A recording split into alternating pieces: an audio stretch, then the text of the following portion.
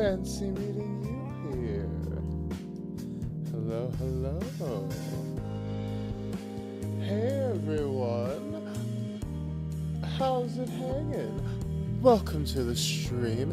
It is I, your host, the coolest of cats, the fruitiest of bats, the Vtuber extraordinaire with the soul glow hair, your nocturnal bae who will brighten your day, aka K Tom Bay.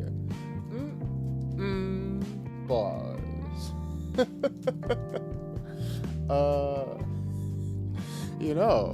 I had everything planned down to the smallest detail, only to forget I didn't position my model properly. Whoops. I was gonna come in singing and everything. So, do you guys like the special art and the music and everything I set up for the stream? Our pro VTuber, I know, right? Hey Piro, hey Daddy, hey everyone, how's it hanging? Good to see everyone. Hey Mamoru. Oh, guys, seeing everybody here on time and so dedicated, it just makes my heart swell, especially on such a wonderful day of love and appreciation, right? Oh, why do birds suddenly appear every time you are near? Just like me, they want to be close to you. Why do stars fall from the sky every time you walk by? Just like me, they long to be close to you. Oh, on the day that you were born, the angels got together and decided to create a dream come true. And that's where we'll leave it for now, because this is not a karaoke stream. It isn't Valentine's Day. Ow! What, was it that bad? Okay, fine. Alright. Well, I'll take that as a sign to not do any karaoke streams in the future. Fair enough, fair enough.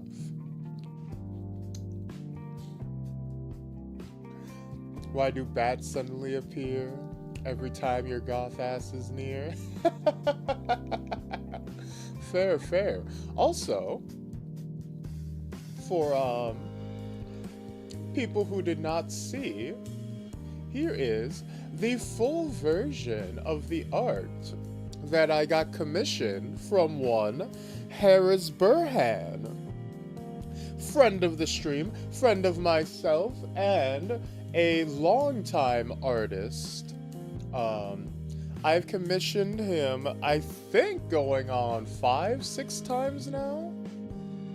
Voice of an angel, mind of a devil. We do need a way to reward you. I've been thinking about getting more positive interactables, but I've just not have the time to look into it. But yes, isn't it so cute? It's like us, me in the POV at a fondue restaurant. I always like those art of like the person feeding the viewer something. So I was like, oh, wouldn't it be cute if I was like feeding you a chocolate covered banana? And very cute, but also, low-key a little bit suggestive, right? Because I'm giving you my chocolate banana. Giggity, giggity, giggity. But, on the surface, it's very heartwarming and innocent. And look, I even, you've got a quality picker for commissions. Everyone has been fired. I know, right? I am very fortunate to have met up and connected with a lot of very high quality artists in my time. I'm very fortunate to have met all of them. They're all very great, and I love them all. I appreciate them all. And look, he even made my hair pick pink for this one. I have a little heart in it instead of the peace sign because it's Valentine's Day. I had to get dressed up. I figured it wouldn't make sense to wear a dress because, you know, it would be like flopping down while I'm hanging. But putting like just a little fancy hair pick in would be a nice little accent. Banana, huh? Sure, till you learn of the club. It low-key looks like you'll be dunked in the chocolate next. Hey, I don't mind. A chocolate-covered fruit bat? Sounds like a tasty post-date dessert to me. But yes, I did notice actually after the fact that it's like, you know, it does look like my hair is going right into that fondue pot, doesn't it? But it still looks lovely. But yes, very good art piece. But also, from Pixel Latte, the little chibi art from yesterday that I posted. Speaking of chocolate-covered bats, you get me in your box of chocolates. You really don't know what you'll get, do you? Imagine opening up a nice box of chocolates and you get a little chibi K there to gobble up. Yes, food play, but hair first is wild. I know, right? You could totally use that chibi as a fugi. I did get a PNG version of it that's like just the chibi cut out. So I definitely could. Definitely something to throw into the rotation. But yes. Lovely, lovely all around. Fortunately, or I suppose unfortunately, I did not actually have a chocolate-covered banana with me today. I forgot to buy bananas the last time I went grocery shopping. So all I have is a lonely Hershey bar. But hey, chocolate is chocolate. And it's not Valentine's Day without a little chocolate. Hey, Jesus, how's it hanging? Open spot. Am I expected to eat a bat? I'm not Ozzy Osbourne. Hey, as he would say, all aboard!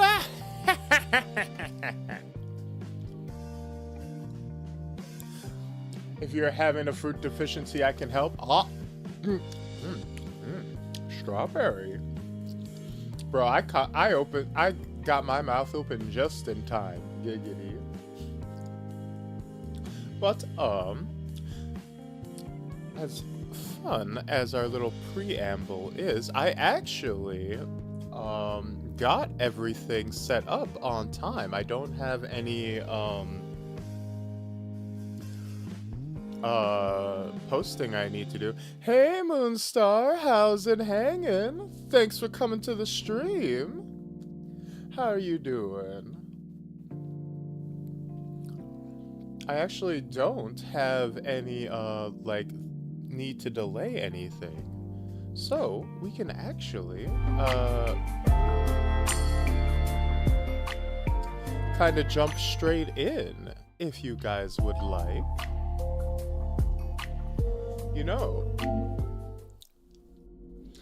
know, fun fact, I am actually quite tired, if you're wondering why I'm so, chill, so low, so like velvety right now. It's not because I'm trying to do like a smooth seductress act, not at all. It's because I am dead tired. Ow!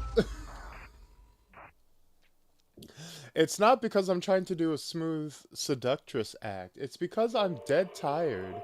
Because I stayed up till 7 in the morning last night. In order to, complete the story mode from the last patch of this game so that I would be ready to play, to do the stream today. Because I kept putting off playing it for so long. That's how much I was unenthused about the last patch for Zenless, but we got there in the end. We crossed the finish line at the last possible moment. A round of fruit as the celebration for the new faces. Well, thank you. Fruit kake, jeez. I know, right? I thought it was kind of clever. But yes. So, I realized one of my many foibles. The last time we played Zenless Zone Zero, over a month ago now, was that I kind of just jumped straight in and started doing dailies and kind of didn't really explain anything of what was going on. Speaking of not explaining what's going on, that probably looks weird, huh? What even is the lore of the food game? Well, maybe we should start by going back to our default mode. So, that's actually very important. So, I think what I decided to do for this stream is to actually explain what this game is, what the story is, and kind of give you guys some context for what Zenless Zone Zero is all about. So, if we're thinking about this stream as like a, Valentine's Day date, I tried to get into this, but it made me realize character action without jumping isn't my bag. It does limit the combo potential quite a lot with no jumping, I will admit. It does inherently limit your moveset a significant degree, but I still like this game quite a lot. But that is a very valid take. But, if you think of this stream kind of like a little Valentine's date, this is the part of the date where, this is the part of the dinner where your date, autistically, info dumps on you while you wait for the appetizers to arrive, okay? So, in the world of, Zenless Zone Zero, it takes place in New Eridu. What is New Eridu? New Eridu is what is called the Last City. And that is, God, can I find the main menu or main map? There we go.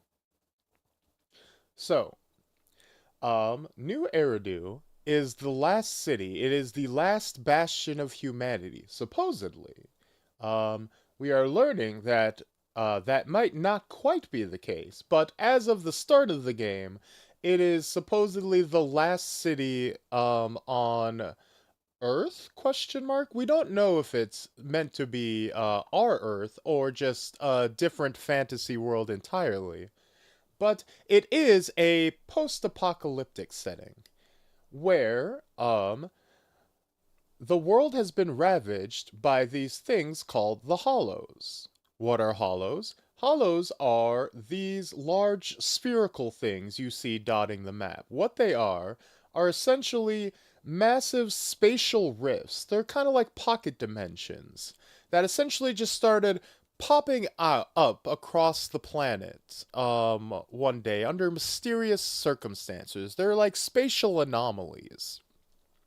And within these spatial rifts, these new mysterious dimensions, there is a new substance, a new element, a new energy source called ether.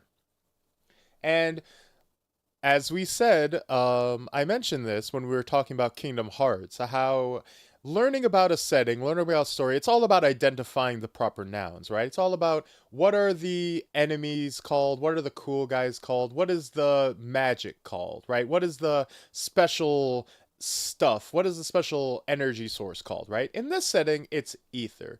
Ether is a special resource, a element of magic that does all kinds of things, right? It lets you you can harness it to create new technology. You can manipulate it to create like elemental or magical effects. It creates all sorts of weird anomalous phenomenon just by itself.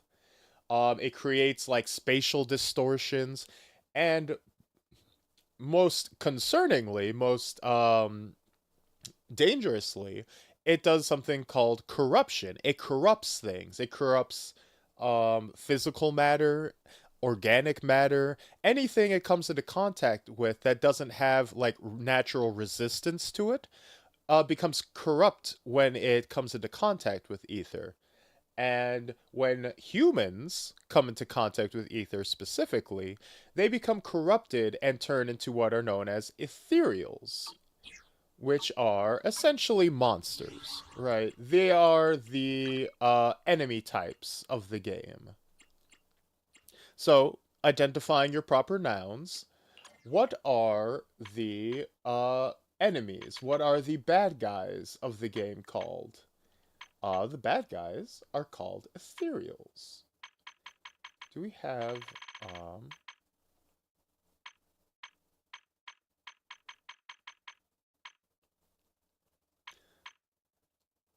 yeah. So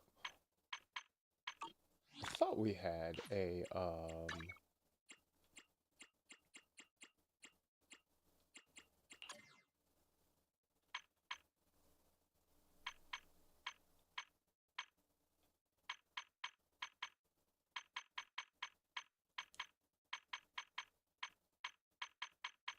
I thought we had just a straight up monster encyclopedia, but I don't think we do. But yes, basically you'll see ethereals are basically just monsters, right? They're demons, they're the basic enemies you find throughout the game that when hollows started appearing, when they started popping up around the planet, um, regular people go inside the hollows or they get sucked into them, get corrupted into ethereals, and suddenly monsters are all over the place, right? These hollows, these massive pocket dimensions start spreading all across the planet. They're tearing cities apart in the process. Everybody turns into monsters, right? Very bad stuff happening.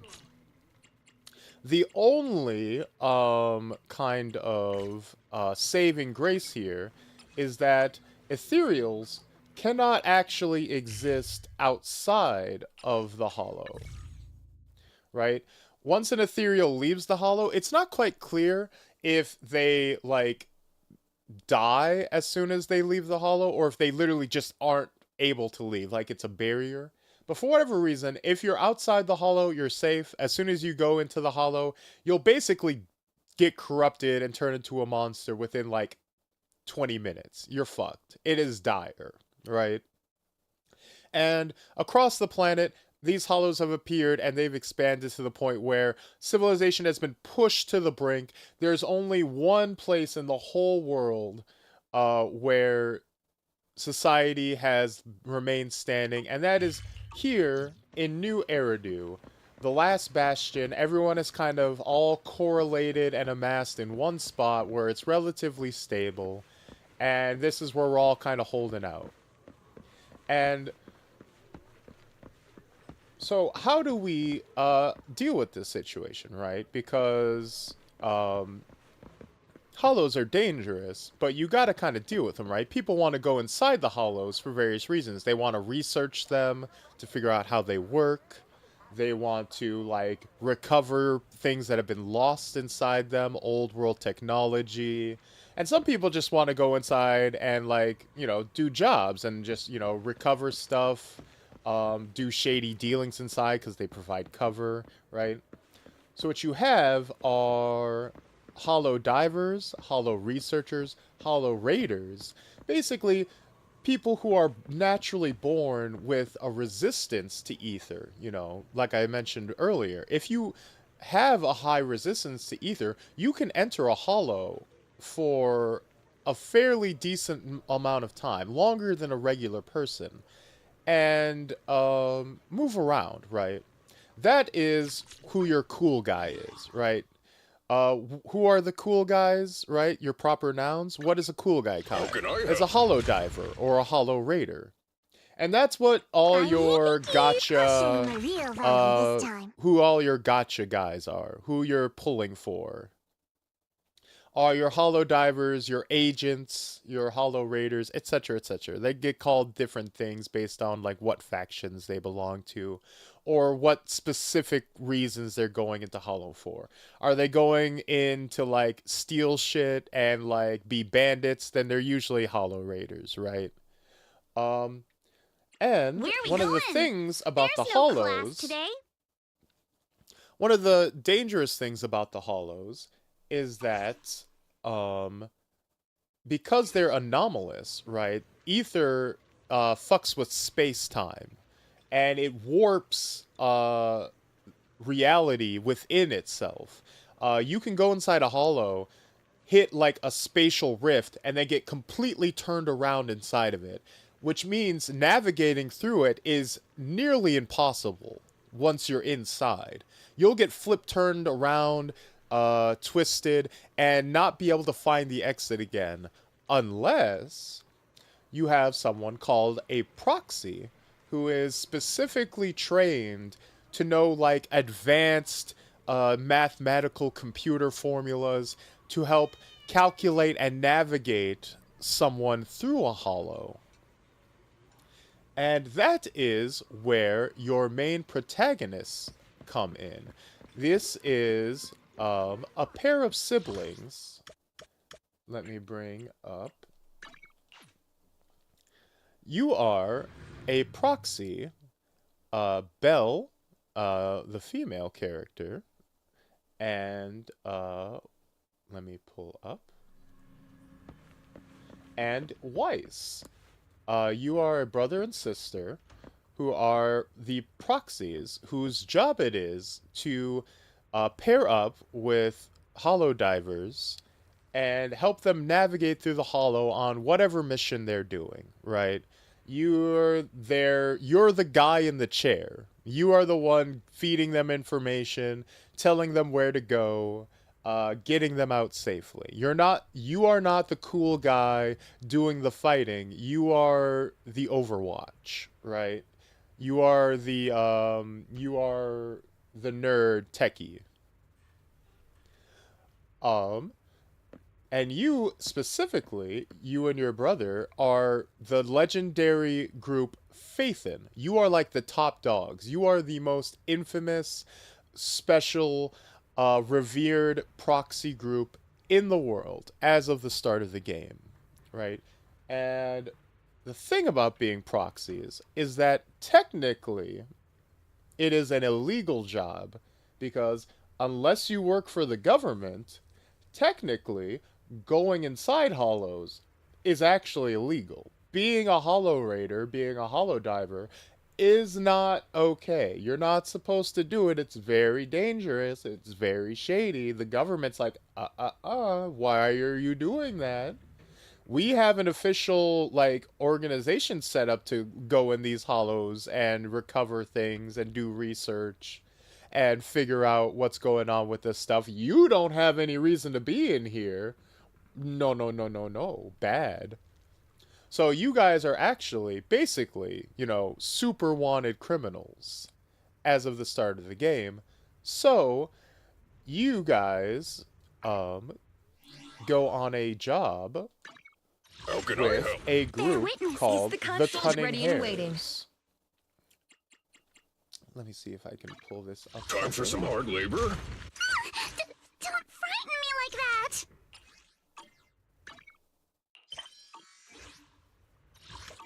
Sorry, I'm usually better at navigating. The only problem is they change the layout of the game. They change like the menus of the game fairly frequently. Here we go.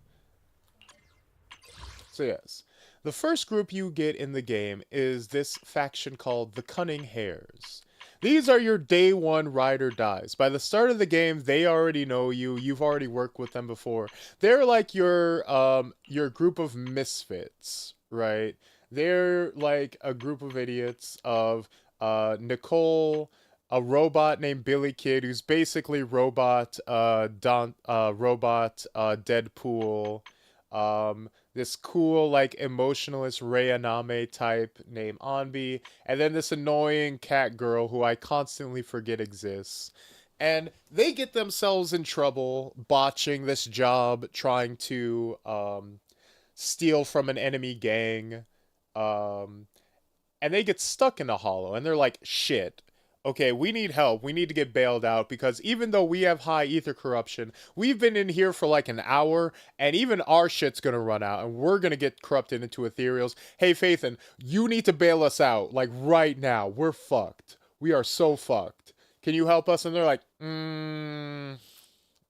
okay, fine. And in the process, an enemy hacker intercepts you, finds out your identities, threatens to expose you, and you have to purge your whole system. You have to wipe your account. You have to get rid of your identity. You have to factory reset your computers, give it all up, start over from scratch.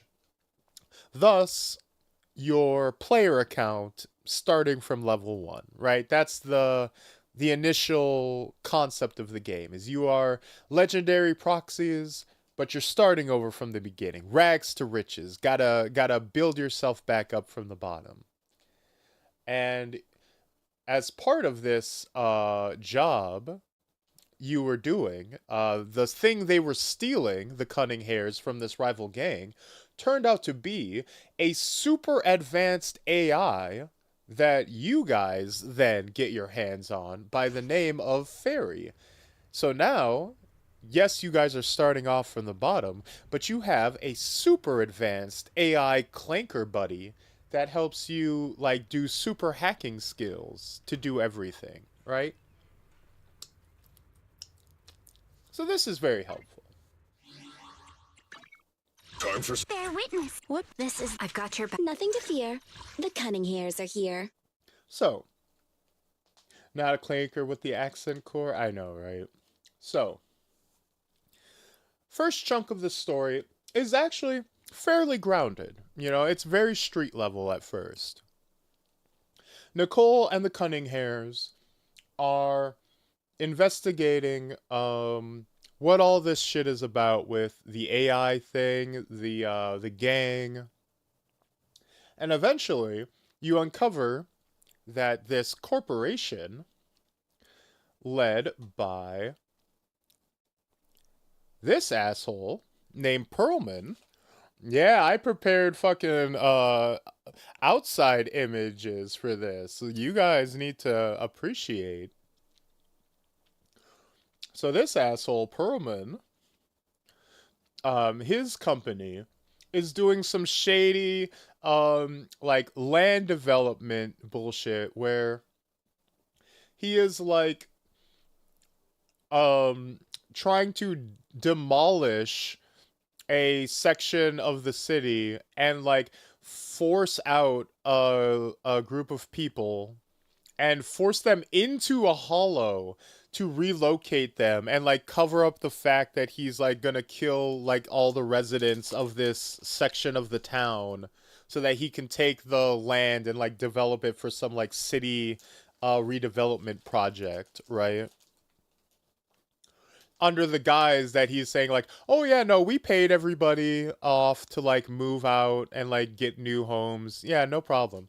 So Cunning Hares discover his evil plan, and we go and take care of him. We take him out, or you know, we get him arrested at least, right?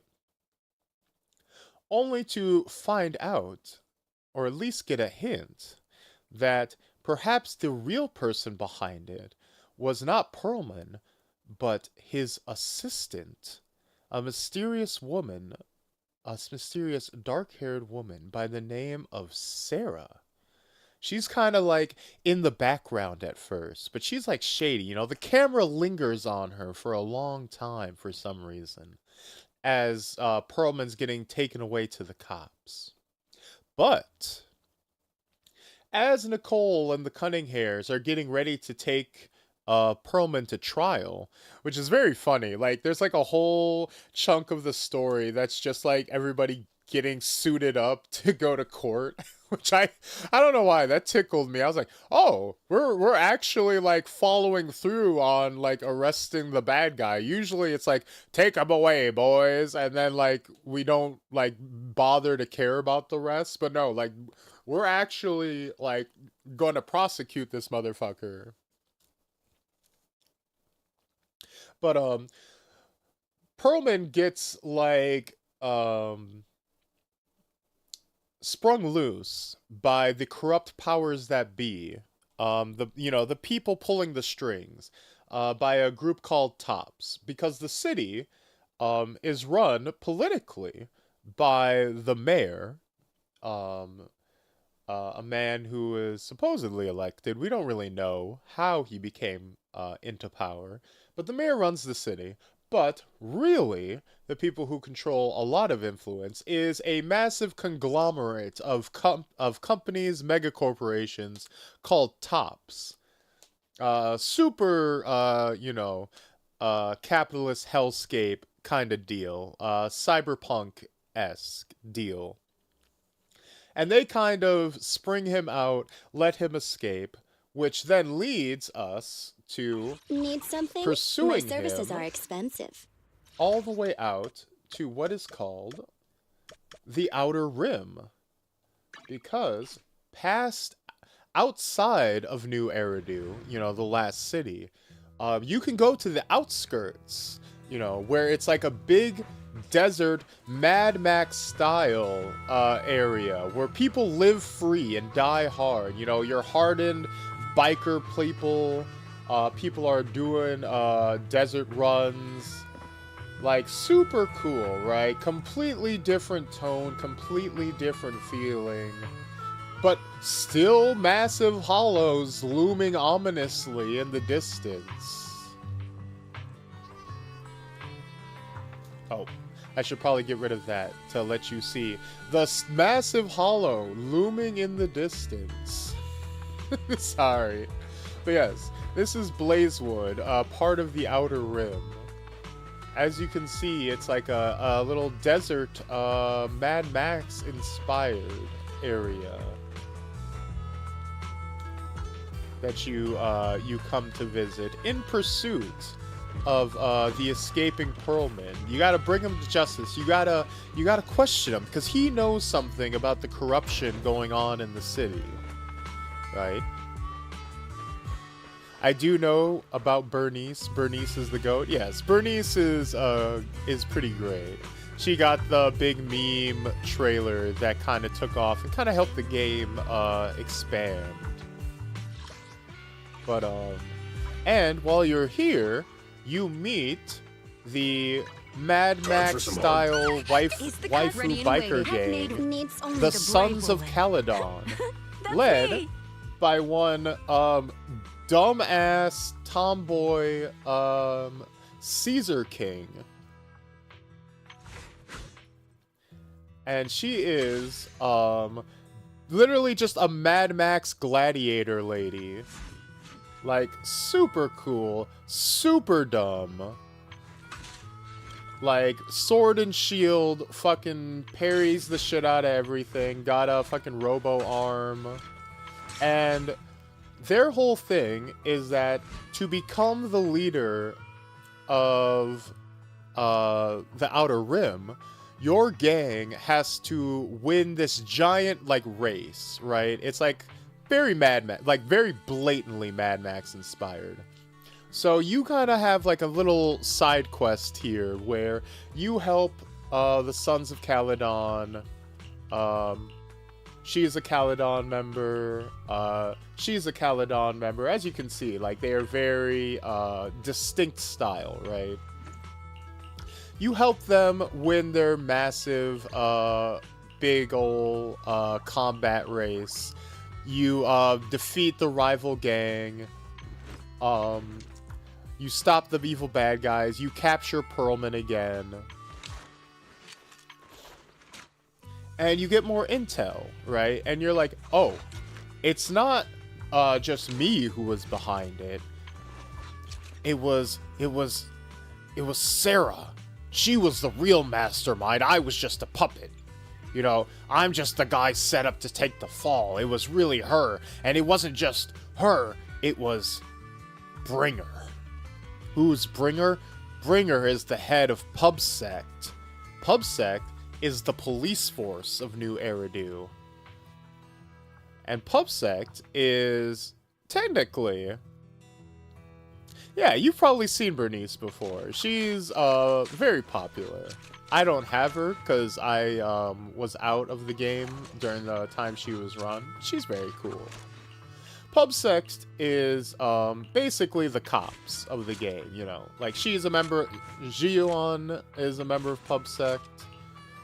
This android girl is a member of PubSect. You've probably also seen the rat girl, Jane Doe.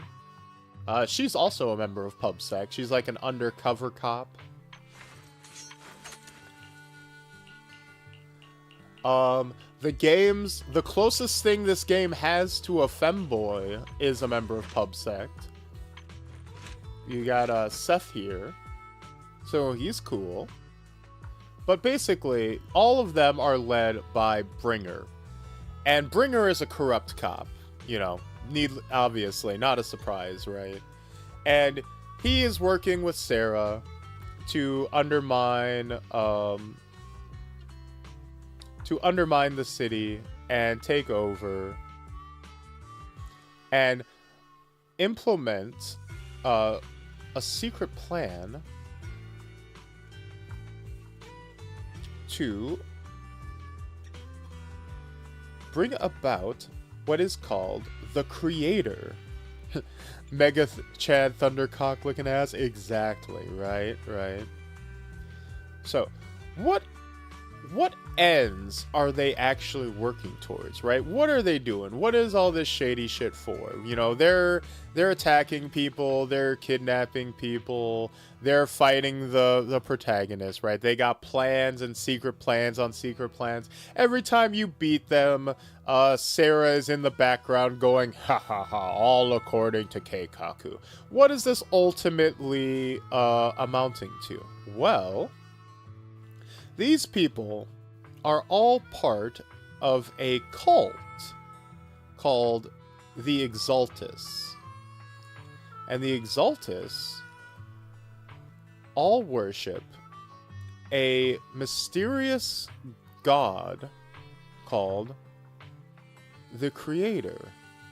Now, we haven't fully seen the Creator materialize yet. This is like an artist's rendition of what they look like. We've only seen like manifestations, avatars of them so far, but it's like a dark evil god who essentially wants to create a quote-unquote perfect world by stripping away everyone's individuality, creating a world where there's only peace and happiness because, you know, nobody can disagree with each other. Everybody lives in harmony because there's no disputes. If everybody, you know, follows God's one perfect will and there's no individuality, there's no thought, you know, then there's just pure bliss, right? That kind of thing, right?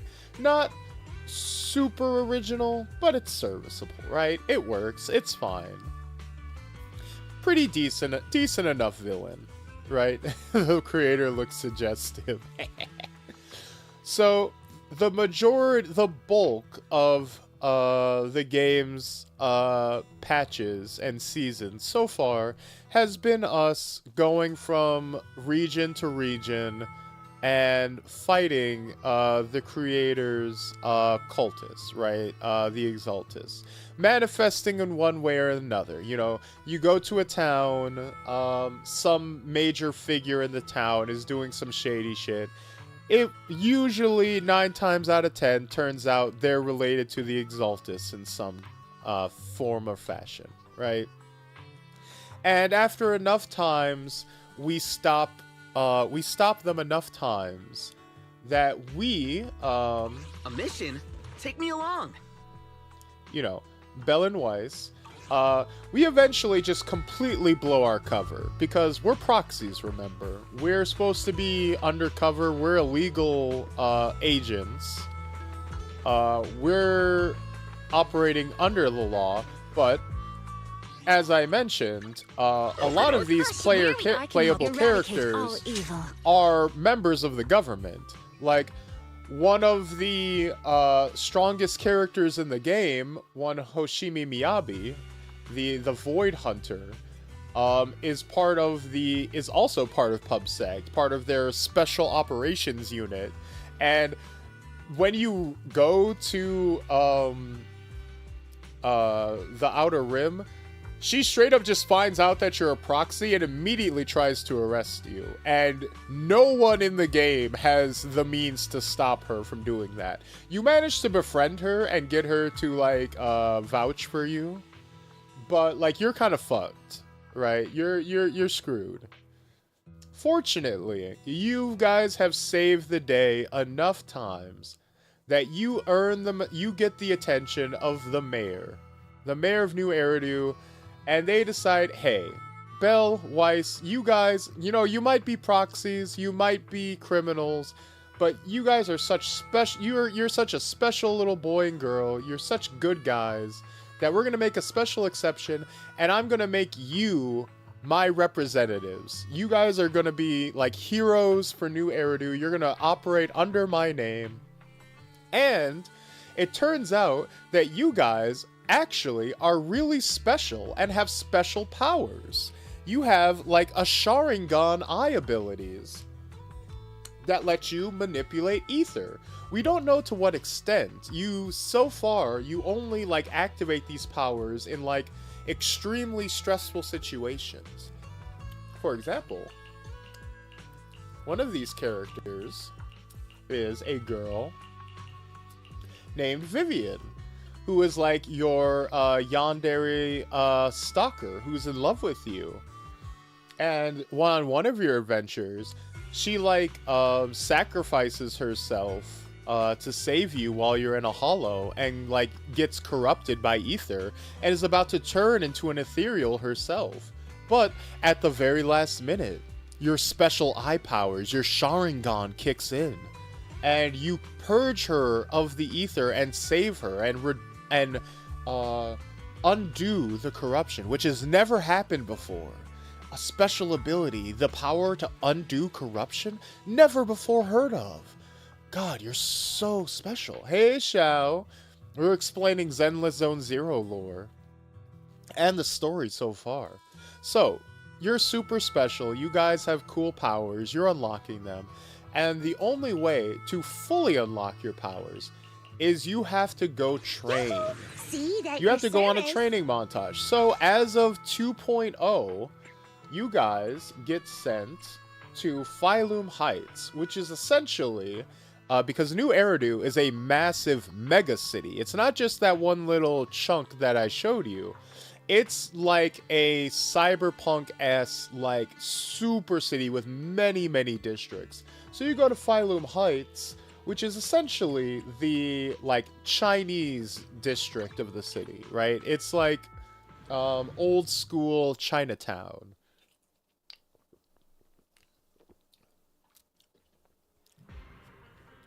So you get sent off to a place called Soybian Temple. An old school monk monastery where you get to train, I shit you not, in this urban sci-fi fantasy game In the second season, you start by getting sent off to train with fucking Chinese mystical monks to get ether powers. In this, like, Chinese quarter of the city. This is very Hoyo coded. MiHoYo loves doing this kind of thing. But yes, you get sent to train under, Time for some hard labor. Bear Witten's got a new ghost story to share. your Yishuan Shifu, the leader of a group called Yonghui Summit. Yeah, we'd be hanging out with the monks. You know, they're a part, and you even get a Kung Fu Panda. You even get a Kung Fu Panda, Pan Yinhu. He's the cook. Ow. Thank you, Xiao. But yeah, so you're basically being trained to become a cool guy yourself eventually, right? And over the course of 2.0, you go on even more misadventures, right? While you're in the process of your training montage, you fight the Exaltus more and more. They start getting more bold. They create these things called sacrifices. What are sacrifices? Essentially, a sacrifice is like a human experiment where you can kind of create an ethereal that is able to exist outside of the hollow. It's like a mutated human that has like the strength and like abilities of an ethereal, but doesn't have to stay in a hollow. So that's really dangerous. So now the Exaltus can like go out and cause damage to civilians even outside of hollows. So now it's like, oh, these people are dangerous. They gotta fucking go. So more misadventures happen across the chapters. You meet more and more people. You meet up with this group called Spook Shack. This spunky girl who lives in Phylum Heights. This pampered rich girl who's like a scared bunny. This big beefcake fucking dude. Oh, whoops. I'm covering up the screen still. You meet this spunky Tanuki girl in Phylum Heights. You meet this like scaredy cat bunny girl who's like a rich spoiled brat. You guys you guys take a whole summer break to just run a beach resort together, which is fun. And then you got this beefcake looking motherfucker, this goddamn guts JoJo looking motherfucker, this goddamn soul bad guy Shadow the Hedgehog looking motherfucker. Beautiful. Love me some Minato. Hey Dante, yeah, he's just everything. He's every character action and fighting game character rolled into one. Love this guy.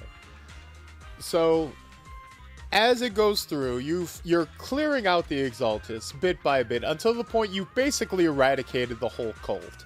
So they have to throw a Hail Mary, and Sarah, I guess this outfit ain't too bad. Whoops. The blue bandages are kind of Sarah essentially decides to go for broke. They're like, alright, we're down to our last dregs. This shit is not going well for us. So, fuck it, we ball. Sarah has her very last plan, which is to essentially, bring in the ultimate waifu girl, who is Time for some hard. Promise to tell me if anything's wrong. Yi Shangguan. Yi Shangguan is a member of Yonghui Summit as well, the same faction as Yishuan Shifu, your teacher, who's teaching you the monk powers. And she is the wielder of something called the Qingming Sword. What is the Qingming Sword? It's basically just a super powerful MacGuffin blade that has the power to, like, destroy ether, seal off hollows, and as well, it destroys its wielder over time. Every time you wield it, it like strips away your senses, it steals your memories. It's a horrific, like, it's powerful, but at a cost, right? But it's also connected to the creator. It has the creator's power. It's like, takes from the same source. Oh, later, Mamoru. The Qingming sword. It's a dark path, exactly. So Sarah, essentially, fools Yi Shengguan's brother, because her brother wants to separate her from the sword, because she's been like its chosen wielder and she can't really separate herself from it. You can't just not be its wielder once it's chosen you. You're kind of fucked. So Sarah is like, okay,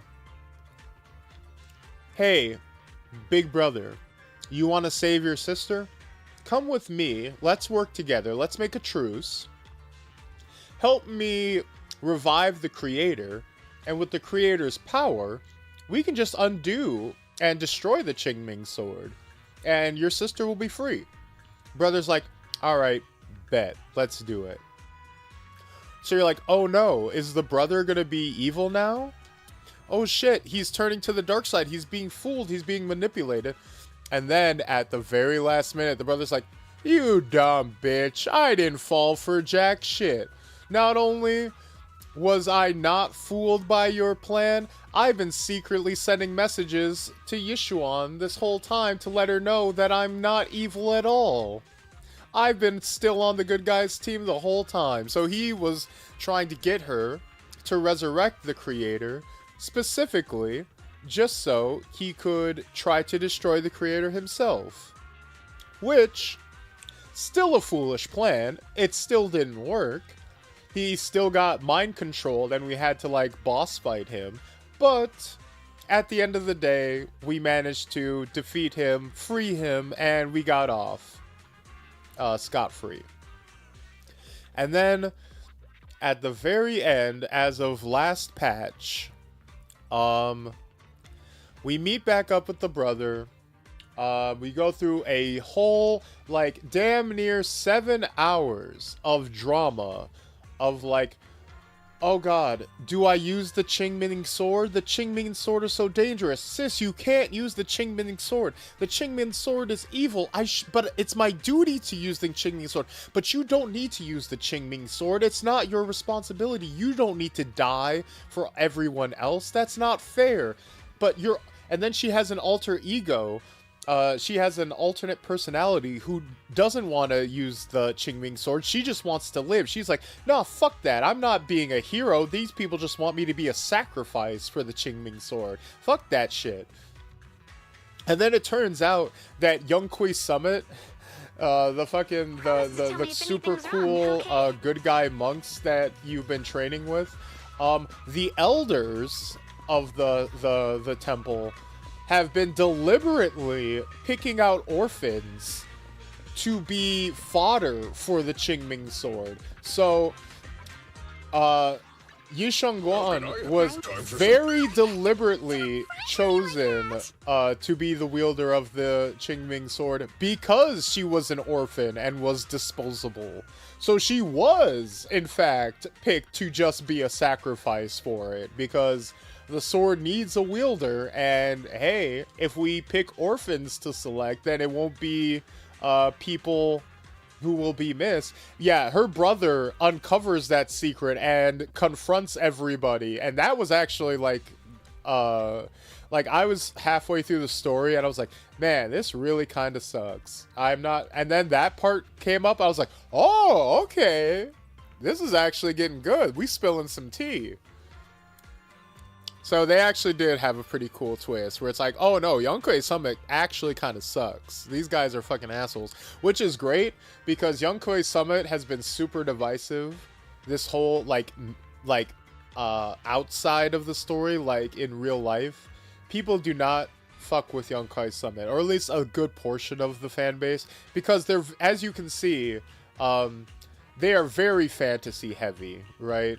Like, this is a game that is like, most of the characters are like kind of have a very like punk aesthetic. They have like modernized like urban like skater designs, kind of. Like, it's very modern, very like sci-fi cyberpunk fantasy kind of deal, right? And then 2.0 year 2 of the game drops, and suddenly Yonkoi Summit, every character coming out is like a Genshin Impact character. They all have fantasy designs out of nowhere. So everyone's like, okay, Yonkoi Summit dropped, and now the identity, the very distinct style of the game is being stripped away to make these like very generic designs. So people are like, okay, I'm not really fucking with Yonkoi Summit. So it was almost kind of cathartic for the writers to be like, yeah, no, Yonkoi Summit, they're fucking assholes. Fuck these guys. And I'm like, yeah, fuck these guys. Yeah, fuck Yonkoi Summit. All my homies hate Yonkoi Summit. But, Yishuan Shifu was, innocent. She didn't know about the evil, orphan sacrificing. She was unaware. You know, she's young. She just recently became the Grandmaster. She wasn't aware of what the elders were doing. So she's fine, you know. She's in the clear. She can still be a good guy. And Pan's just the cook, right? He's just, you know, he's just making the dumplings. He's fine. None of the characters you play as are evil. You know, they're all good guys. But ultimately, Man is iron, rice is steel. I make a mean. she's just following orders. Exactly. And she feels really bad about it in the end, so it's fine. But ultimately, what it all comes down to is, despite being lied to and manipulated, Yang Shengwan makes the choice for herself to keep wielding the Qingming blade, because that's what being a hero is about. It's about making the choice to do the sacrifice, even if it's hard, even if it means you will, you know, pay a heavy price. You're doing it to save other people and protect the ones you love. Message, right? And then we go into the Hollow, because the corruption is spreading out into the real world again. And we find that Sarah, even after being defeated so many times, has seemingly merged with the creator itself, down in the darkest, deepest pit of the Lemnian Hollow, which is this hollow here in Phylum Heights. Hey. No, hey, I'm not talking to you. Go away. So yeah, this big fuck off hollow. We go in there, and you see that in the distance. And we fight this mega fuck off version of Sarah, infused with the power of the creator. Yishuangguan gets a huge power boost because the Qingming sword is also fueled by the power of the creator. She masters the sword. She, like, gains a buff and is no longer, like, super, you know, influenced by its negative effects. She defeats Sarah.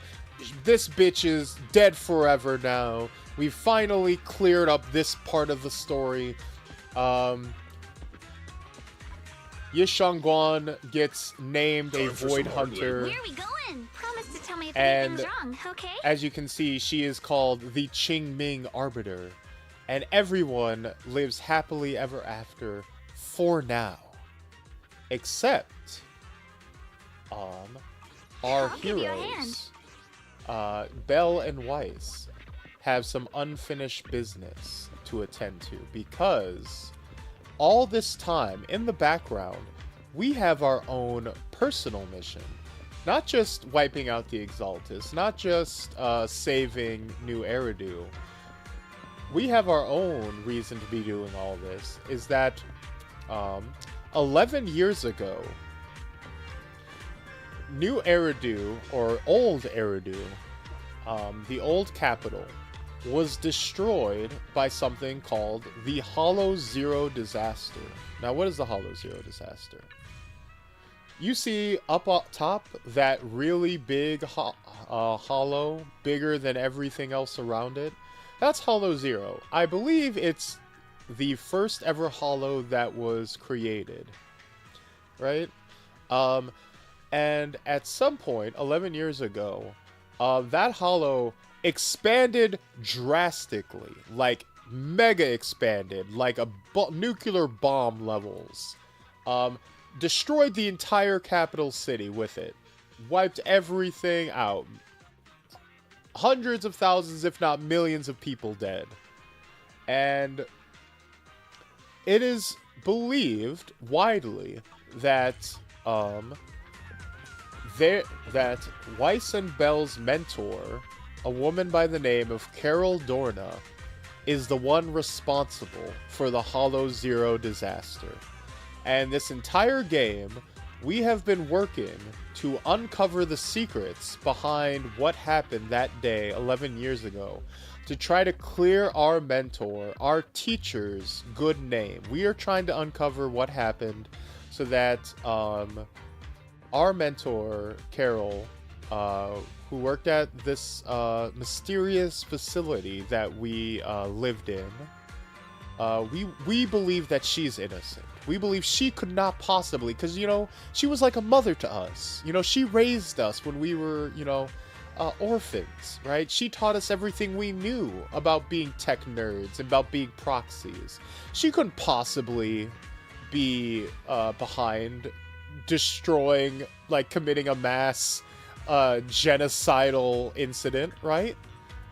But, unfortunately, the more we find out, the more it seems like she actually did do it. In fact, in our last story bit, we found illusions, little figments of the past, kind of, because the Hollow can create little remnants, little traces of the past behind.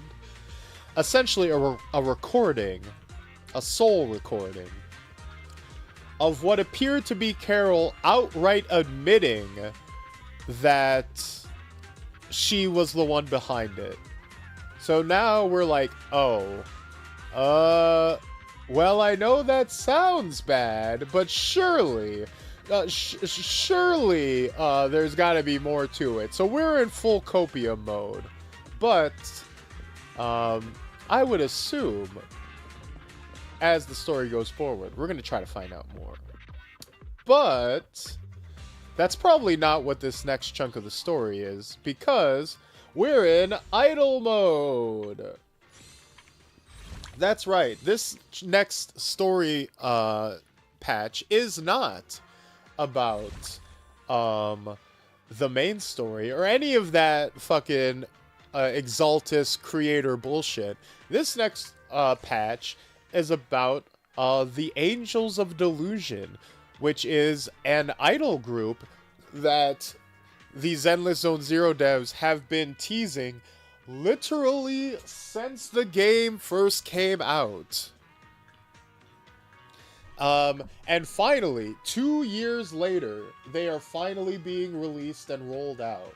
Now, do I particularly care about the Angels of Delusion? Not really.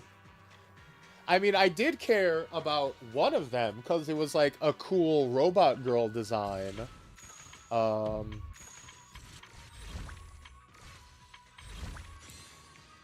Let me actually see if I can pull it up. That was a lot of lore. Here's some idols. I know, right? It's it's a little ridiculous. I know it's a lot. I know that was a very big lore dump.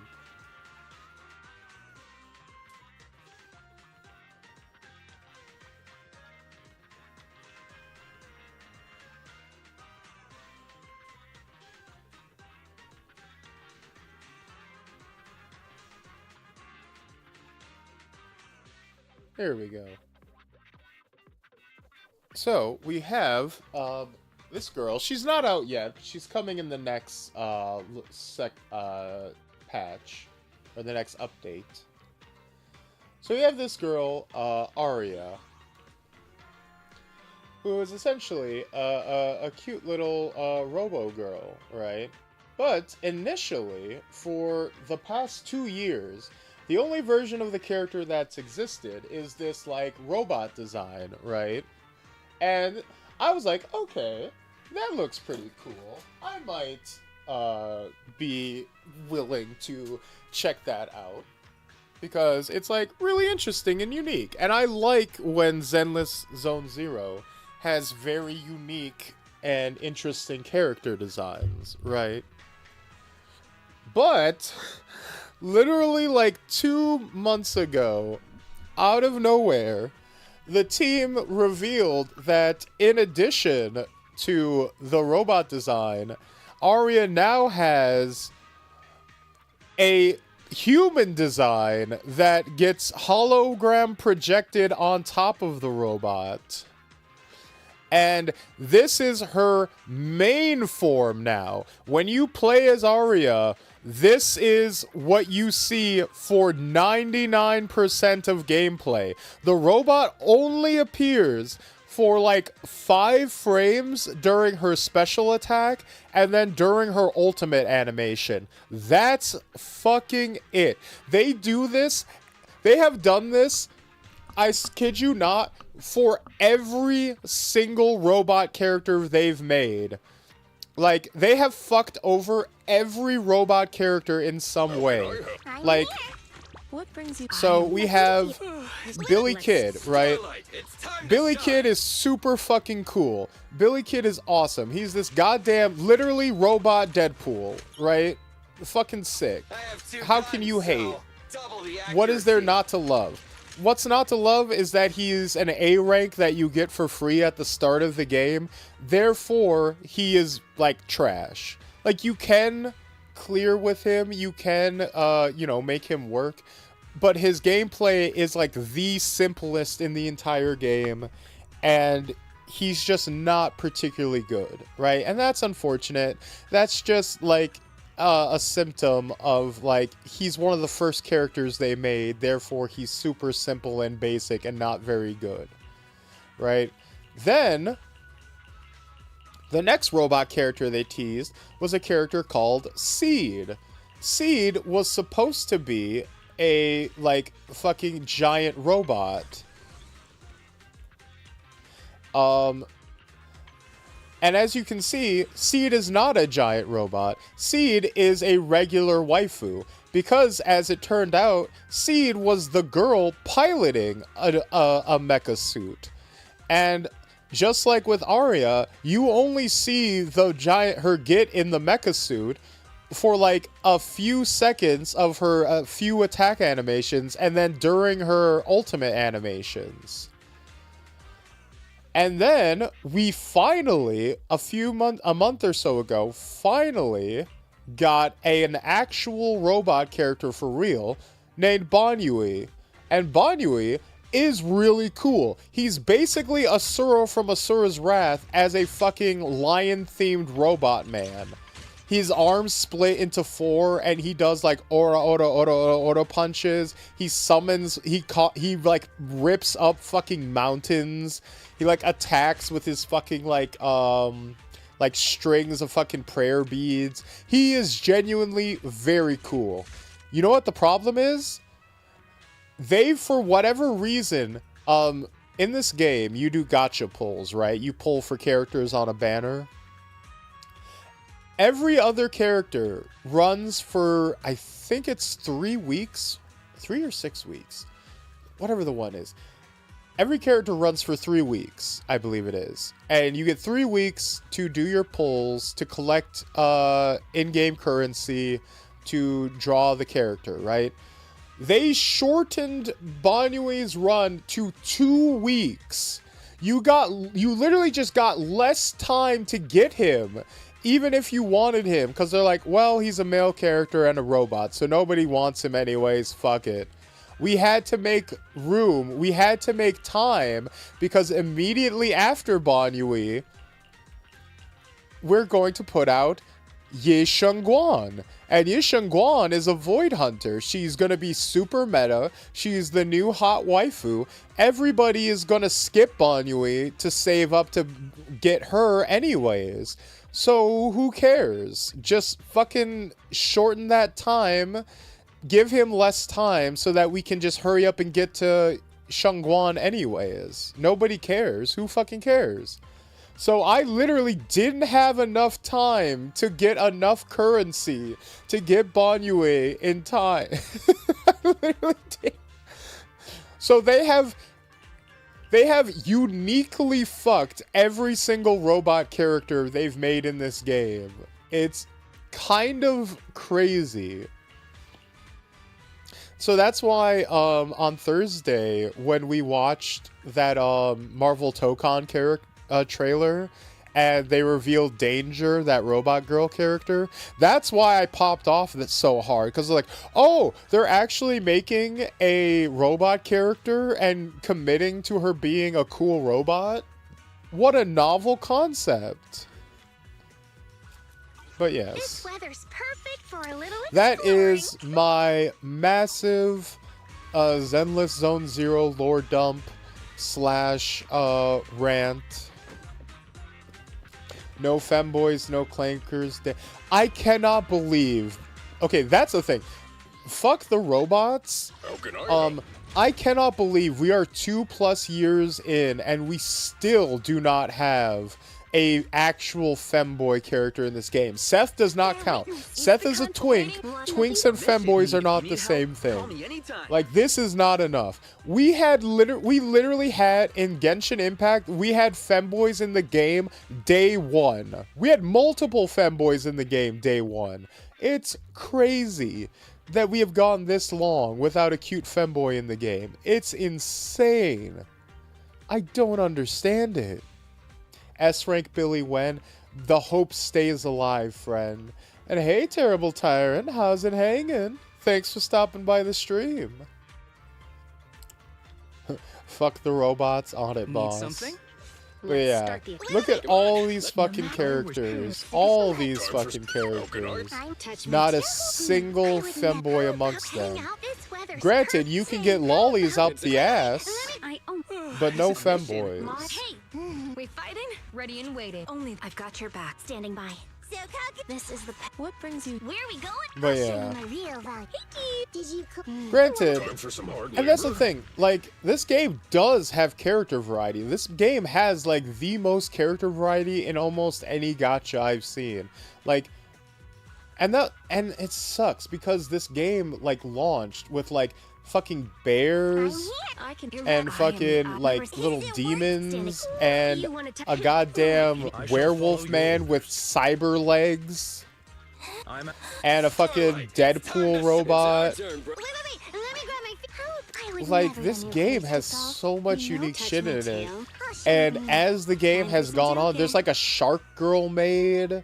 There's like a weird like Neko with cyber tails. wanna. Please. Like, I wish you. and as the game has gone on, it's gotten less unique. That's kind of the problem. It's that this game had a very, very strong identity when it launched, and it wasn't afraid to make really weird, unique characters. But it didn't make Genshin Impact and Honkai Star Rail money when it came out. It was the third. It was in last place as far as making money. It was third place. It didn't make as big of a splash. So then they went into panic mode and were like, okay, we gotta recoup. We gotta catch up. We gotta catch up to Big Brother and Big Sister. So they've just been something? playing it If you need safe help, ever call me anytime. since.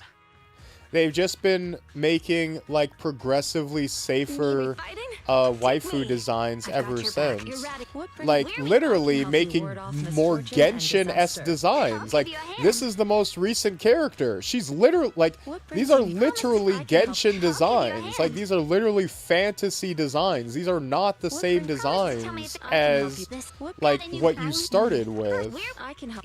I am Like, the only the Nothing to We fear. started The here, cunning hairs are here. and You wanna here, test my ham? Needs and Handmade here, Rena, at your service. and Awaiting here, Further instructions. Is the and card ended up what brings here, you here this time? Promise to tell and me if anything's here. wrong, okay? Like, these do not look like they're from the same game or the same genre. I can help you ward off misfortune and disaster. Sharkmaid is from here. Yeah, I know, right? I am the nothing to Like, there are Help so us many start the super cool, iconic characters from here.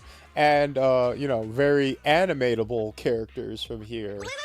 How And, ready for um, Days, this weather's I don't know. perfect I feel like they... How about a And it's little not like weekend it's completely adventure? lost. Like, we've had some cool characters pop in. Like, Banyue is, like, cool, right?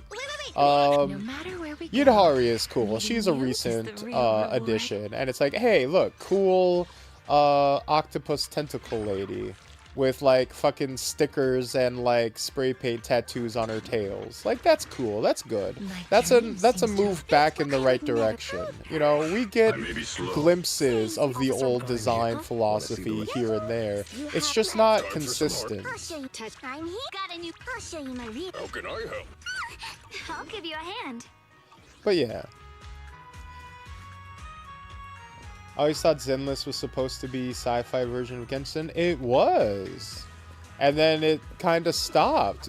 But then we went to China to train with the Mystic Monks for a whole year. We have cops and construction workers. Give me a firefighter faction already. That would be pretty interesting, actually. I wouldn't mind that at all. We'd have to add like a water element, though. Which, them adding a whole new element would actually be interesting.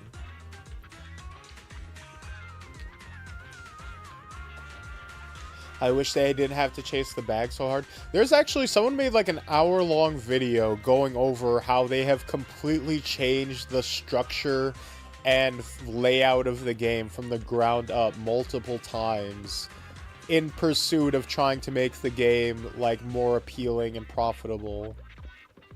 Like, this game used to be a fucking like roguelike where you maneuver not in 3D but on like a TV screen, like tile system. Like, this game used to be completely different. Like, it was not even remotely the same structure as it is now. They have like, and I'll give them credit. It is impressive. It is impressive to have to reprogram a game from the ground up while also actively running it and not being able to take it down at any point. Like, that does take a lot of effort and a lot of like work. So I'll give them credit. I will never say that the devs of this game do not care. They put in a lot of work. They push out a lot of content. They do want the players to have a good experience. I will never say that. I will disagree with the decisions they make, but I will never knock them for putting in the work, for wanting to improve, you know. I don't think their conclusions are right for what that looks like, but I do think they do deserve credit for that. But that kind of choice often comes from above. Yeah. Sounds like you have the same feelings I have towards Destiny. Kinda. But yeah, honestly, I will say, overall, my feelings towards the game are positive. These are complaints out of love, right? I have never felt like an urge to quit the game.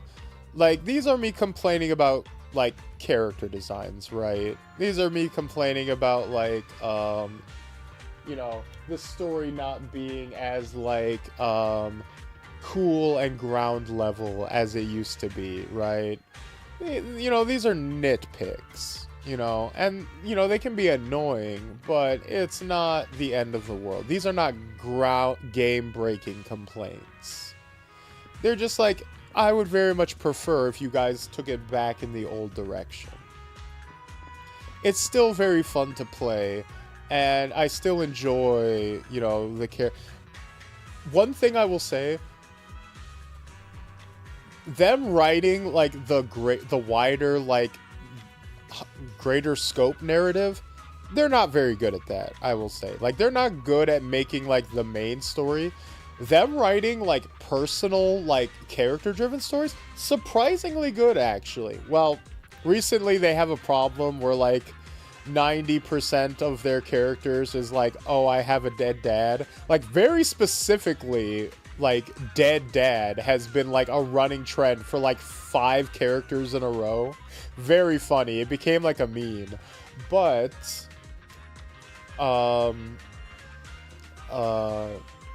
outside of that, the stories are very well written.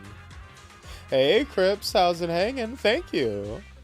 Appreciate it. But yeah, all right. Let's enough of all this. Let's actually play the damn game instead of explaining it. It only took a full hour to explain the story of Zenless Zone Zero. Progress is at 99.8%. Connection testing is now available. And yes, this is Fairy. This is the AI buddy I mentioned near the start. This is our top secret, which is really funny because at the start of the game, Fairy was set up to be like super important and top secret, and like we had to like hide her away, and like people were coming after her. And since like 1.6, the writers just stopped caring about Fairy at all. Like, that plotline's been completely dropped. Fairy, the true waifu, the #1 assistant.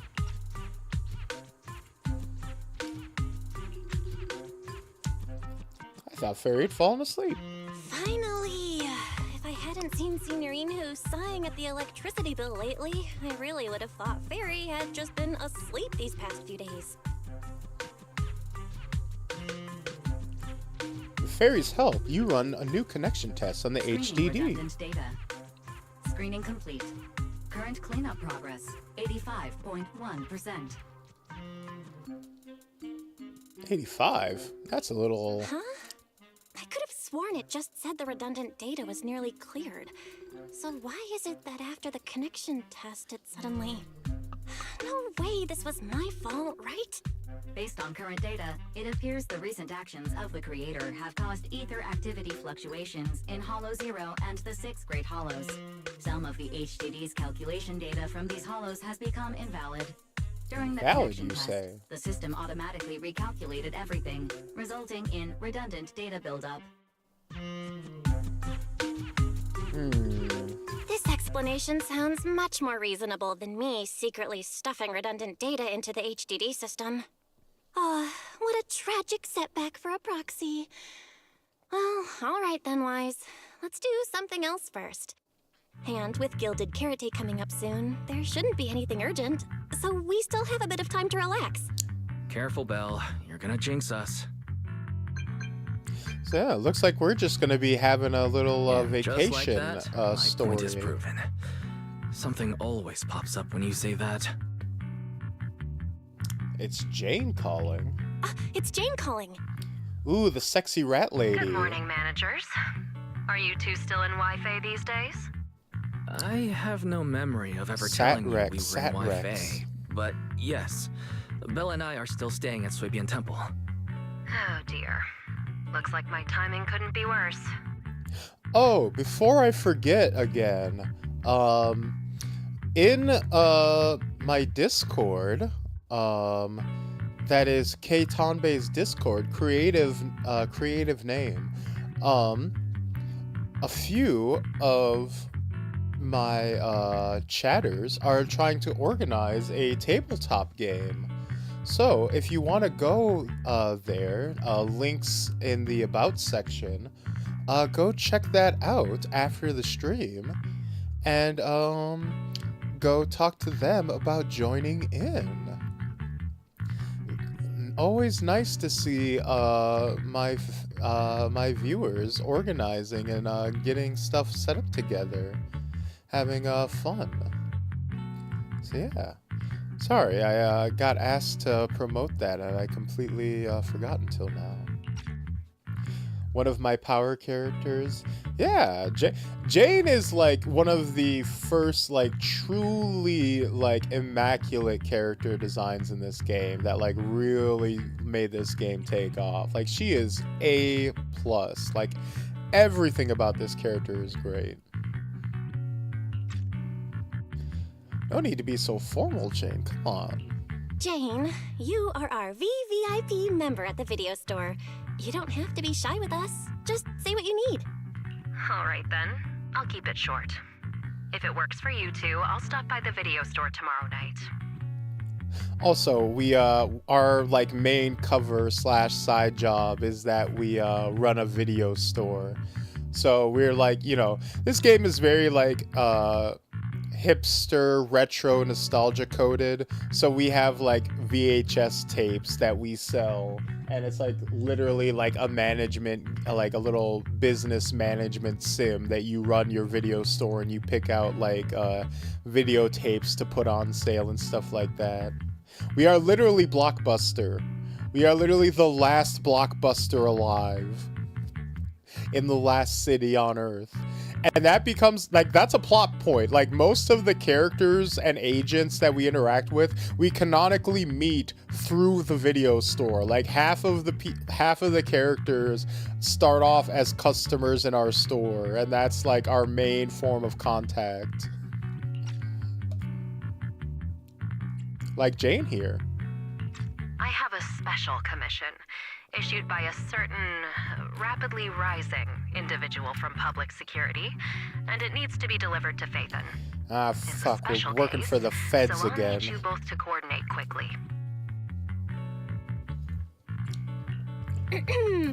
Why are you speaking so bluntly? Mentioning our identities out of the blue? Faith in this? Public security that? Belle, we're in a public call. Concerns. To be honest, the client didn't tell me the reason for commissioning you two directly either. But with Gilded Carrot Day coming up, there's been a string of intelligent construct citizens suddenly losing control throughout the city, so things really are urgent. And the client suspects it might be connected to some kind of illegal intelligent entity. Ah, yes. Intelligent constructs are essentially any kind of robot, AI, or basically machine intelligence that has independent thought. They even have a test set up. I forget what it's called. Is it?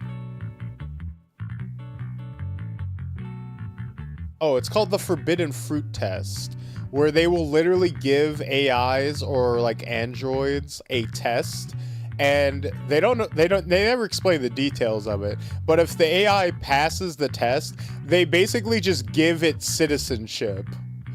Where it's like, hey, you look like you're gaining sentience. Here, take this test to prove you're actually sentient and not just like a really advanced like VI. Oh, okay, cool. You've proven your personhood. You are now a legal citizen and have rights. It's actually very interesting. But yes, so it's like so apparently intelligent constructs, citizens, and they are literally citizens. They do count as people, are like going rampant. So that's a concern. So yes, the clankers do have rights. You're a clanker, but you are cool. Exactly. You know, it's like, hey, you're cool. Get in. You get to vote now. So PubSec is after an intelligent entity suspect. Hold on. Didn't Fairy detect an intelligent data entity in Lockspring? Could they be related? You met Wise's out. I was hoping we could keep playing our roles as video store managers and loyal customer a little longer. Who would have guessed that we'd end up talking about our other work so quickly? Oh, it does get very dubious because there's things in the setting called Bang Boo that are these little rabbit robots that are like people's little helper assistants, right? They're like the little mascot characters of the game. They're the equivalent of your like slimes or your like Pokemans, right? Everybody has them. Everybody buys them, right? But Bang Boo are treated like just pets or like property, right? Because they're like robot toys you buy at the store.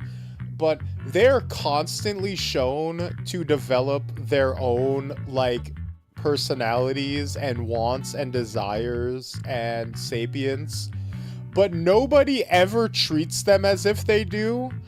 Like, it's really fucked up how people treat Bang Boo in this setting. It's like kind of upsetting how like there are like at least 7 different quest lines in this game that are about like Bang Boo's sentience and existentialism. Like, you'll meet Bang Boo that like grapple with like their sense of self. You'll meet Bang Boo that the hell is a Bang Boo? I'll show you when I'm out of the cutscene. They're like little rabbit robots. They're like the mascots of the game that are like made to be your little helpers. They're like serve bots from Mega Man. Or like R2-D2 from Star Wars. And they constantly, like, people treat them like they're pets. They're like, oh, you're cute. You're like my little buddy. And, oh, aren't you a cute little Bang Boo? But nobody takes them seriously as people, right? So even if one were to, like, be like, hey, I don't want to, like, do your errands anymore. I want to go and, like, start, like, become, like, a singer. I want to go and become an actor. Or I want to just go off on my own and, like, get my own job. They'll be like, oh, that's cool. You're having a malfunction. Let's go get you reset. And then they'll just do that. They'll just factory reset one as soon as it looks like it's gaining sentience. They won't even give it the chance to, like, get a forbidden fruit test. It's really fucked up. Even characters, like, there's one storyline in the game where, it's a, like, giant mecha, like, side mini game where you get to play as a robot.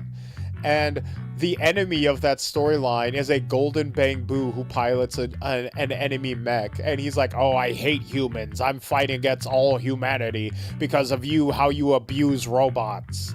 And the character in the game, one of the characters who's like a robot, like, maniac, who's like, it's the trope of like, oh, she loves robots more than she loves people, and she thinks machines are like her children, right?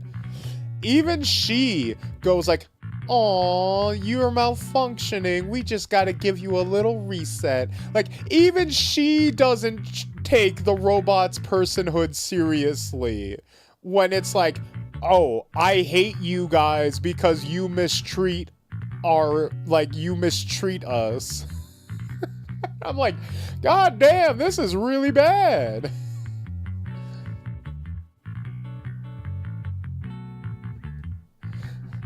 I think there's a plot point in some side quests that outright states they're deliberately designed to not pass the forbidden fruit test. Yeah, but then they, like, but then you see them, like, gathering around, like, you'll see, like, the agents, like, Bang Boo, like, gather on their own to, like, have little meetings not ordered by their masters. Like, they'll go off and do side activities on their own that aren't, like, instructed. Like, they just did it because they felt like doing it on their own. That's not, like, that's self-determinism. Honey, it's time for your regular lobotomy. Exactly. Like, any of the, like, mini quests, like, side events where it's like, hey, all of the, like all of your gacha waifus, their personal bang-boos are like doing a cute little side quest where they're all gathered together and like playing tennis or like doing like a little tournament together, and oh, the characters don't know because they all snuck off. Well, if they snuck off on their own, that means they're self-aware and are doing things behind their like owners' backs. That means they're sentient.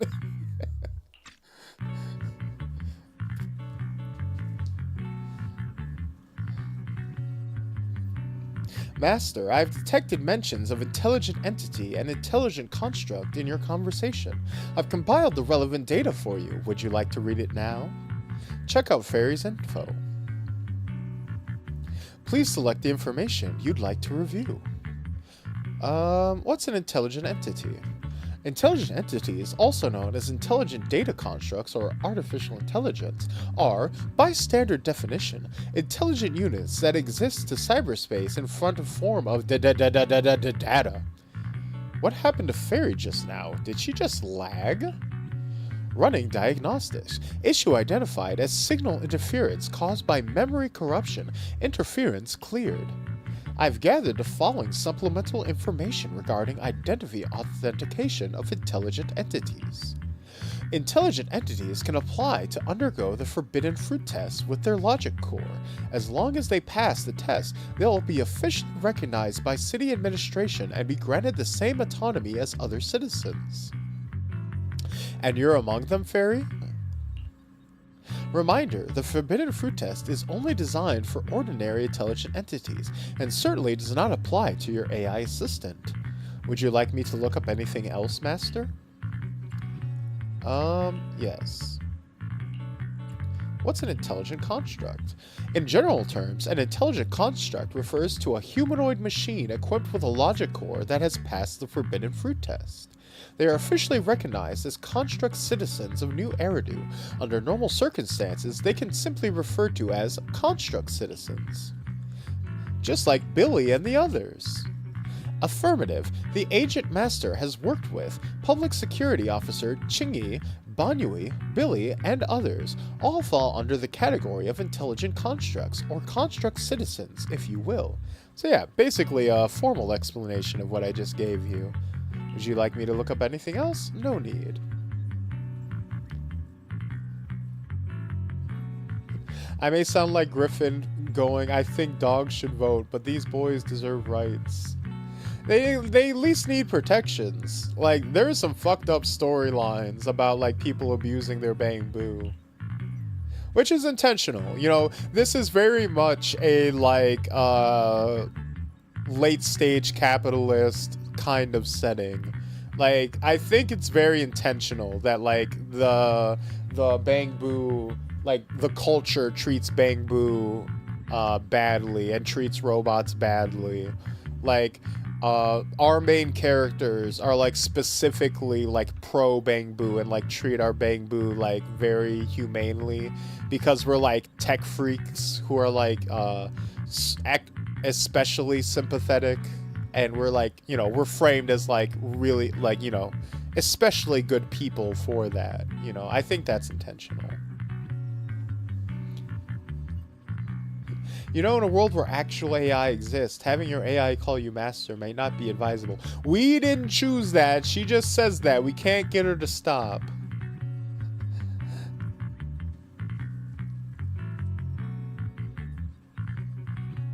I think I understand why they don't let them, because citizens, the technology has advanced so far, they literally can't make robots without sentient AI. Okay, I can groove if it's intentional. There's like a whole storyline where a guy like they like go on a crime. They like a guy takes his bang-boo with him into a hollow to like do a crime, and then he like betrays his bang-boo and leaves it for dead. Like he factory wipes his bang-boo to cover up the crime, and then like a police bang-boo gets like merged with the original bang-boo, and it like becomes sentient because their like memory cores like merge and like the processing power. And it's like, it becomes like this whole existential thing of like, which Bang Boo am I actually? Because I'm like both of them combined. And like, do I take revenge on this person who used to be my friend because they betrayed me? And it's like, yeah, they pull like a Ghost in the Shell. It's very interesting. And like, the guy's like, well, yeah, you're a Bang Boo. You were disposable. You existed to be a utility for me. Like, of course I fucking used you and ditched you. Like, that's what I bought you for, man. Like, no, you're not actually my friend. Like, yeah, you're my friend in the same way a Tamagotchi is my friend. Like, yeah, as soon as I'm done with you, I'm done with you. Like,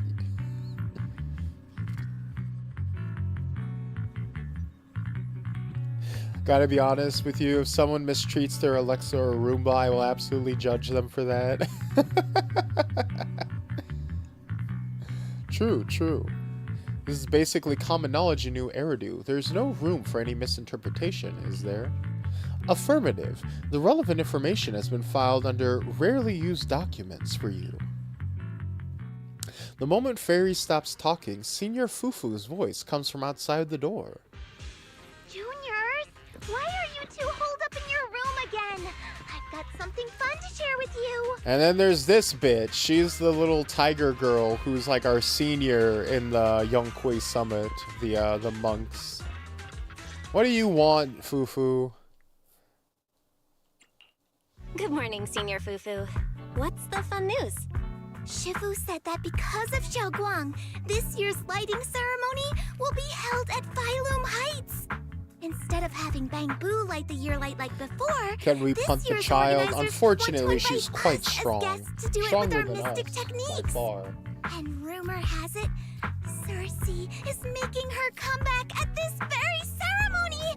I've never seen her perform live before. Cersei? But she retired years ago. Also, there are two distinct races in this game. There's humans, regular old like normies, and then there's Thyrans, which are basically a general blanket term for any kind of animal person. You know, your Nekos, your furries. Basically, if you have any kind of animal traits at all, you're just called a Thyran, which Fufu here is a tiger Thyran. The Wolfman that I showed you is a wolf Thyran. The Big Bear is a bear Thyran. It's basically just animal, like blank animal Thyran. And some Thyrans are like full-on furries where they're just like an anthropomorphic animal. Some Thyrans are just humans that have like the traits, like, you know, the ears and tails slapped on. It's all like range of traits, you know, but all fall under the general blanket categorization of being a Thyran. For example, I would be a Bat Thyran. You know, I would make a great agent in this game, I think. Put me in Zenless Zone Zero. Make me the first guest character in this game. Fuck it. Make me the first femboy in Zenless Zone Zero. You know, Cersei, the totally famous celebrity that you, player, definitely know. To be fair, that's how they introduced Astra. That's how they introduced Astra Yao. You know, Astra Yao, the character we spent, several patches building up beforehand and then just drop out of nowhere. That's dangerous start to a sentence. There are basically two types of races in this world. The good one and those types. There are levels of furry. K is probably a 1 or 2. I know, right? So even Saturday though it's morning just a cartoon rumor, I'm vibes. super excited. Anyway, with something this big going down, there's no way I'm not bringing my precious juniors along. I came today to invite you both to light up the year light together. After I all, think the lighting ceremony's being they did broadcast specifically, citywide, the devs so we did need to practice. specifically say, You guys don't have anything else going on, right? we have literally anything better to do than hang out with you, Fufu.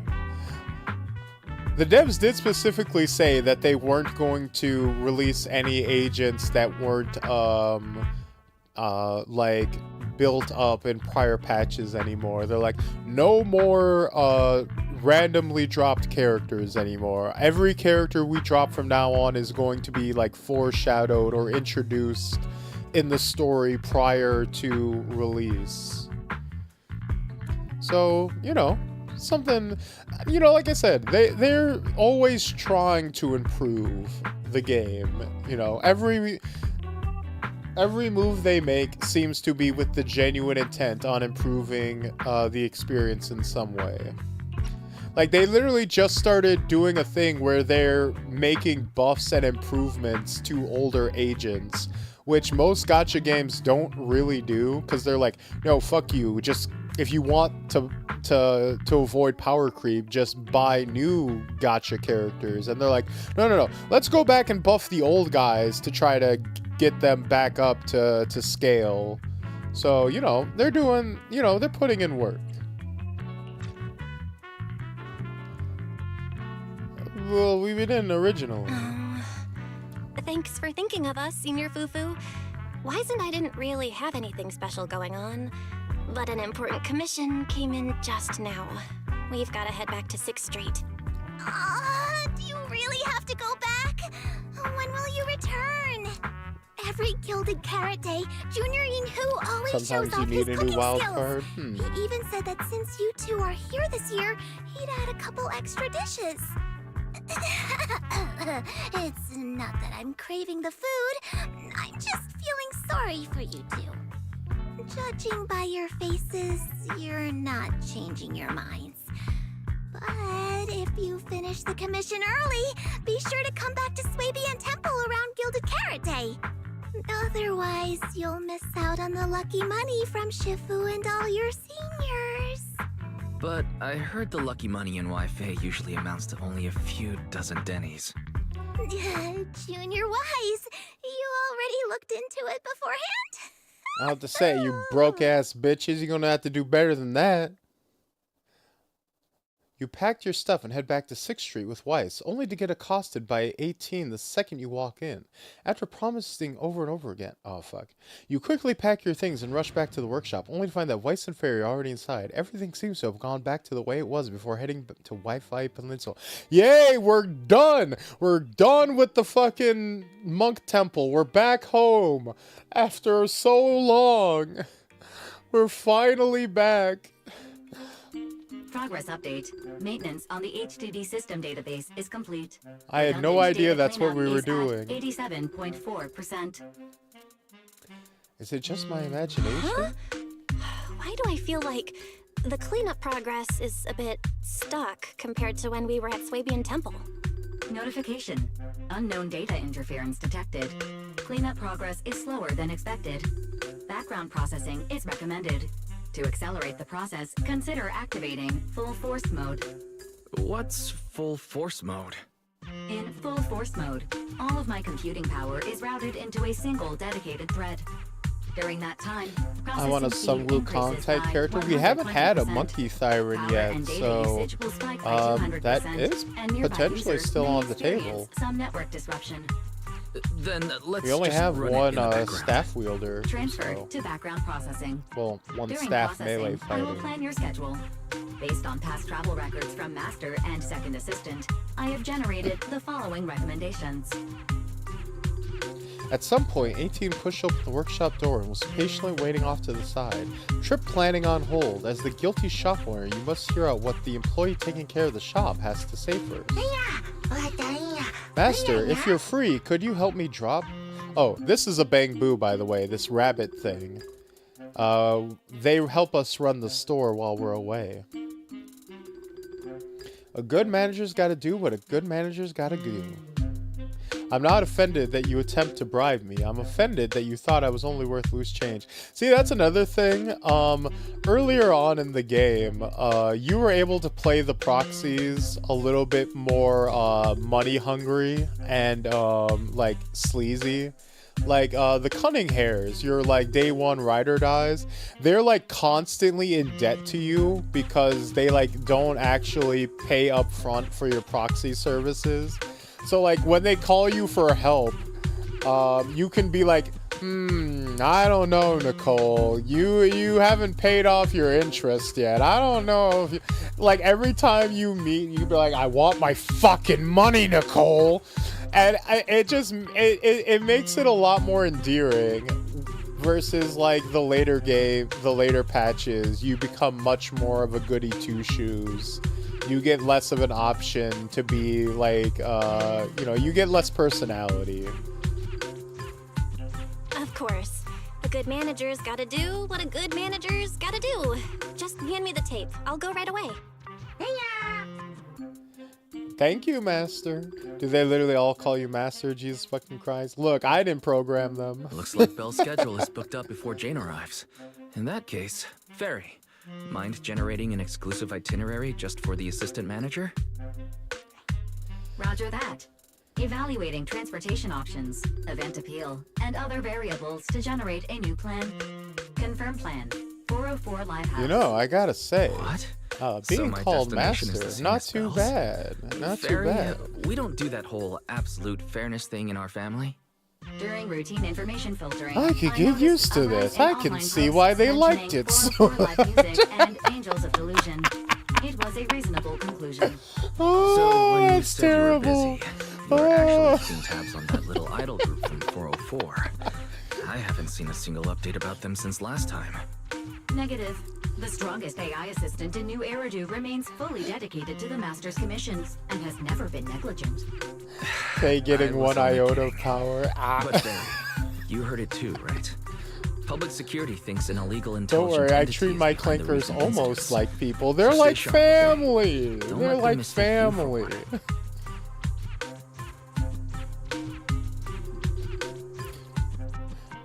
They like it so much. I mean, they even be singing songs while they do it. They like it so much. Fairy would never. Wise, you're way too cautious. Fairy's always careful, and we've already checked in with Chingy, so there shouldn't be any problem. That commission, it's probably just because they need Fairy's help, right?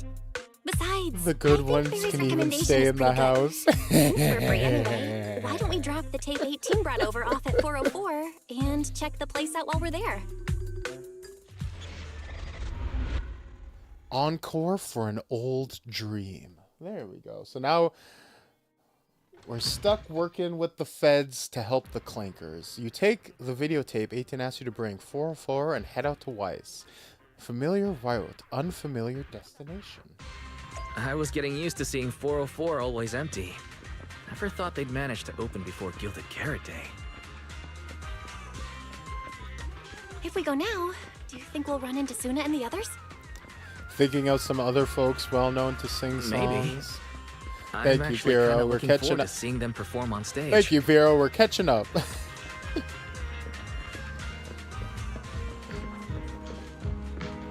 Oh. We've actually never been down here before. Hello. Oh, it's you two. You're friends of the Angels of Delusion and managers of that video store in the corner, right? We came for a walk and to drop off some tapes. Huh? That was quick. To be fair, an idol group of the little fellows would be pretty cute. Oh my god, I would love that. A full Bang Boo. See, the problem with that is that Bang Boo can only speak in enna, so them singing would actually be fucking terrible. Although it is one of those things where it's like R2-D2 speaks in beep boops, but everyone can understand him. After all, that little Bang Boo in the shop looked like it was really struggling when it was digging through those videotapes. The manager is back now. Either way, thanks for your patronage. Well, don't talk about how much our Bang Boo is struggling, okay? He's a good worker. The working conditions are just fine. All right, shut up. Well then, thanks for the delivery, manager. But according to 404's operating hours, we don't have any shows on at this time, so I'm afraid we can't offer you any of our services. Oh, right. If you're here looking for Suna and the others, go ahead. Head down the stairs and you'll get to the drink stand and performance area. Want me to show you the way? Nah, we'll head down ourselves. We'll figure it out. Belle, MRI machine beats let's check to out what's study going too. on downstairs. Just pitch them differently. I've seen what a synth can do. Oh, interesting. Over here's the drink stand and rest area. Tell her This place exactly is which so of the hidden away, clankers look But tired. it's a whole different world once you go downstairs. Ah, shit, it's an underground idol show.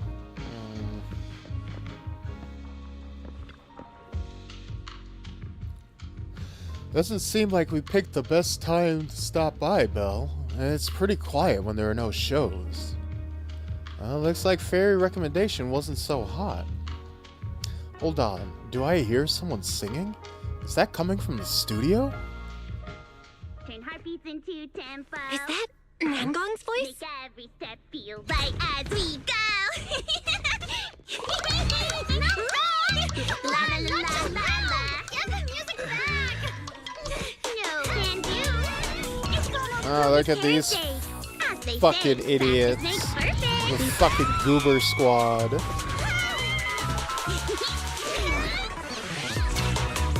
Nangong, Suna, stop that! I'm blacking out.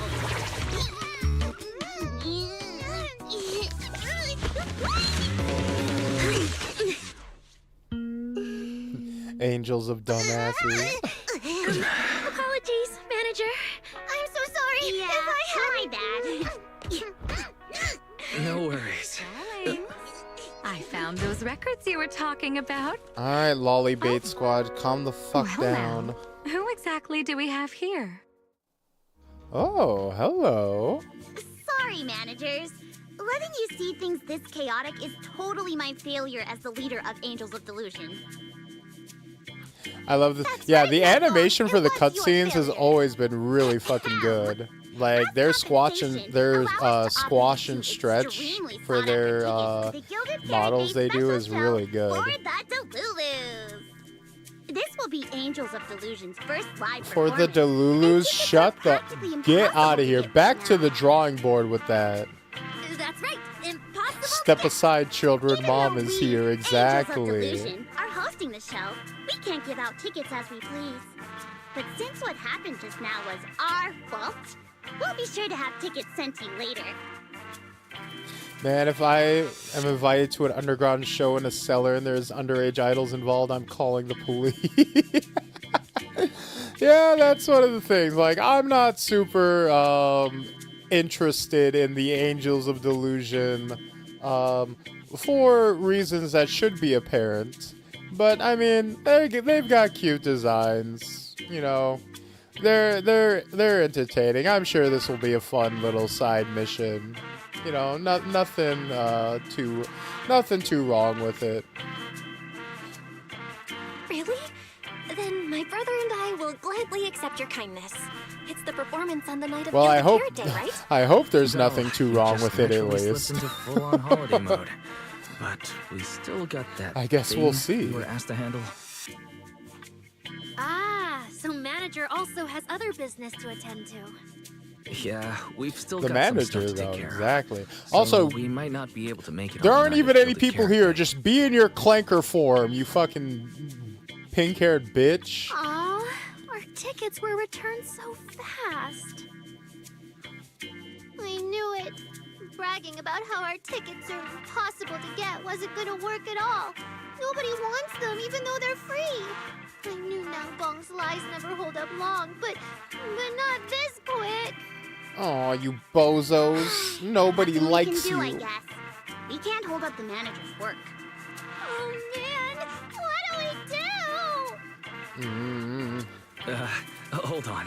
If things go smoothly, we should be able to wrap it up. Well, before you know what Gilded they Carrot say, Day. girls. Maybe we Everybody still can make it to the fly show. once. Right? Right? Why did he just give in like that? What am I even supposed to say now? Since Wise is all for it. Have you we'll seen how definitely people try treat our regular best to idols? make I'd be saving those. Go get them to school. Oh, nice. Now your show's one step closer to being impossible to get. Girls, you need to go to college.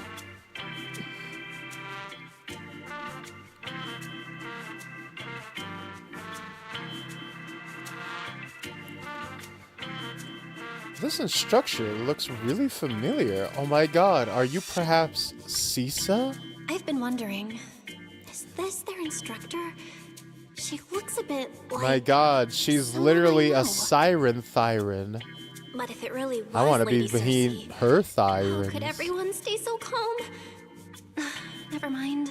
I'll just pretend it's a coincidence. Ah, right. I forgot. Miss Cecilia hasn't met you guys yet. This is Belle, and this is Wise. They run the video store down the street called Random Play. They've helped us out before, and their store's doing pretty well too. The number of visitors they get just barely surpasses what we get on our fan page. Nangong! That's a little rude. Ahem.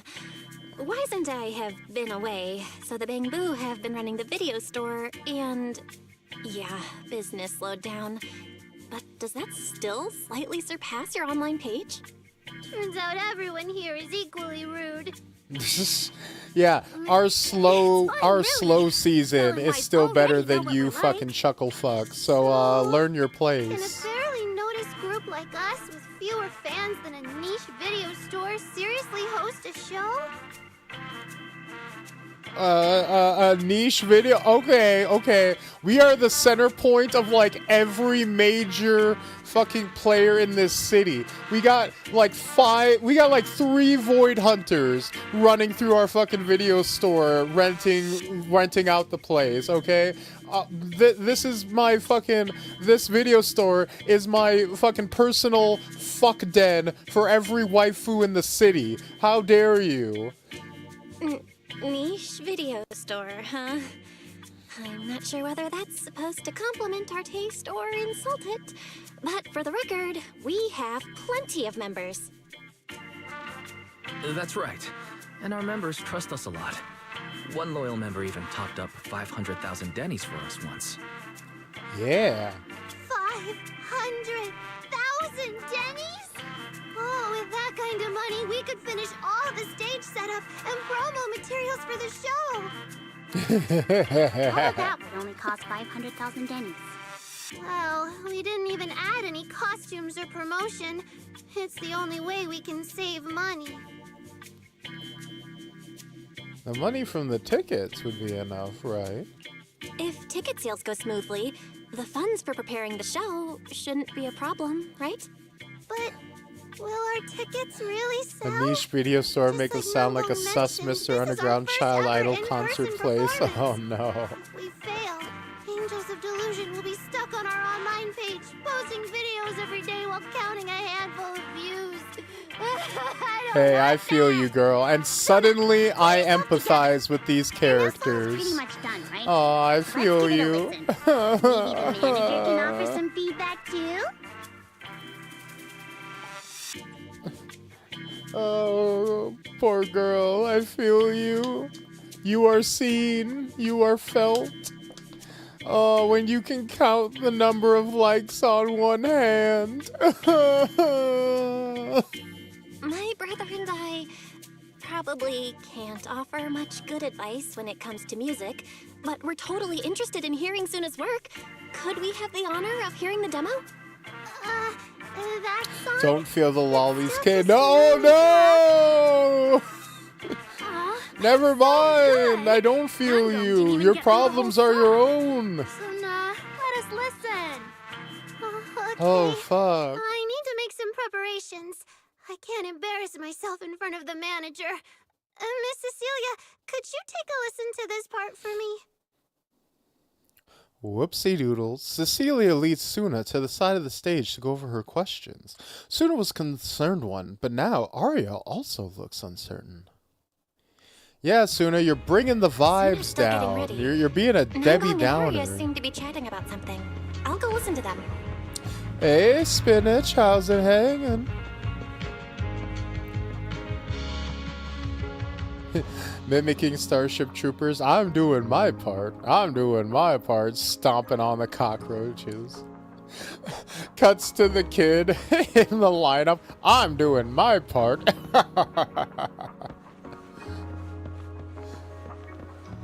Would you like to know more?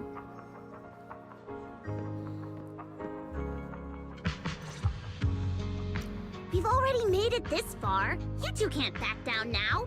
Besides, this is advice from the wishing sprite we're talking about. I know. I'm really looking forward to finishing the show with everyone.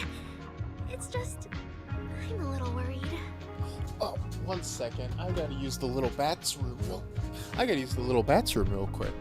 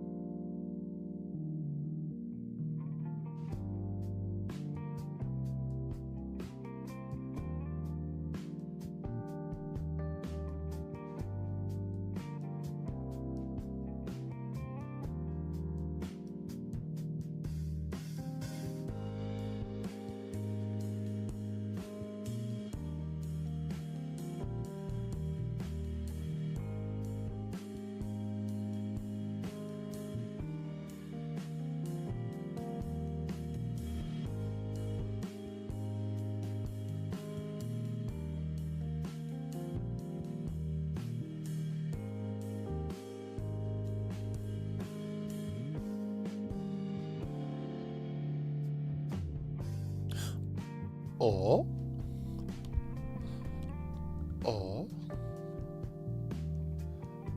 What's he talking about? A boy named Stu?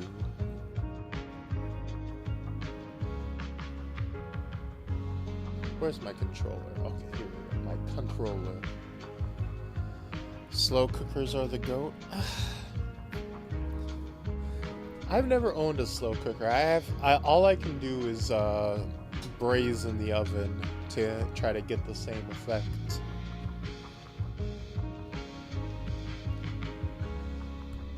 Is cereal a soup or a stew?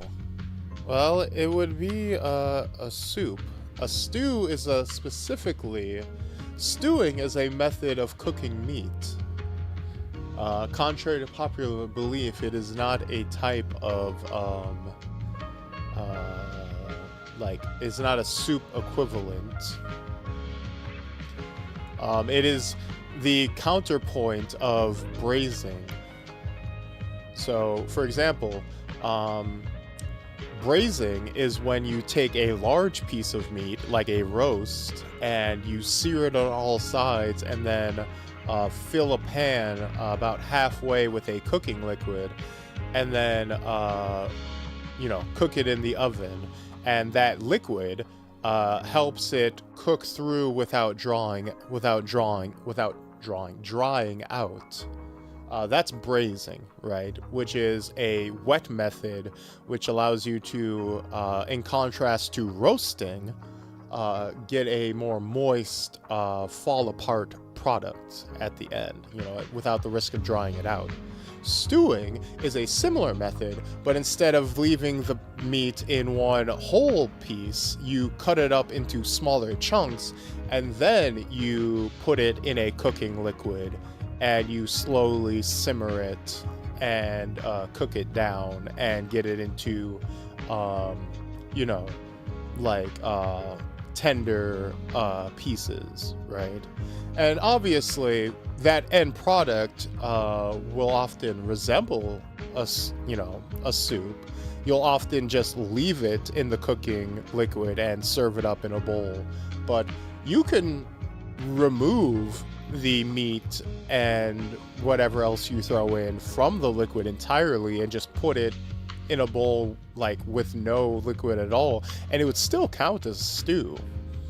It would just, you would just have it as like stewed beef instead of necessarily calling it a beef stew. Kind of like how a bisque is specifically used to refer to fish or shellfish soups.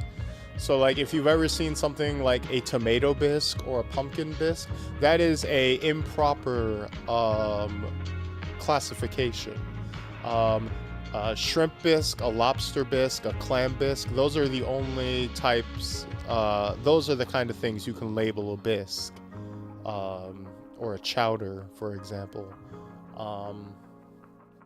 You should not be using that for like a vegetable soup.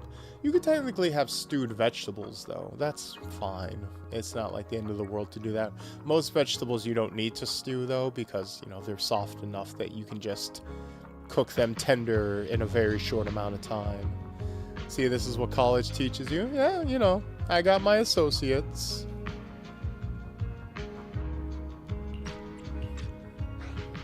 Huh? Manager? What's weighing on your mind, Aria? Tell a joke to lighten the mood. Okay, Belle, what do you have, you fucking lame-ass nerdy bitch? What do you got? What's your best joke? I'm sure that this will translate over perfectly from Chinese. I'm so tired, boss. Oh yeah, Xiao, I didn't get a chance to thank you, because you left earlier. Thank you so much for the gifted subs the other day, during the D&D collab. That means a lot. I went on a little, introspective spiel as a result, at the end of the stream, but, generally just thank you. I really appreciate it. It means a lot to me. You guys all mean a lot to me. You are a stabilizing force in my life, while everything else is kind of in the process of falling apart in my personal life. So thank you. Next week, streams are going to be a little weirdly formatted as a result of me having to move around a little bit due to unfortunate circumstances, but I do want to still be here to stream with you guys, just as much for my mental health than just wanting to like entertain you guys, because this being like a constant and this doing relatively well is like very much a stabilizing thing. And obviously the money is nice, but like I also mentioned that I did feel bad that it took getting a big donation for me to say all that stuff. I should be saying stuff like this more often, like unprompted, because I mean it and I don't want it to come off like I'm only saying it because I'm being like rewarded. That's not it, but yes.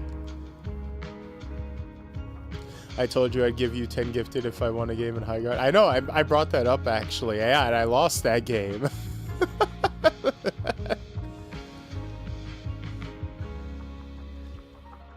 That's the funny part. I was like, yeah, I was expecting to never see those 10 gift subs.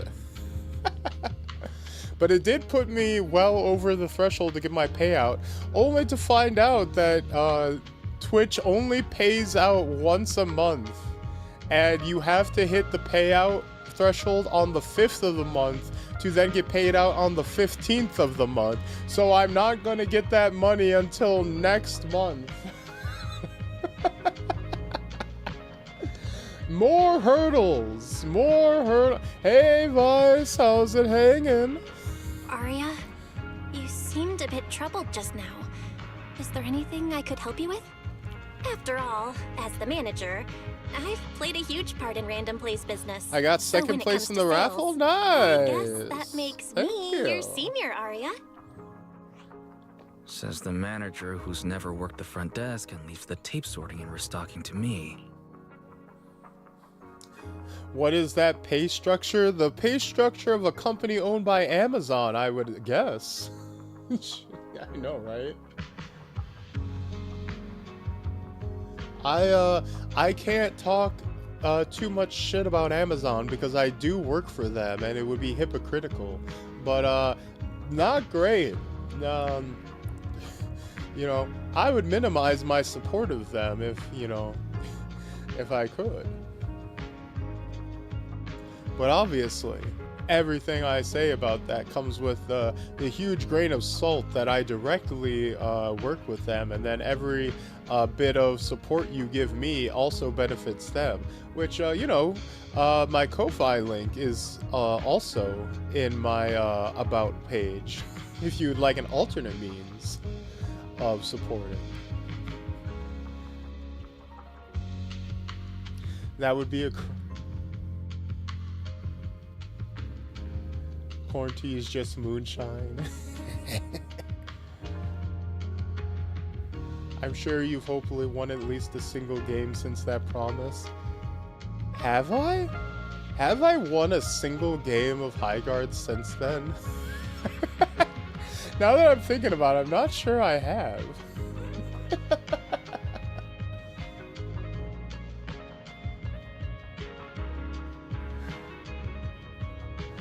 Amazon is held, service disconnected. And if we're talking about why business has been slow lately... Oh shit. Wow. I always thought the little issues Angels of Delusion had were just because the three of us spent so much time together. Cause, you know, a little friction is hard to avoid. But now that I see it, a duo doesn't seem all that harmonious either. It's not that we don't get along.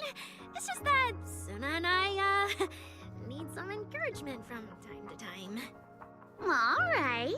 Well, since the manager's trying so hard to help, why don't you just tell them what you're worried about, Arya?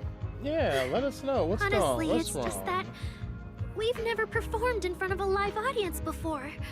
We've only ever posted videos online. A live I performance. swear to God, if you haven't beaten us. being up I close think with we our beat fans. one. We beat one on Just like stream. That's this, what I was playing as face to the face, fire guy. Seeing each other clearly. What are you worried about? Arya, you look so pretty. You're made for being on stage. Is it just stage fright since you've never done a You'd live look show better before? if you were a clanker. No, I'm not that great. What I mean is, sometimes I The really red do dot, doubt whether Amazon I'm is a someone fair who and can stand kind on stage master. in front of everyone. Arya!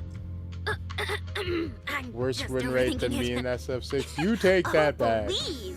If even you don't have the confidence to get up on stage, what's poor Suna supposed to do? After Die. all, even if no one's seen you in person, everyone's heard your voice. Now that you mention it... ever Everyone. since I Our first views met are you all, shit. What do you mean, I've had this feeling everyone? that Arya's voice sounded familiar.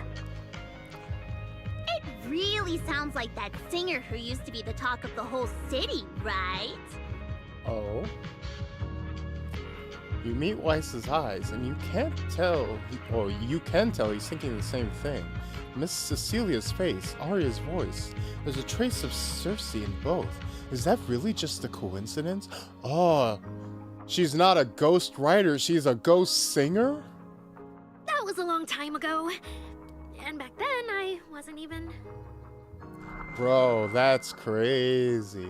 Anyway, let's go see how Suna's doing. I really want to hear the rest of that song. Players who violate the rules will have their skin removed. Oh no. God damn, they're as big as the idols' heads. God damn. God damn. Can I pull for her? Can I gotcha roll for her?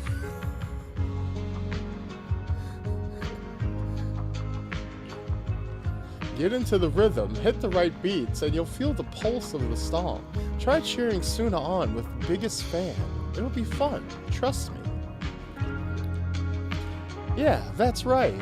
Respectfully, disrespectfully. Humra, humra, humra, humra, ooga, ooga, ooh.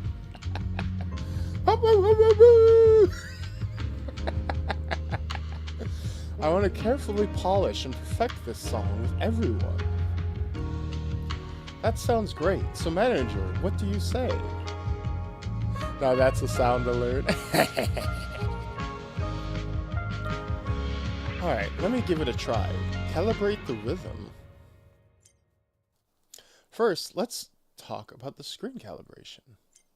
Scrolling notes will block. When the note block overlaps with the judgment frame. Judgment frame sounds like a fucking sick-ass character action move. Or a fucking fighting game move. Judgment frame! Judgment frame! It almost sounds like a Aegis Reflector style move. Like you hit him with it and it traps him in place. Judgment frame! I was interested in playing this game until you said it's another gacha. It is. It's definitely a gacha game. It's one of the more reasonable ones, but if you're susceptible to gacha, do not play it, you know. Obviously, take everything with a grain of salt. Protect yourself if you're prone to that kind of thing. I would say it's one of the easier gacha games to play free-to-play. I've done primarily free-to-play.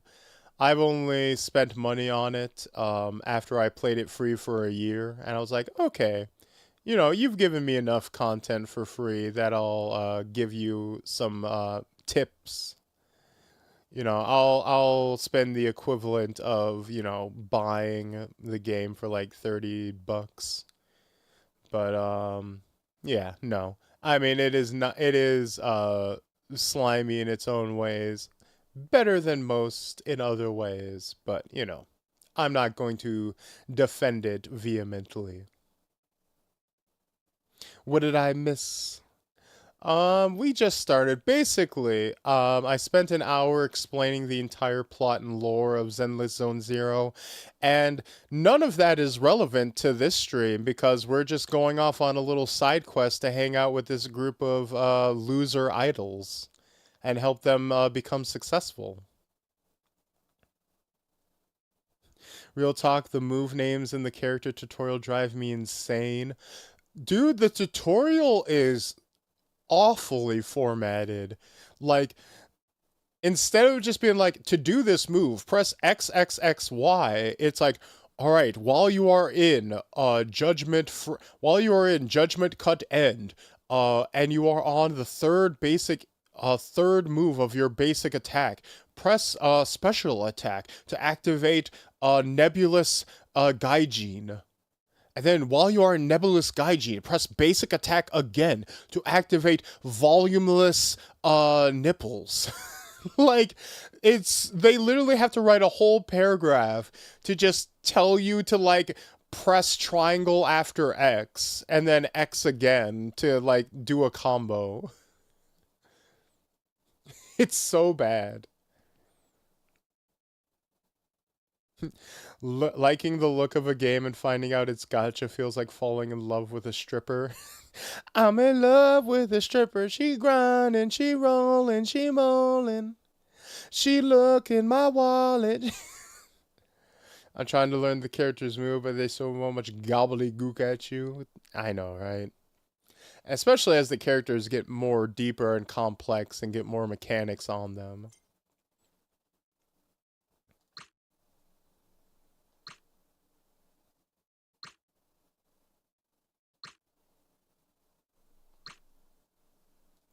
All right. Audio. Wired headsets are recommended. When you hear the fourth drum beat, press X.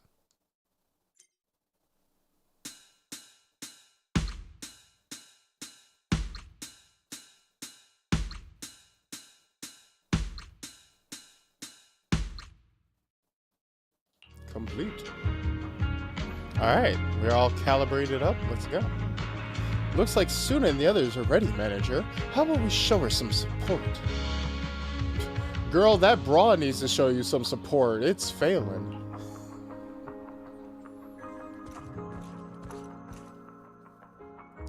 If I get a game, I'd prefer it has all the damn characters in it, or at least a way to buy them directly. Very fair. Very fair. I don't blame you in the slightest.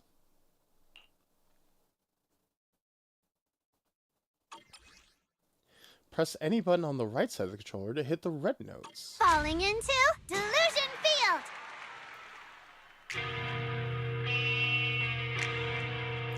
So we got a little rhythm game, okay.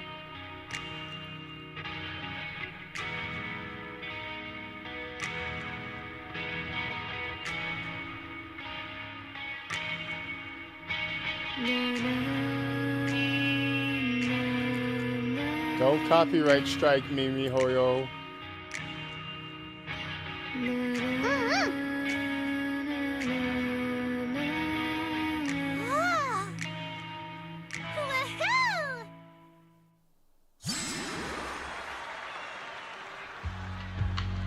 Oh, that's it? Fair enough. I guess we're, you know, it's round one. It's round one, first level. This is gotcha. They've thoroughly gotcha by the balls and the wallet. If I get a, this is like learning Charge Blade all over. 3/4 of the difficulty is just the bad formatting and missing information. On the third guard point, hold your ass and proceed to the third Chinese uprising charge slash. Like brother XXY, then hold. Like my girl Yabi, what the fuck is Falling Frost? Just get 6 pips and hold X to end the world. Exactly. Literally just spam special attack twice. Get 6 orbs. Literally don't engage with the mechanic until you filled the bar up all the way. That's it. Like, don't worry about anything before that. You're wasting your time using that mechanic before that. You're just wasting damage potential. Well, see, and the problem is what they don't tell you is that you're supposed to immediately switch off of Miyabi as soon as you trigger it so that you can have her off field and then attack with your other agents to maximize your damage potential. Okay then, if you have any ideas, make sure to tell me. The other 3 angels' illusions scatter, each mewling over that melody. Huh, that little angels aren't huddled together. Looks like they each have their own ideas and don't want to disturb each other's flow. But sitting trying to puzzle through things alone probably won't work out too well either, huh? See, I'm okay with like loot boxes, but they cannot be purchasable in my opinion, and the other characters should be individually purchasable. At a time like this, my interference isn't quite appropriate. I wouldn't want them mistaking my suggestions for instructions. But manager, if you're not too busy, could you stay for a bit longer and help be their sounding board? Your input could really help them sort through their thoughts and ideas. Sure.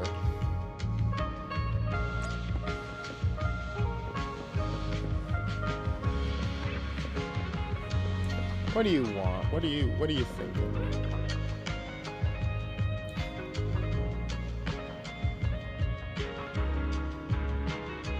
One second.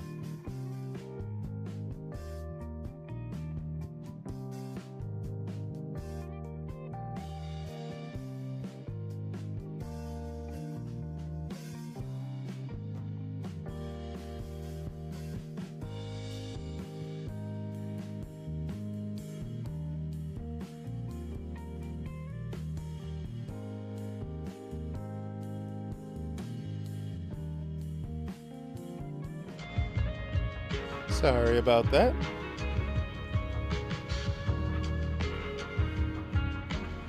Manager, you heard it too, right? Suna's new song for Gilded Carrot Day is so good. Comment so bad that it spooked the bat. My bad. No, false alarm. I thought I heard something downstairs, but it was nothing. But as the finisher for our debut show, it definitely needs some polish. I don't have any solid ideas yet, so could you help me brainstorm? So, where should we start? Oh, and manager, when you hear the name Angels of Delusion, what kind of performance would you expect? I kinda expect you guys would suck, I'll be honest. Like, throwing delusion in your name is like inherently negative connotation. Like, it sounds like you guys are delusional about, like, being a good band. Like, it sounds like you guys are, like, literally the angels of being, like, delusion. Like, it's in the name. Like, you guys sound like you sound like you are projecting, like, suckitude. Also, again, this is kind of what I mentioned before about how you can't be like spicy anymore. Eccentric, lively, and imaginative, strict synchronity and precision. Neither of these things has anything to do with being an angel of delusion. You can't be even remotely mean anymore.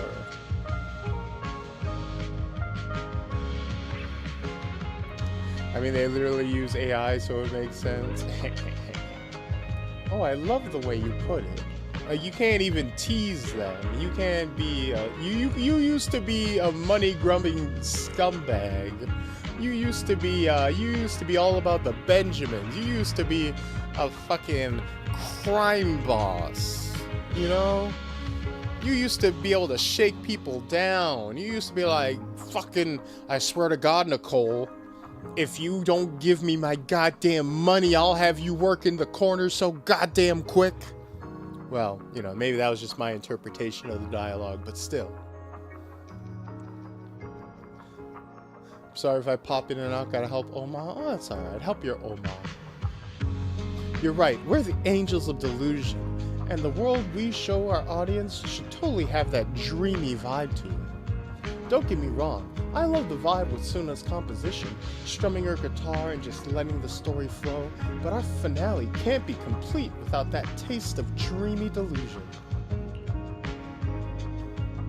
Sorry ladies, I ain't got no bitches as I'm already married to the bag. On Valentine's Day, you know what my Valentine is? My bank account. And they bought me a big ass box of chocolates. But besides expressing our own Angels of Delusion style through this song, we also gotta consider Gilded Carrot Day. What kind of topics would go well with the crowd showing up at 404 on Gilded Carrot Day night? A night of reunion, family gathered together, heart-raising hope and aspirations for the new year. You noticed it too, right, manager? A lot of our Delulus are pretty unique, and what they're all hoping for from Gilded Carrot Day isn't exactly typical either. Actually, it's like mutual understanding, you know? As our dear composer and the soul of the Angel of Delusion, Sona's pretty unique too. Sure, she usually seems all sweet and gentle, always getting shy. But I also heard her say, when I get nervous, I just want to find a crack in the ground and shove the entire audience in there. That totally freaked me out back then. Not sure if it's because she's nervous for our debut, but from what I can tell, Suna hasn't left her usual style shine through in the song. It's Gilded Carrot Day after all. Maybe it's better to play it safe. It's your debut. You guys should show the world your unique style. That's exactly what I was thinking. But honestly, without you backing me up, I wouldn't have the guts to tell Suna. Anyway, thanks for the talk, manager. As Angels of Delusion, we don't want to clip our own wings, even if what we're playing is a discordant note. That's what I'll tell Suna. Ahem. Okay, maybe that's a little too dramatic. Suna's song probably won't be that out there. As long as it's something you'll vibe with, it'll probably be good. Yo, sup, bitch? What a headache. Manager, since you're here too, how about you help us brainstorm some ideas for Suna? The truth is, when it comes to arranging music, I know nothing. But if we're talking about overall vibe, maybe I can help with that. No, I think we need to focus on the arrangement first. Huh? You're quite stubborn, huh, Manager? Then I guess you could talk to Suna and Arya first, cause honestly, I've got nothing. So, you're not just saying that cause you don't want to talk to me, right, Manager? Let's think about what kind of performance you want to present. Actually, while Suna was performing, I was already thinking about the choreography for this song. Positioning, holding hands, flowing wave-like movements. I want to express the emotions from Suna's composition through the dance, but it still feels like something's missing. How about you tell me what you heard in that piece just now? Ordinary but vibrant everyday life. Yeah, same. It's like a brook shimmering under the moonlight. Not a bad melody at all, but after listening to it, it feels like it's still missing something. So how do we keep this vibe going while making sure we can keep hold of the audience's attention? A few bouncy skips? Skipping, huh? I get what you're saying, Manager. You mean at certain key spots, livelier moves would suit us better than our usual style, right? So when it comes to arranging the melody, I guess it's similar. Ah, I've got it. Thanks, Manager. And after that discussion just now, count me as a hardcore supporter of your taste in music from today on. Should I say thanks? Thanks, I guess.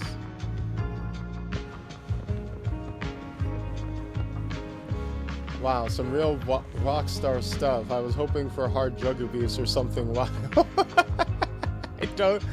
I don't think the teen idols are going to be doing sex, drugs, and rock and roll. Or at least I certainly hope not. Manager, good thing you're here. I wanted to ask, what do you think? Anything in that song just now we could tweak or polish? Throw the whole thing out, Suna. You gotta go back to the drawing board. I know it's the night of the concert, but trust me, it's just god-awful. ChatGPT could have done better. But I mainly handle the composition, so if you've got feedback on other stuff, Manager, it might be hard for me to wrap my head around.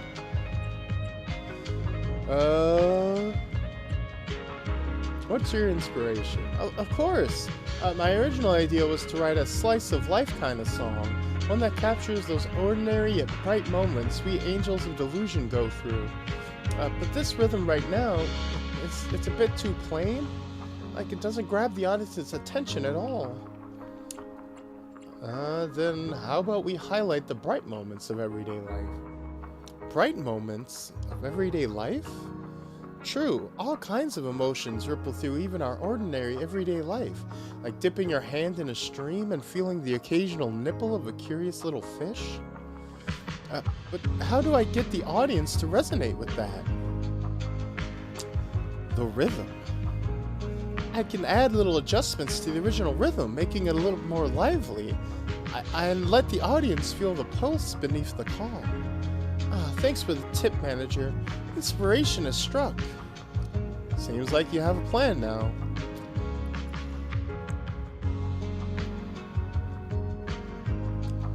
Manager, the other idol group is stepping on our curb. We gotta go break some kneecaps. Isn't that one Maid anime is about?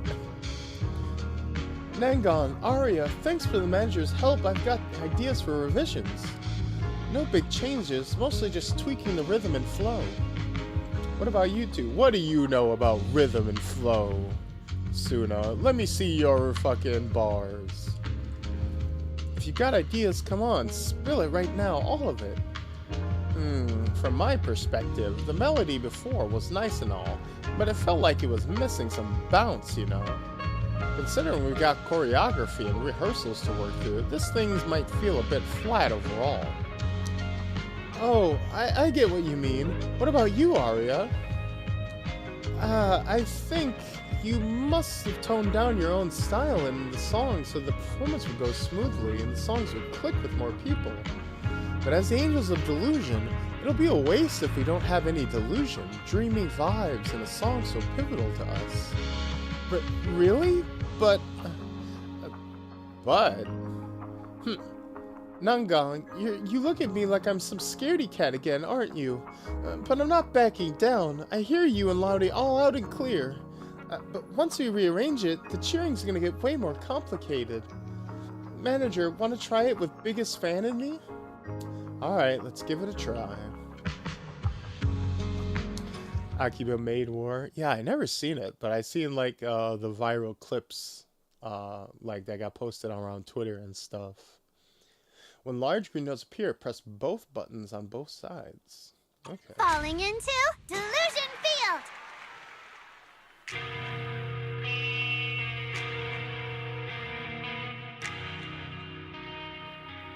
Alright, Suna, did you improve? Did you improve your whack-ass boring song?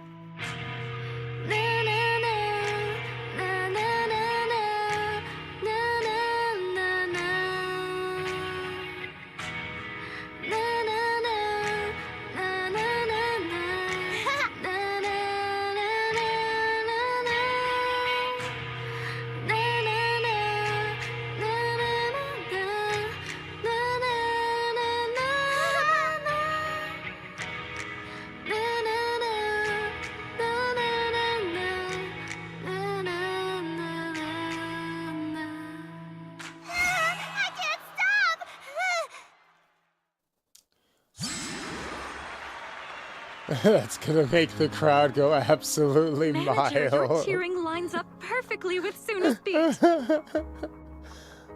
Doctor, what's the diagnosis?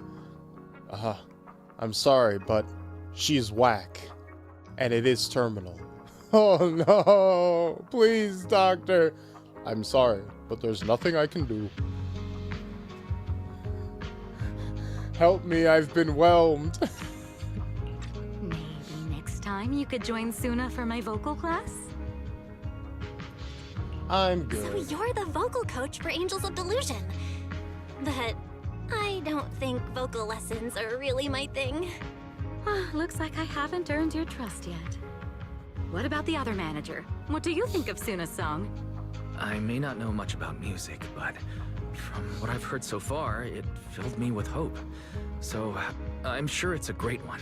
Oh god, never let Weiss have Thank the you ox. for saying that. But He's gonna play manager, nothing but Are trash. you sure you're not good with music? Because honestly, my biggest dream is to write songs that bring hope. Call the band Malcolm Corday I'm honored to truly hear in the mid. Nice work, Suna. If you can talk like this while selling tickets, there's no way people won't buy them. Very nice, very nice. Gong, I'm being sincere. I can back that up. Suna said the same thing to me, so it looks like you really are her kindred spirit, manager. All right, everyone loves Suna's You know, I song. swear to God, this And if was we an want more action people game to where you hear it, fight we should things. start thinking about the Gilded Carrot Day performance. Suna just said that we'll need about 500,000 dennies to prepare for the show, right? If I'm not mistaken, the lottery ticket I bought is about to be drawn. And the top prize is something like 500,000 dennies. What if? Oh. What if you happen to hit the jackpot? Mm-hmm. Then you'd have an extra 500,000 dennies in your account. But that doesn't help with our performance budget at all. Now, Gong, you fool! I know you've always been super lucky, but how can you still be bragging about it at a time like this? Suna is right.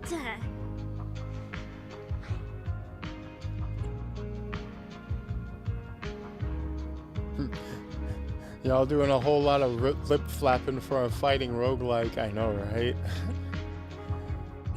should probably change the subject. I feel like Nangong meant she'd spend the winnings on the show, but Suna isn't picking up on the hint at all. It's okay. Hand it to me, I can We've put on still some got shit all the that makes tickets. foghorns sound good. It's gonna take a while to sell all of them. But I just asked the wishing sprite. You It better not recommended a play hollow commission to me, trash. and the commission fee happens to be 500,000 demis. I'll just blast the femboy ASMR, bass boosted rain sounds plus reverb. Oh no. The wishing The wishing sprite. sprite? Aria's mentioned that a few times. Totally sounds like the kind of fairy tale a little girl would believe in. Still, entering the hollow is no joke, and fairy tales won't save your skin from ethereals. I'd better dig deeper if I get the chance. But that's your commission reward. If I take the commission, Nangong and Suna can handle the prep work I was supposed to do. Then the reward should count as the whole group's funds, right? And when I'm back from the commission, you should be finished with the prep work, and we can all go out and sell tickets together. Doesn't that sound super reasonable? That actually does make a lot of sense. Aria, you just happened to get a 500,000 Denny commission?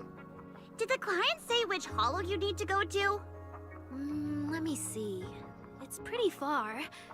We're heading to Lemnian Hollow. Let's meet up in Phylum Heights tomorrow evening. I'll look up the route. Aria, I want to go with you. Huh? I heard there's a shop called Yum Chasin in Phylum Heights. The desserts there are really unique. I want to try some. Bitch, we're trying to get money, not spend it. Food? Weren't you worrying a few days ago that your face looked round on camera? Aria, you think my face is too round, so you won't take me out for dessert.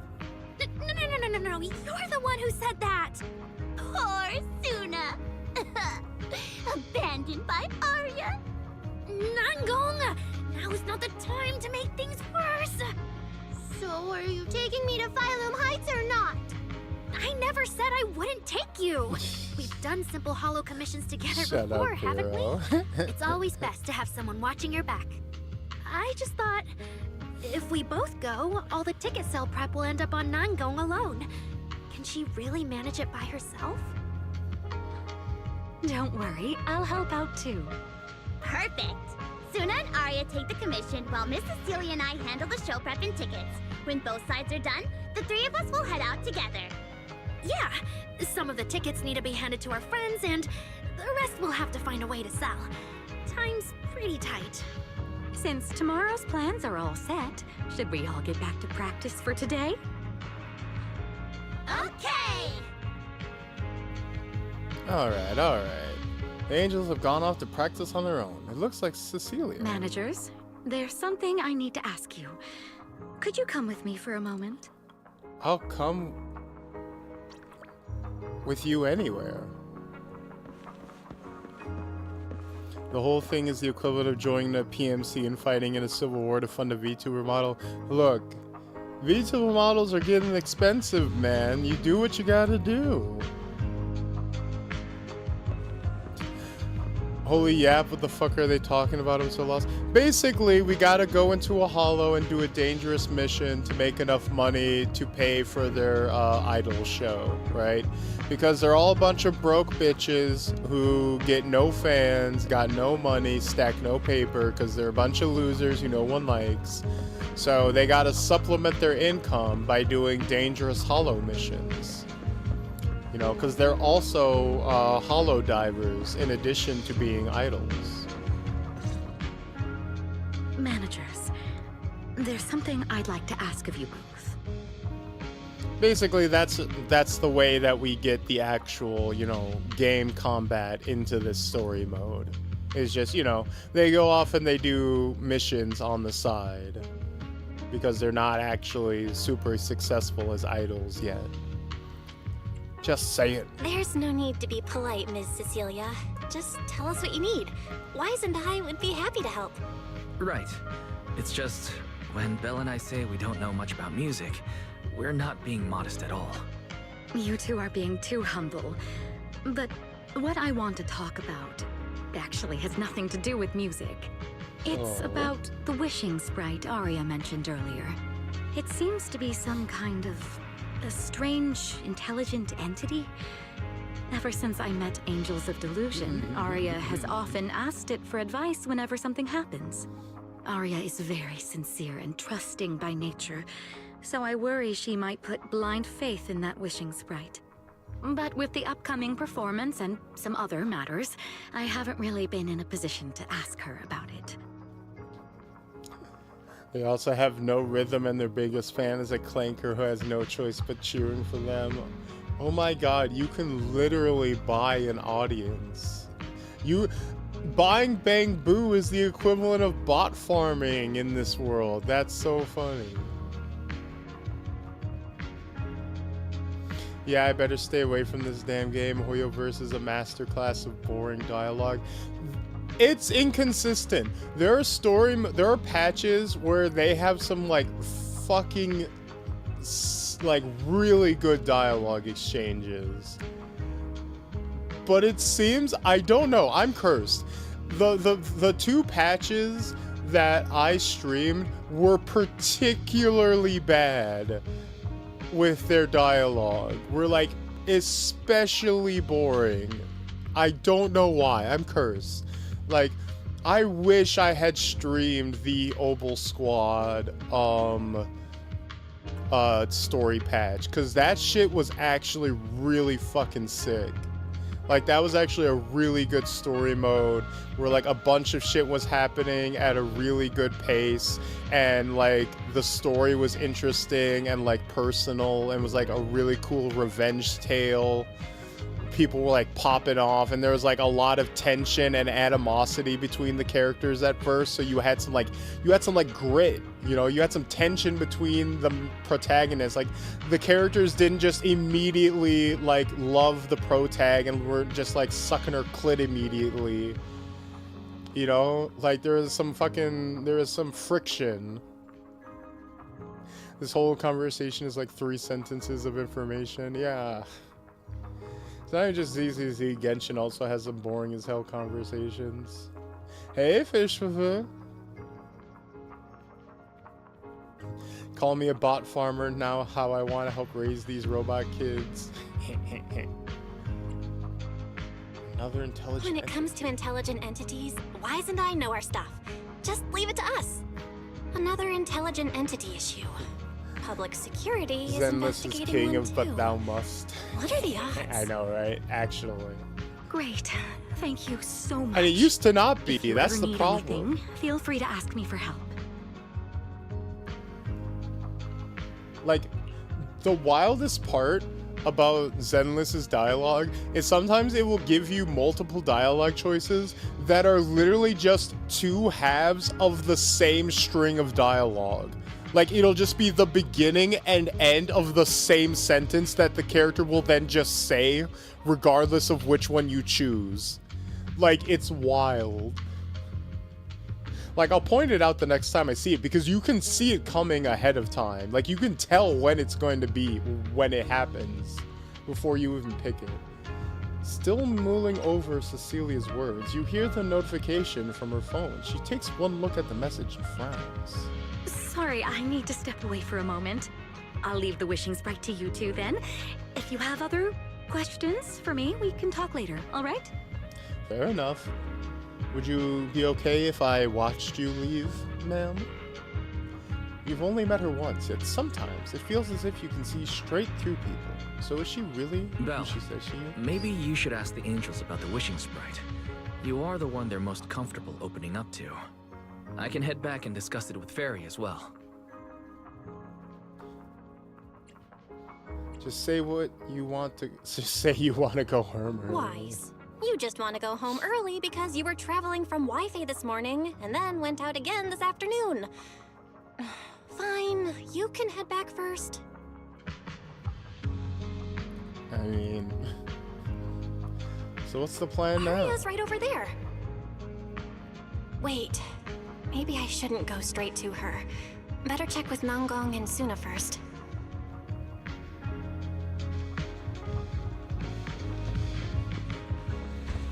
What do you guys want? Please. What do we do? What do we do? Stop talking for one. If you get too nervous, then pretend everyone in the audience is like those spectators we borrowed last time to fill the frame during filming. You can't say that. Every They Delulu do is a get, precious they do listener to buy us. bots. If you go off key on stage because you're too nervous, it'll only make our precious Delulus even more disappointed. Oh, forget it. I'm going to ask Arya. I'm afraid asking Arya won't help you much. She never goes off key. Time for a confidential Angels of Delusion meeting. If you're not part of the group yet, you're not allowed to sneak over and eavesdrop. Actually, I'm here to ask about something else. It's about the wishing sprite Arya mentioned. Literally, see, she is literally going to say both of these sentences in this next string of dialogue, I guarantee you. Sorry. I didn't mean to interrupt. I wanted to ask about the commission. Does Arya chat with the wishing sprite often? Oh, that's what you mean. I thought you were here to sign up to join Angels of Delusion. The only ones Delulu I'll is stop them. teasing you. Arya's connection with the wishing sprite, it goes back to when we were trainees at that agency. Concert with Suna ticket writing never songs for us behind sold. the Oh scenes. no. Ever A since tragic then, whenever Arya forward ran story. into trouble, she would go to it for advice. Oh, I remember. It was pretty reliable. Its advice always sounded a bit vague. Literally but it did view help bonding Arya and make still no several important viewers. decisions. Like... I don't know. That's something only Arya herself can talk about. Have you two ever asked it for advice? I thought it was just the client's ID, but now it sounds more like some kind of AI assistant. Have you guys ever asked it for advice? Oh no, even the AI is going to chat time the GBT super for advice? confident, That's super fucked. amazing We're Nongong ever humbly doomed. asked We for are advice. doomed. Or actually listen to someone else's opinion. That would be when Miss Cecilia pointed out my pitch issues just now. That one doesn't count. Fine. I just find it a bit strange to ask some unfamiliar intelligent entity for advice on important matters. But Arya seems to get along really well with it. Oh wait. Miss Is Cecilia Nangong probably heard about that based? commission and worried Arya might trust the wishing sprite too blindly. So she asked you two to look into it, right? Huh? No way. And then why Nangong wouldn't hates Miss Cecilia just ask chat Arya GPT? herself? Nangong based? Because the two of them seem to be lacking mutual honesty. Unfortunately for the both of them, they forgot about Suna's virtue. My virtue? I guess I am pretty honest. Yup. Oh, does she have a If you ask Tamagotchi? me, I'd say that up to now, the wishing sprite has been a dependable guide for Arya. Like a friend who points her in the right direction. But its taste in music is pretty mediocre. Thanks once again for Girl, your I've honesty, heard Suna. your songs. If you're curious about Glass the wishing Houses. sprite manager, you can ask Arya. She's always happy to tell people about that friend of hers. As for the commission, Arya and Suna may look small, but their teamwork is solid, and regular ethereals can't touch them. That's why I'm not worried. Man, asking a clanker for help only for it to boot up slop GPT would shatter me. Do you want robots speaking in tongues? Because that's how you get tech demons. I know, they're spiraling in on themselves. I see. Thanks for letting me know. I wonder which of these two things she will say.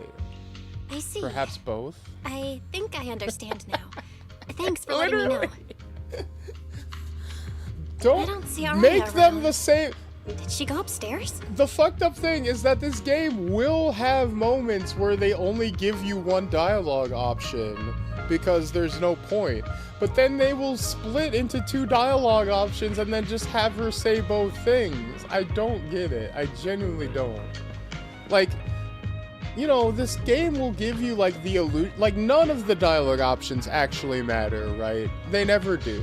They never actually change anything, but at least they will have the characters say a unique, different line from each other. You know, it's just a bit of seasoning. It's just a bit of flavor. Make the voice actor record a slightly different line and program the game to play a slightly different line when you click the other fucking button. Pot calling the kettle a slur.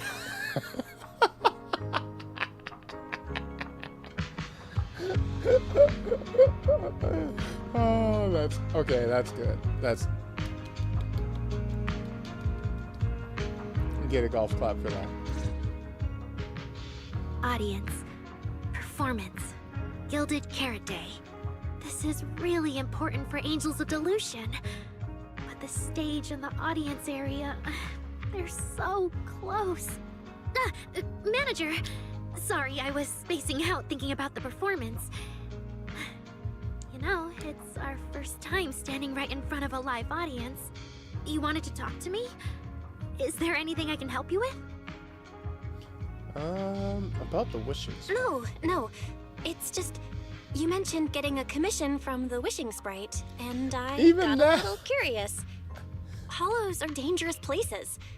Aria, I got lured this into a commission is false legit? sense of security, into thinking maybe I was able to inquire about different topics. Like maybe it would like give me maybe I would like ask about multiple things. Maybe you would like circle back to ask him about both. No, that one was also both options were the exact same thing. Somehow asking about two completely separate topics were also actually secretly the same dialogue option the whole time. That one is crazy. That one is nuts. So that's what you were worried about. I actually often, Suna, Nangong, and I often take on some simple hollow commissions. Since our page didn't get many views, and our album only sold a few copies, we had to find other ways to earn dennies if we wanted to keep making music. It's like an abusive and relationship. And the Wishing Sprite's advice has hoping for a always been different reliable, outcome. so I'm sure we'll earn the commission fee It's smoothly the this time as definition well. of insanity. Have I ever told you the definition of insanity? Insanity is doing the same fucking thing over and over and over again, expecting shit to change. That is crazy. You know, someone told me that once, and I thought they were bullshitting me, so bang, I shot him. But it turns out, they were right. And you know the thing is, you are hard to kill, and it's not like I am fucking crazy. You know, I just don't like the way you are looking at me. God, I love that game so much. Does it advise you a lot? Yes, it does. The Wishing Sprite is a good friend. A gift new Eridu gave me. If you don't believe me, manager, listen to this. On a lighthouse with nothing but breeze, a lost construct girl once asked her wishing sprite. Wishing Sprite. I've got a chance to let all of New Eridu hear my singing, but I can't reveal my name. What do you want New Eridu to hear more? Your name or your voice? My voice, of course. Oh no, she's got AI derangement. In a quiet corner of a bustling plaza, a hesitant construct. Wishing Sprite. A girl invited me to join her group. But if I join, I'll have to do more than just sing. There is no evidence that a song's impact is diminished by the performance that accompanies it. Oh, you're right. I want to give it a try with them. I know we can bring joyful delusions to everyone. In a studio, construct girl once asked her Wishing Sprite. We've posted so many videos, but it feels like no one listens to our songs or notices our performances. Analysis. Online distribution is affected by many factors. Scans show your account's network environment is no different from the rest of New Eridu. And for now, there are no effective ways to optimize it. He said, sorry man, the algorithm's a cruel mistress. Try some more call to actions. Damn. Well, you know what? It ain't lying. Voss was so good. They try to replicate that lightning in a bottle ever since, only to never succeed. I think Pagon Min and the guy from 5 were pretty good. I liked was it Joshua Graham? No, not Joshua Graham's fucking Fallout New Vegas. Something Seed, wasn't it? No, Seed was one of the mini bosses. God, what? Oh, now it's bothering me. What was the guy from 5?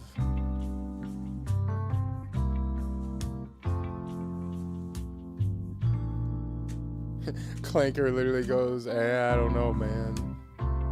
But no, Pagon Min, I liked Pagon Min because of the secret ending where, like, literally if you just let him finish his phone call, he'll just take you to your mom's grave and let you do what you want. Like, he's literally not your enemy. If you just do what he wants, he's not your enemy at all. He's just, like, cool with you. If you don't break out of his fucking compound and go on a crazy murder spree. And then the guy in 5, I think the guy in 5 works as like a cult leader guy. He's got a really cool look. Although I will say, all the marketing having him in that like cool suit, only for him to be like shirtless the entire game, was kind of weird. Because I like the look of him in the suit. Not so much. Like, I think it would have been fine if he like transitioned to the shirtless look, like maybe halfway through the game, or like maybe there's some kind of like baptism scene. But I don't know. I like the suit look. It looked more pastorally. Huh? I know that. Hearing is a sensory channel that living beings cannot willingly shut off. And it depends only on the medium and the distance between the sound and the listener. You mean, go to the listeners in person and sing for them? But how can I? Like this. Alright, I'll try harder. And if that day really comes, will you come see my performance, Wishing Sprite? A long stretch of silence. I just don't really like the main characters anymore. They seem so stale and psychologically stable. I do like the twist that the guy in 5 was right about the world ending. I think that was cool, though. Like, I think that's a really fun twist, that the apocalyptic cult guy was just right. Like, he just totally had it on lock. Granted, still a complete, like, homicidal, like, abusive scumbag, but he just totally called it. Like, that's so fucking crazy. The guy in 5 was fitting the vibe, just didn't have as much cartoon villain vibe. I would say I feel like maybe he didn't have, like, cartoon villain vibe in as far as, like, his scenes, but, like, they were pretty fucked up still. Love the twist, just not as much Riz. Fair enough. I don't know. I feel like that kind of, like, quiet, charismatic cult leader thing was in at the time. So I think it worked. That kind of, like, aviator shades, Manson-esque thing. I think that was kind of in style when the game came out. It really does sound kind of... So the Wishing Sprite is actually a gently guiding friend. Belle, you Though can't that tone be this does naive. sound a little familiar. But an intelligent entity this kind and patient can't possibly be the one public security is after, right? No. Stay alert. The intelligent entity that's driving constructs out of control might be exactly the type Also, that's they good at kind pretending of to be totally harmless. called it. They had their There's no finger on the evidence right pulse now. as far as Jumping to conclusions will only cloud my concerning judgment. malignant forces in The Wishing America. Sprite really is a good, reliable friend. Every time I listen Gotta to give it, him credit I feel for a little that. more confident. They 110% fucking called it right. Right. It really does seem friendly. I'd probably trust it too. But since it's still a holo commission, you and Suna need to be extra careful. I know! Once I'm done with the Yeah, commission, but like the people on your side are all nice and clean, practically perfectly good, nice You'll come people, see all us, of them. right, manager? Fair. 4 did a good job with making the golden, was it golden pyramid or golden temple, secretly scumbags, so there was like no good people. Granted, for the kind of people the cult in 5 were, I don't necessarily mind your allies in 5 being good. I don't think we need to play devil's advocate against the type of people you're fighting against in 5 for how close to home that gets.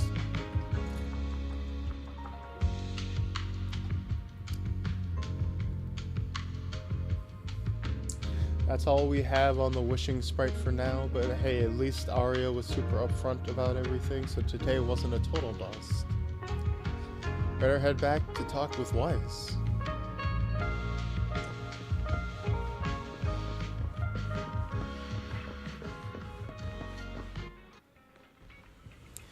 It's so late. Evelyn, what the fuck? Evelyn, you haven't been relevant to this story in like, I think, a actual calendar year. What the fuck are you doing? Is Astra here? Should I say hi? Ooh, our celebrity waifu is here. While hesitating, you suddenly hear a knock-knock notification sounding from the phone. Belle, what are you doing lurking around the 404 entrance? Can you already see Eve and my ride? What are you waiting for? Get over here. As you wish, my superstar. Oh yeah, one of the agents in this game is Astra Yao, the biggest celebrity in the entire city, who became our like low-key girlfriend.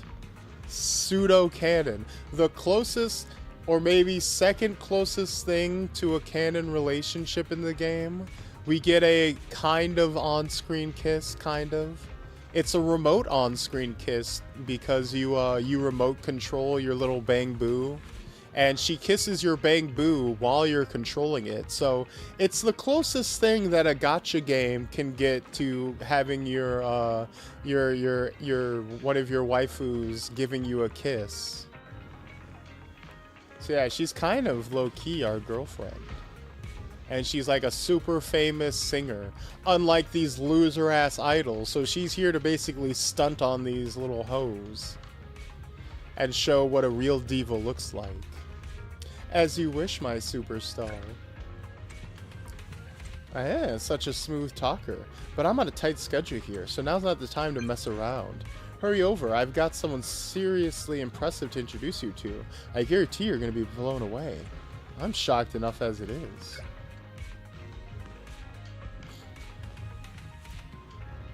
True, I guess I don't like it if Revolution gets depicted as if terrible people you don't agree with won't also stand at your side.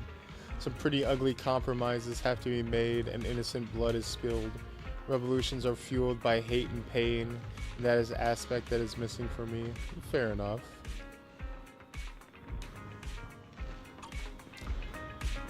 I think that's a bit much to ask for a game like Far Cry. Granted, they also did put that in 4, so I guess it is, you know, they already shown that they were willing to do that. But they also did that as like a shocking twist of like, oh, your work was for nothing because the people you put in power were just as bad as pagan men. So, I don't know.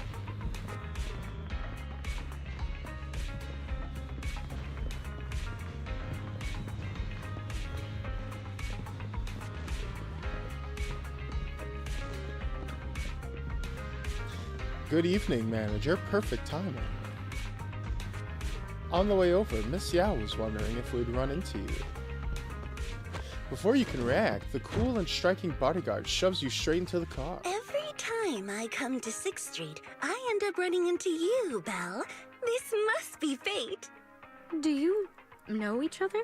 Oh, I love you, Astra, and your penis hair. We're very close. I'm very close friends with Astra. But Miss Cecilia, you and Astra know each other as well? Sorry, as well doesn't quite apply here. I've known Miss Cecilia for a very, very long time. So long that back then, How long has it been since we've gotten into a fight? We have not fought once this entire Even someone as young stream. as Belle must have heard it back then. Cersei.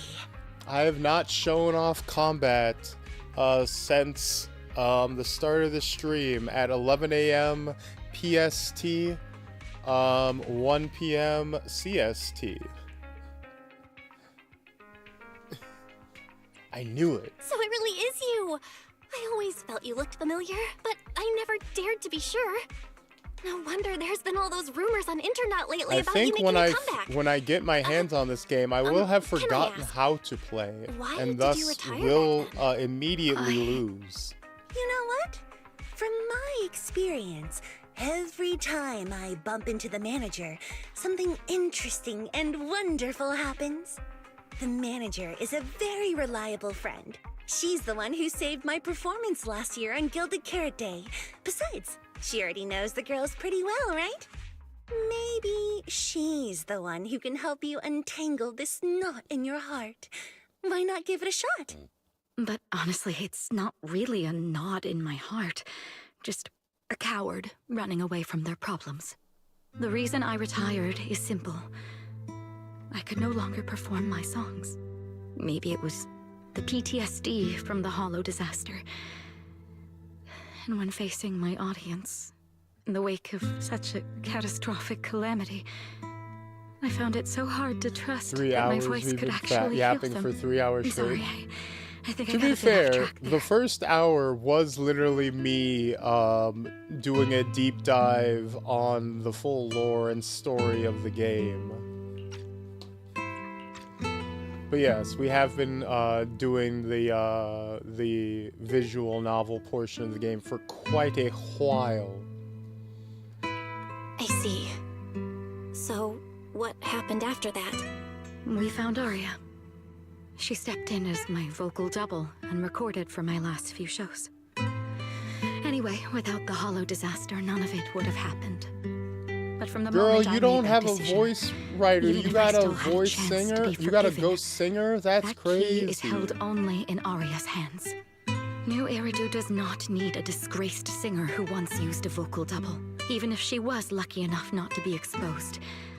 Nor does it need a coward who fled the stage, even if she was once praised far beyond what she deserved. Well, if you ask me, instead I've of been lied blaming to. I yourself, thought this was you a should be foot asking for fetish-based her dating forgiveness. sim. Now We got, I like, have to go back and tell my dear friend that fetish you rejected characters. their I think that's invitation it. to the There lighting actually aren't a ceremony. whole lot of feet characters. Am I hearing that right? Yes. All right then. I heard she's planning to approach Hey, that Caesar, rising star how's it Vesper laying? as an alternative option. It's just, she's an actor who's an intelligent construct, and there have been several incidents lately of intelligent constructs losing control and injuring people. Intelligent construct citizens losing control and injuring people? I've heard some things about it. Seems like it's connected to that intelligent entity suspect on the run, but I don't really know the details. Whoa, so that's what's really going on. I knew you'd have all kinds of juicy gossip. No, since the victims from those incidents have more or less recovered, and public security doesn't want to cause a panic right before Gilded Carrot Day, none of this has attracted much attention. Oh, we Though covered it I up. disagree with making any assumptions. As the host of the Yearlight ceremony, my friend is doing her best to rule out any possible risks. It's only natural for her to be cautious. They wouldn't really take the singer off the program over such a vague reason, would they? No, they wouldn't. After all, she's an extremely talented singer and an outstanding employee of Topps Entertainment. And you know how it is. These things always have to take the sponsor's opinion into account. Exactly. If We you're not gotta going to be appeal there, to the there's no point sponsors. stressing over it. It's getting late. Belle lives on this street. What about you, Cece? Should I take you home? Wait. Manager, you'll keep this between us, right? Over the past few years, both my voice and appearance have changed a lot. Aria's wondered about it before, but I always brushed it off. I still haven't figured out how to tell her the truth. But no matter what, I want her to hear it from me. Fine, I would have spent the day alone, but to visit my family and watch Stranger Things. Aw, that's good. Sounds like a nice little day. How does one make a fighting game with 3 hours worth of dialogue and not a single combat to break it up? Well... oh, you know what's the crazy part? I want to say about 30 minutes ago, maybe 40, the characters brought up how they were gonna go on a mission to raise money to fund the show, which was the excuse to jump into combat, and then we just didn't. They brought up the justification to start doing combat and then didn't jump into combat. That's the craziest part. That's the fucking craziest part. They're like, okay, this is the part of the story where we make an excuse to like get to the gameplay, and then they didn't. They just didn't. Okay, I promise I won't tell Aria about this. And I believe I only that heard once about you're this ready, game through you'll ads tell her and their yourself. characters. What's it Oh, about? that wishing sprite Go you were watch the worried VOD. about. I do a I listened full to what it said hour to of Aria, breaking down and the it actually full lore sounded and like a pretty reliable storyline friend. of this But I'll keep game an eye on from it. the start to Thank you, the Bella. current patch. You really are dependable. No wonder Astra and the girls trust you so much. Basically, it's a just a like urban sci-fi story where you were fighting a bunch of cultists trying to resurrect an ancient god while working with the police, but we're like secret hacker guys going through like pocket dimensions and shit. Being escorted back to the video store by all three of them feels a bit excessive. A luxurious ride, and right now we're on a like little side quest where we're helping a group of loser idols become popular, which has nothing to do with the main story so far. Like this whole patch is just kind of a side quest, which usually I like. I usually like the like side quest patches more than the main story patches because they tend to be more fun and just, you know, goofy and like you know, just overall like enjoyable. But this one has just been a little boring, to be honest, so far. Like the last time we had a patch like this was the last year's summer event, and that one was like, yo, the gang gets together and we buy out a beach resort, and now we're managing a beach by ourselves, and like some evil corporation is like coming in and like setting up ghosts to like scare away the tourists to try to sabotage our beach resort. We got to get to the bottom of it in a literal Scooby-Doo plot where we have to like salvage our beach resort's reputation and like get to the bottom of this spooky ghost mystery. And then at the end of the day, we have like a fucking summer festival where the whole cast gets together and celebrates summer. And then like two of the characters are like hold hands because they're super gay. Like, it was so fun. It was so cool. There was like 5 new mini games. Like, there's a fishing mini game. There's a mini game where you're like surfing mini game. There was like fucking a shooting game. Like, there was all sorts of cool shit. There's all sorts of cool shit. Yeah, it was so fun. It was so goofy. It was fucking Spook Shack. I love that.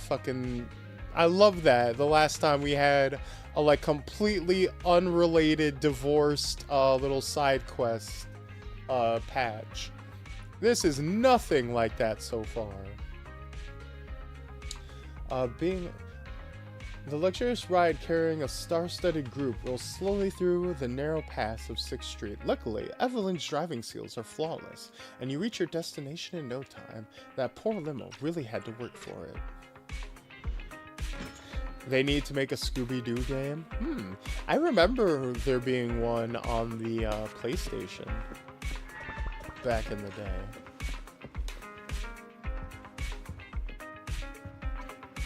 But yeah, actually, let me show you.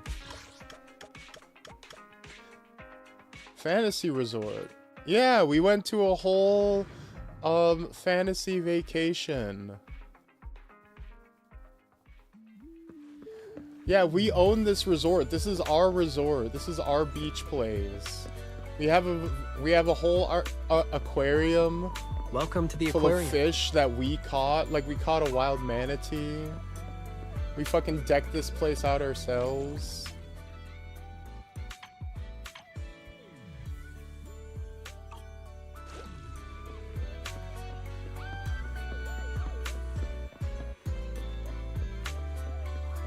Like, look at, like, we have our own sound stage.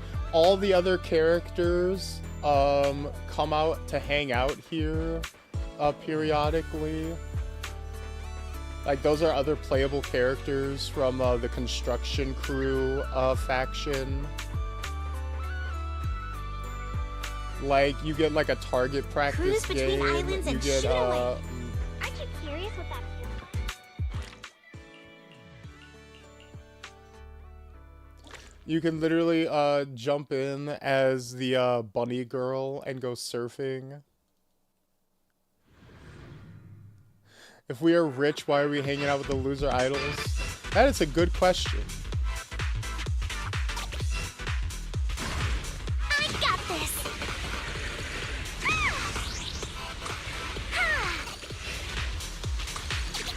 Yeah, look at this. This is a fucking fun little... I'll tame the waves.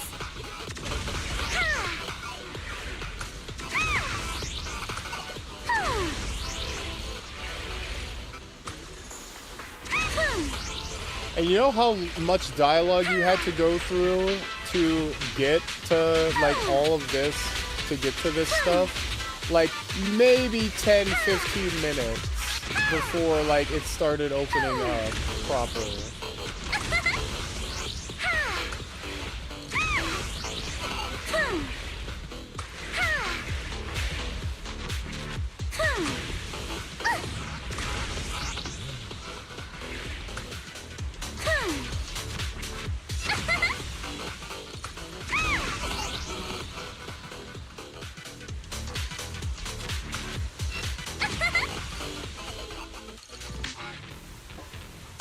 Let's make some waves.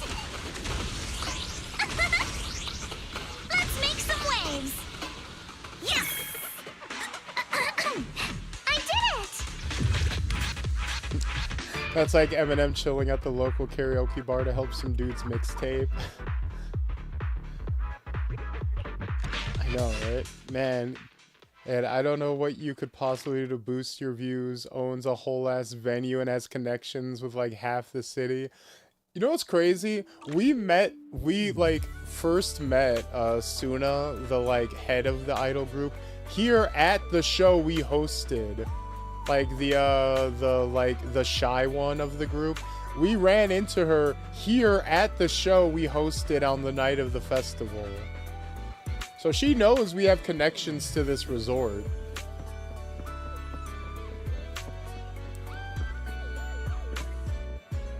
But yeah, and then Time for some art.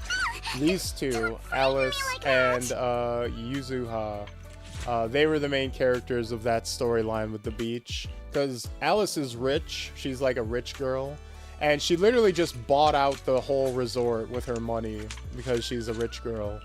And so we were running the resort together. And then on the night of the festival, when the fireworks were showing, randomly, for no reason at all, there was just a shot cut in of these two suddenly holding hands because they're super gay. And that's the most that a Chinese created game could possibly show. And people are like, no, no, no, obviously not. That's crazy. That means nothing. Friends can hold hands. Really? Really? What fucking fictional media on the last day of summer, on the night of the festival, underneath the fireworks, has two characters platonically holding hands? Are you fucking crazy? No two characters in fiction have ever platonically held hands on the night of the summer festival underneath the fireworks. Are you insane? Where are we going? There's no class today. But yes.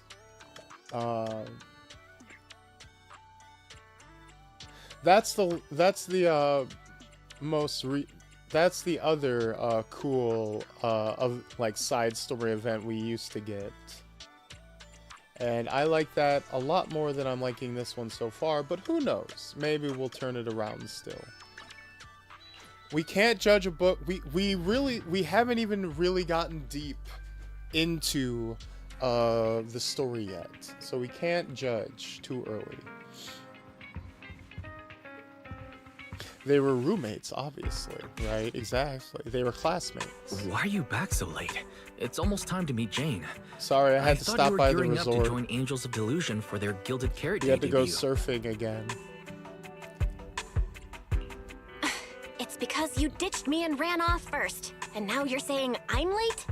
But about the wishing sprite, Arya was actually very honest. I only took a little longer because I ran into Astra on my way back.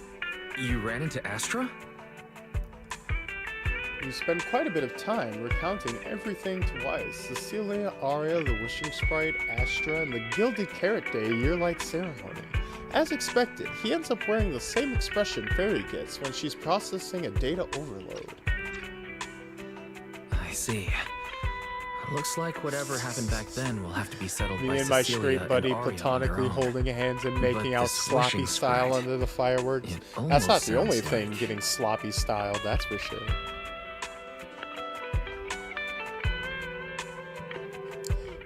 Like a certain AI assistant.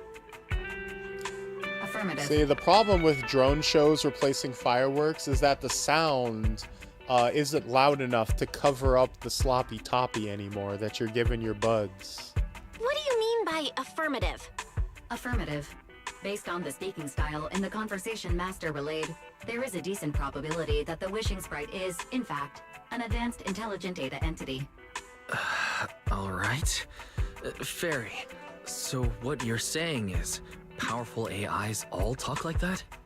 Then, if the Wishing Sprite really is an advanced AI, do you have any relevant information? Any suspects?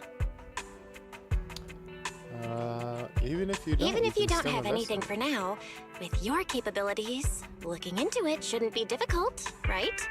Negative. As an AI assistant, I always abide by the law and strictly follow New Eridu Civil Code.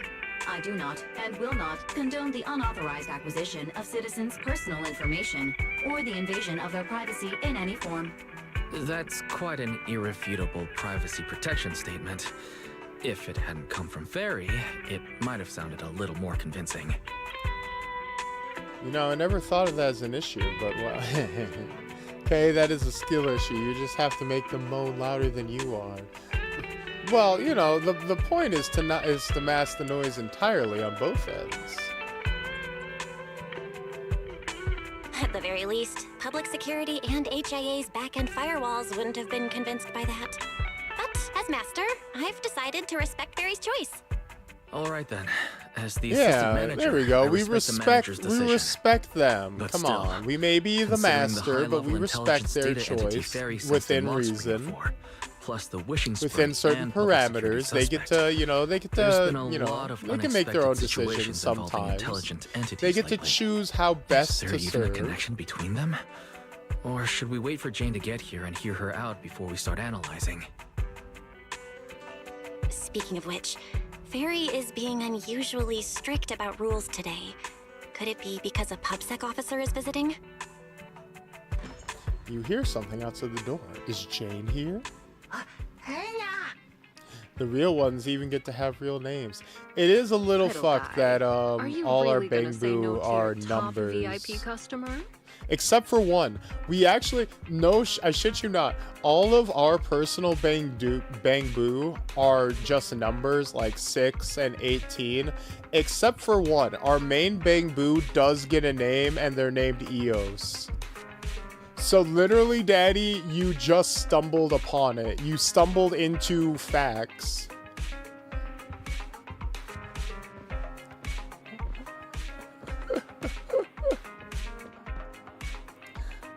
Hey, Jay. God, you are a tall rat lady.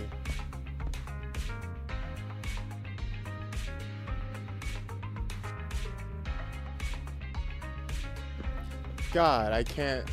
Can I just, you know what's fucked up? MiHoYo is a bunch of fucking assholes. How can I help? Bear witness to the noble principles of the Timefield family. They added, a new outfit to the game for Jane specifically. The ocean's right? got a This is her different kind default of charm at design, night. which is really good. Care Right? to I join me for a love walk? her default design. Immaculate. Look at the design. Look at the colors.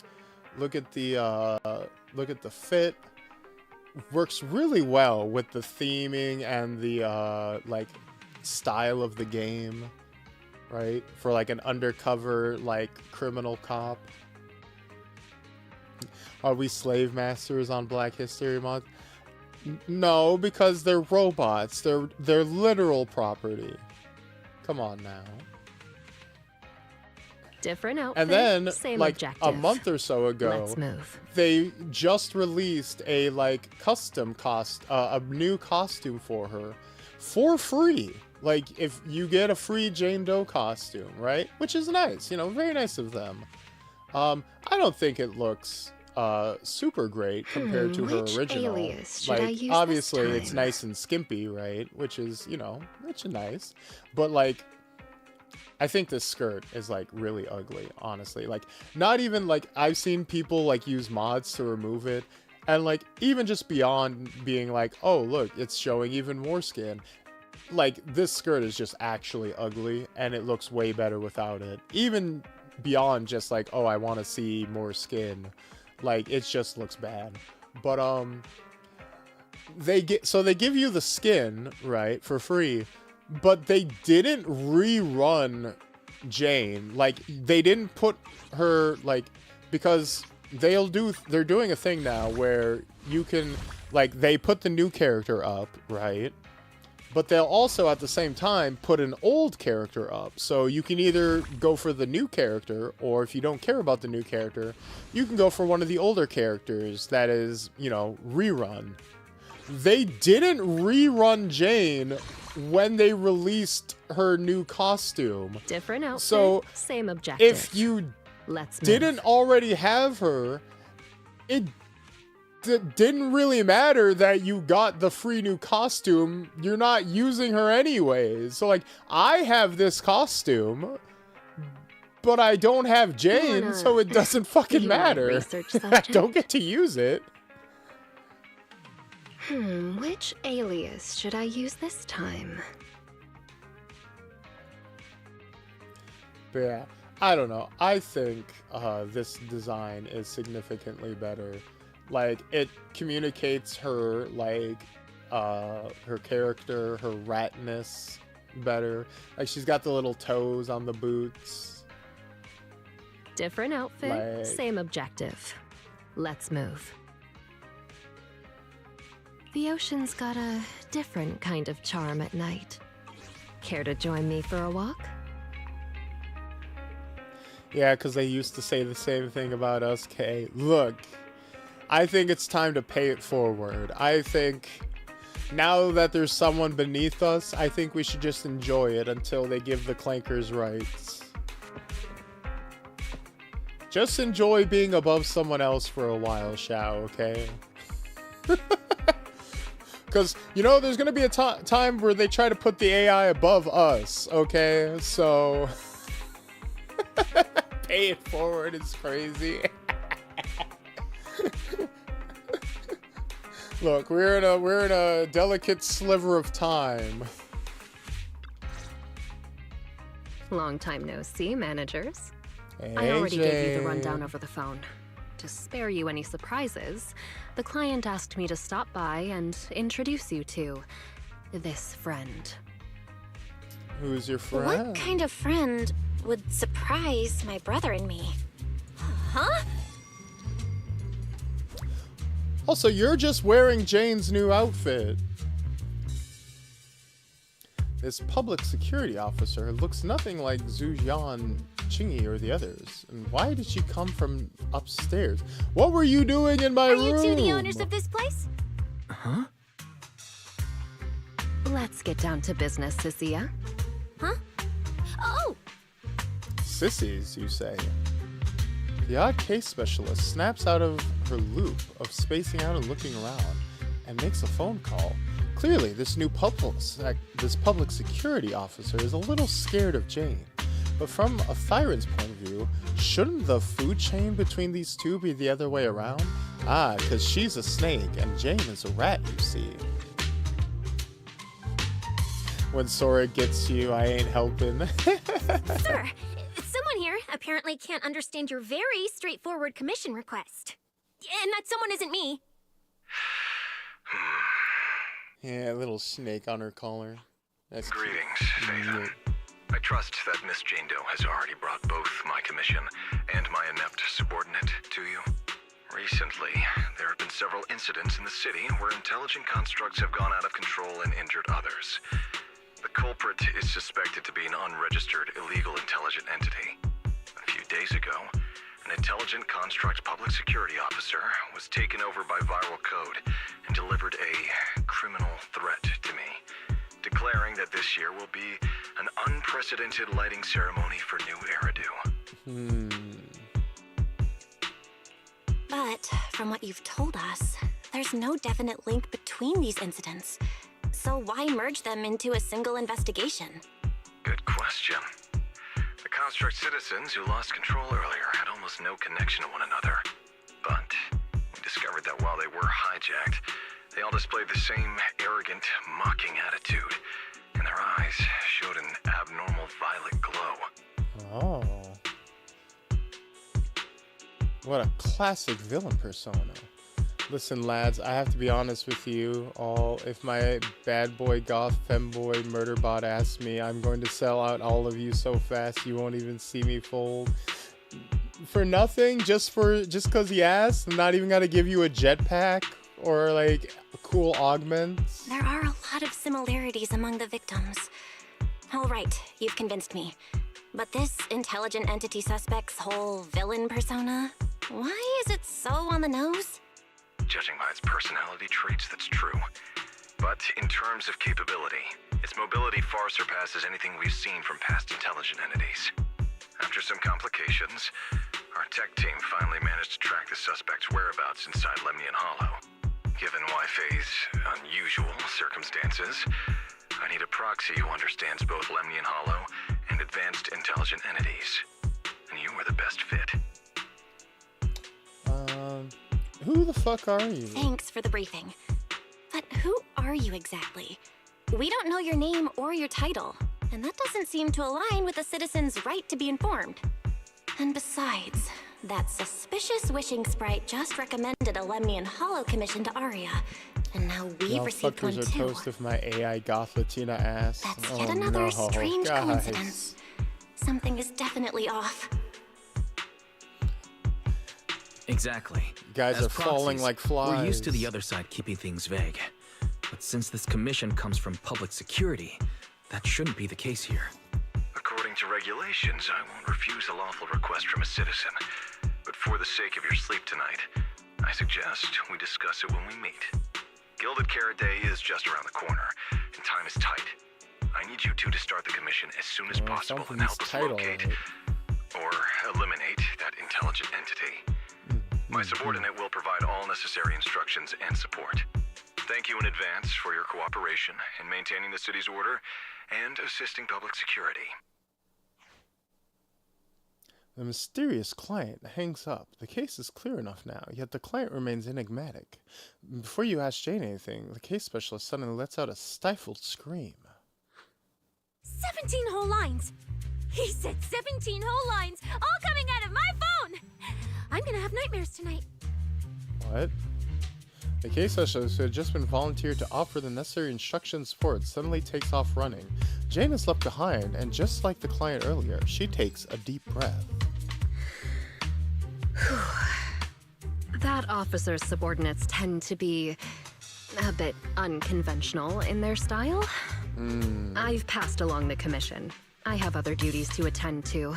So, I'll leave you managers Girl, don't talk and about the case unconventional. with You're my like a weird wishes sex for a freak. smooth job and hopefully Like harasses a all of pleasant her partnership. employees. Jane takes her leave. Wow, what's this? And what's that? Please don't touch anything.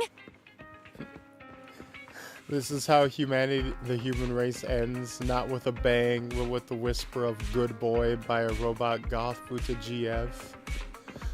So, with a bang, you mean? Alright, let's get a good look at you. So you're like a snake girl. You got the tail. You literally have like the same like leotard skirt deal that Jane's alt outfit is. Slightly different, obviously, but I love how the snake is literally sliding in up from her under cleavage, her under boobs up around her neck. It's got a little bow tie. That's cute. Detached sleeves.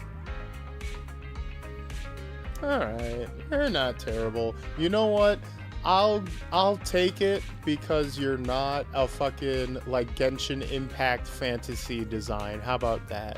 You're a return to the original design philosophy, at least, or at least getting close. You're getting closer to the original designs this game used to have. How about that? I'll give you that. Whoa. Is this whole house really just for the two of you? It's a store. Why does she keep asking about the house? What were you doing in my room? Miss Public Security Officer? Year of the Snake. Is there something Isn't it wrong the Year with of our the house? Horse? My brother and I always file our That's fire why safety everyone paperwork is and drawing business all that licenses on stuff, time. isn't it? Public Security Officer? Where? Are you asking us? What I mean is, why are the two of you occupying 5 whole rooms on this street? And why are there so many screens? But with that many rooms, you really do need all these screens to keep an eye on everything. This case specialist. What is going on with her? She doesn't seem to think of herself as a public security officer at all. Sorry, Miss Specialist. You've been wandering around our home for quite a while. Is there something else you wanted to say? Well, here's the thing. As the case specialist responsible for this commission, I must confirm your level of cooperation and offer guidance you need. So, now, go make the best bed in the house ready for me. If the commission gets delayed, you two unregistered proxies won't be able to handle the consequences. Oh, okay.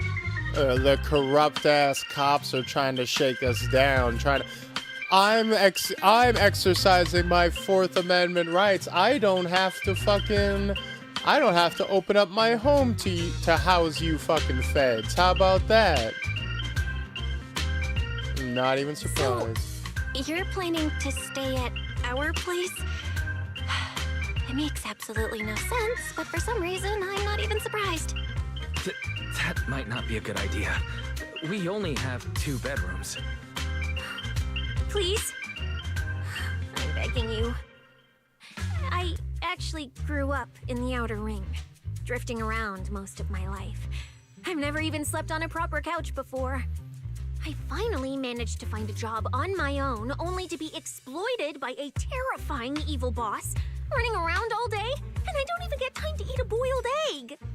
If even you two, the prince and princess of this grand estate won't take me in, then I'll be left to sleep on the streets yet again. Wait, hold on. This request...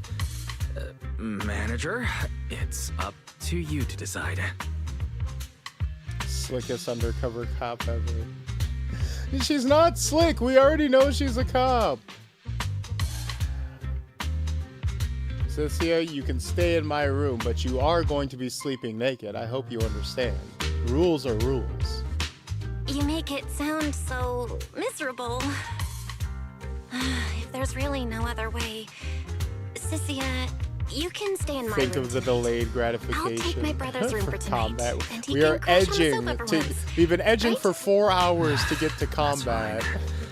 Like I said, the manager decides. Oh, the sweet release when we hit that first parry. You two kind souls.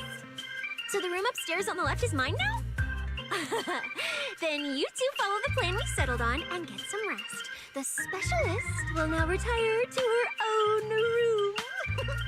That's not what I said. You swiftly catch Cynthia before she can sprint upstairs and arrange an early departure time with her for tomorrow. For tonight, you'll rest in Weiss's room. Don't do that! You're fueling the incest shippers! Why are the people from public security so weird?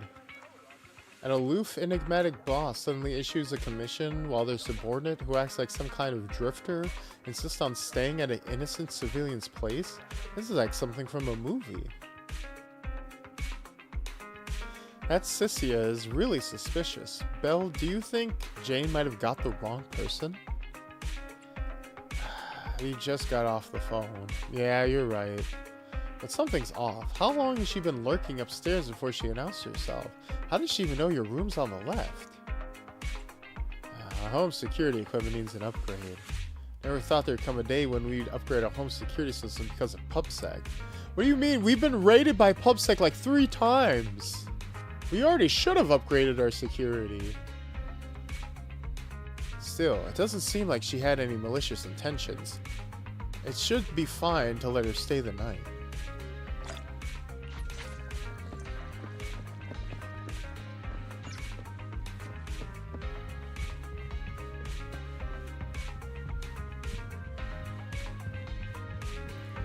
I swear to God, if you get your weird snake juices on my sheets, I will lick them clean. While making eye contact. This place is nice. You agree, right? Well, yeah, it's my room. Of course it's nice. Don't be so stingy. We're gonna be fighting together soon as teammates.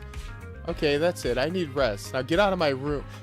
I swear fucking God. I swear fucking God. I swear to fuck. I'm gonna pull for you when you're out, just to leave you unleveled up. I'm gonna leave you at level fucking 0 for the rest of this fucking game's lifespan. How about that? How about that?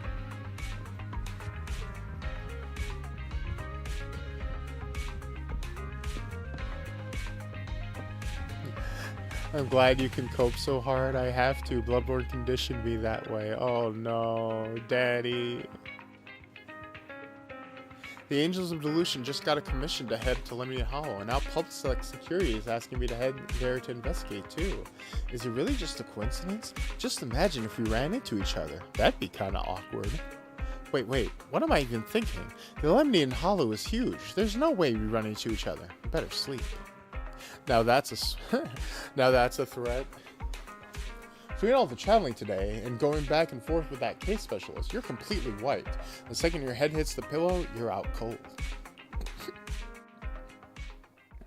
Maybe it was because you are subconsciously thinking about the commission and Weiss sleeping on the couch, but you wake up in a daze before the alarm even goes off. It's still early. I should take this chance to wake Cynthia and head to Wi-Fi Peninsula together. Gotta vacate the room so Weiss can get some more sleep. Why is the case specialist still inside? Is she not in a rush to head out? Knock gently. A suspicious commotion comes from inside. Cynthia quickly shuts the door behind her after coming out, even throwing her body against it in a pretty obvious attempt to block the view. I swear to fucking God. Ahem, good morning, my dear tenant. Tenant? What? Why so serious? No need to try and look around me. The room's fine. I even tidied it up a bit for you. Well, things are urgent, and Phylum Heights is pretty far, I think. Let's head out now. Should we take an airship or drive? If we really need to, I can pilot an airship. I don't trust you with literally anything. Also, we got blown up in an airship once, so... Oh, what kind of memory? Wait, don't tell me. You couldn't afford a ticket, so you snuck on board and curled up under a seat, but they found you quick and tossed you out mid-flight? What the fuck are you talking about? Ghosts? Are they scary? I'm way tougher than any ghost. Besides, if you're the ghost, there's nothing to fear. But hey, to spare the fragile little heart of yours, we'll drive. If we keep this bizarre convo going, Weisel's never going to be able to catch up on his sleep. Let's just head out already. Let's drive. What did she do to that room? There's so much snake juice in there, I swear to God. After getting bossed around by a civil servant who can pilot an airship but forgot to bring her driver's license, you end up playing chauffeur and driving her all the way to Phylum Heights. Whoa! This place... There's so much going on! Is she the source of all these Sissia hypno videos I've heard so much about? Oh god, is she gonna be like the snake from Jungle Book with the hypno eyes? That'd be crazy. It's because of Gilded Carrot Day. It's usually lively here, and with Gilded Carrot Day coming up, it's even busier. But let's finish the Holo Commission first and save the exploring for later. No, no way, I'm not going to that place. What I mean is, as a senior case specialist, I'm always very careful about maintaining proper boundaries when handling official duties in Wi-Fi. But to make sure you're supported, I've selected an exceptionally skilled Holo operative from our internal database, and she'll be assisting you.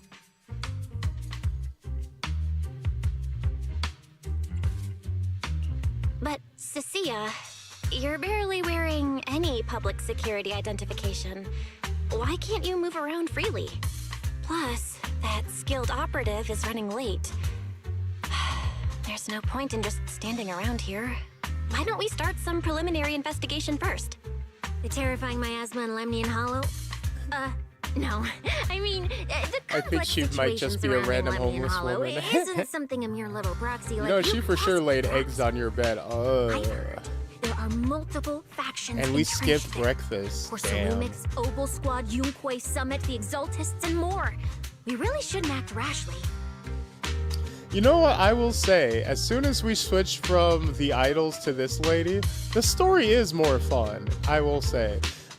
I don't need much. Just give me a character that, like, we actually bounce off of and have, like, a little back and forth with and some friction and, like, you know, like, just some goofiness, like, some actual shenanigans. Like, give me some banter, right? This is much more entertaining already, and it's not, like, that much crazier. Alright then. So we'll wait for that skilled Holo operative to arrive before heading out together. When will they get here? She replied to me on Internet, saying she'd reach Phylum Heights by this evening. Like, this lazy bitch doesn't even want to go into the holo to do her job. Internet. Internet? Which is the internet equivalent in this she's setting. An operative from the internal database? Oh, Hit her with the child support charges. We always use Internet to stay in touch. All right, don't start getting all paranoid. Wait. That place has egg rice noodle rolls? I have urgent business to take care of right now. We'll regroup at the cable car station this evening. So you see it takes off at a full sprint. It's still early. Why not head over to Suibin Temple for a quick visit? An intelligent entity really is connected to Lemnian Hollow. Shifu might know something. I somehow doubt I've never heard Yeshua anyone from knows Wi-Fi about Peninsula computers. mention anything about intelligent entities existing in Lemnian Hollow. Also, why do we need more talking? We don't need more talking. I don't need to talk to Shifu about fucking anything.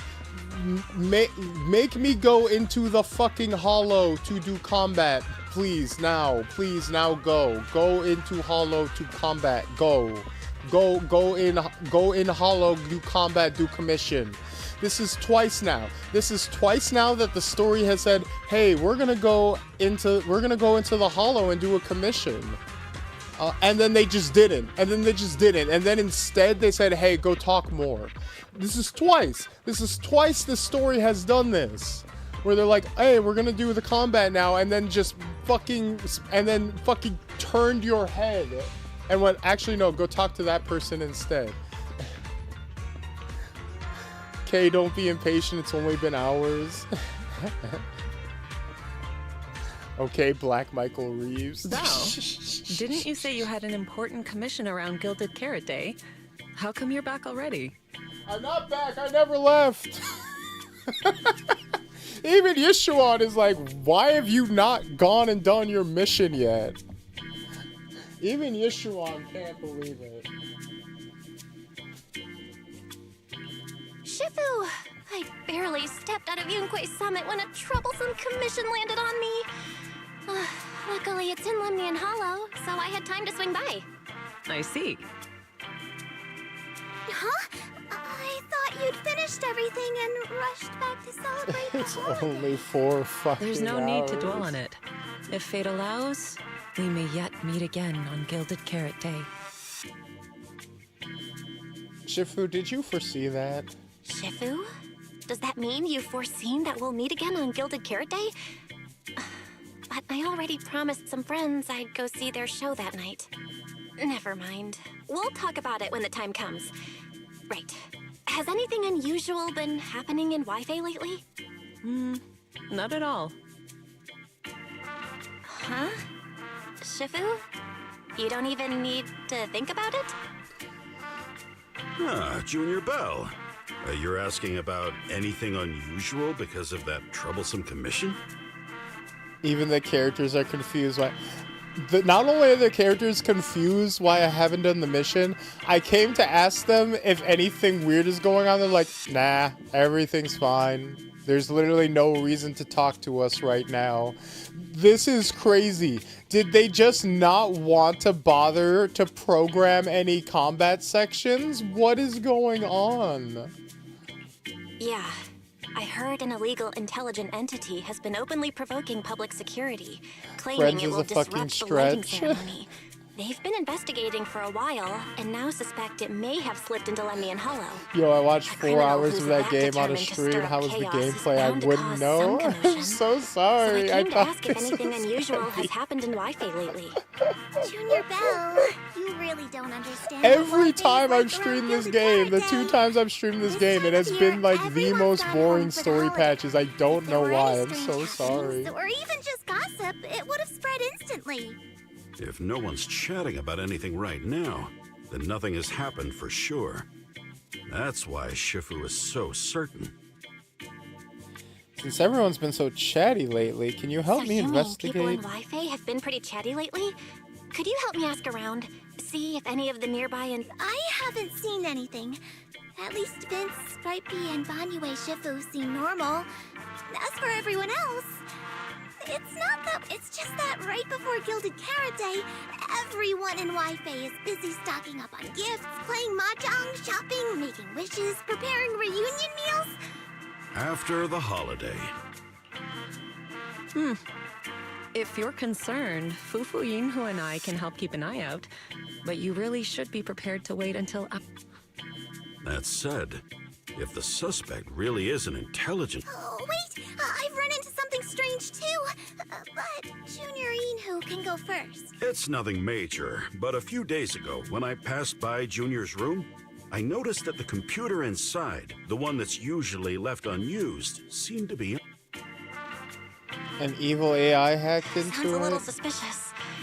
Maybe an advanced intelligent entity really is trying to sabotage Gilded Carrot Day. Did it sneak in and turn on our computer?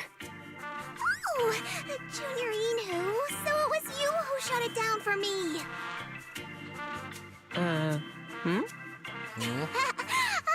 was using Junior's computer to download the recut version of Legend of the Tiger Warrior the other day.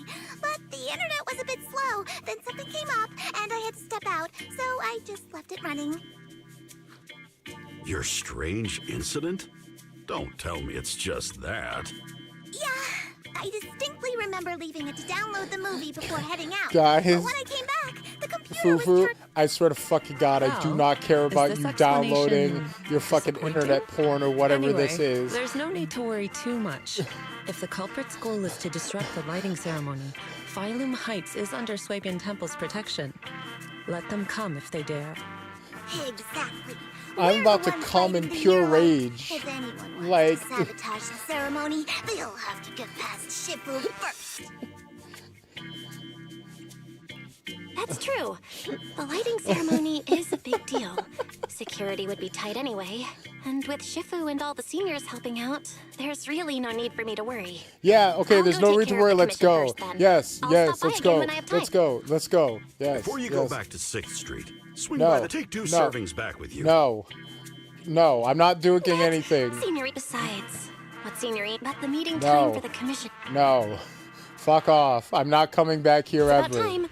You Let's can head over all to the cable die. car area and You meet gave up me with no. Cecilia. This was pointless. There was literally no reason to come here. I hate you. I hate you, Swabian Temple. I hate Young Koi Summit. I hate all of you. I hate this entire 2.0 fucking patch. I hate the past year we've spent here. I hate being a fucking monk. I hate learning the mystical arts. I hate all of you. I want you. If you all fell off a fucking cliff and died tomorrow, I would not shed a single goddamn tear.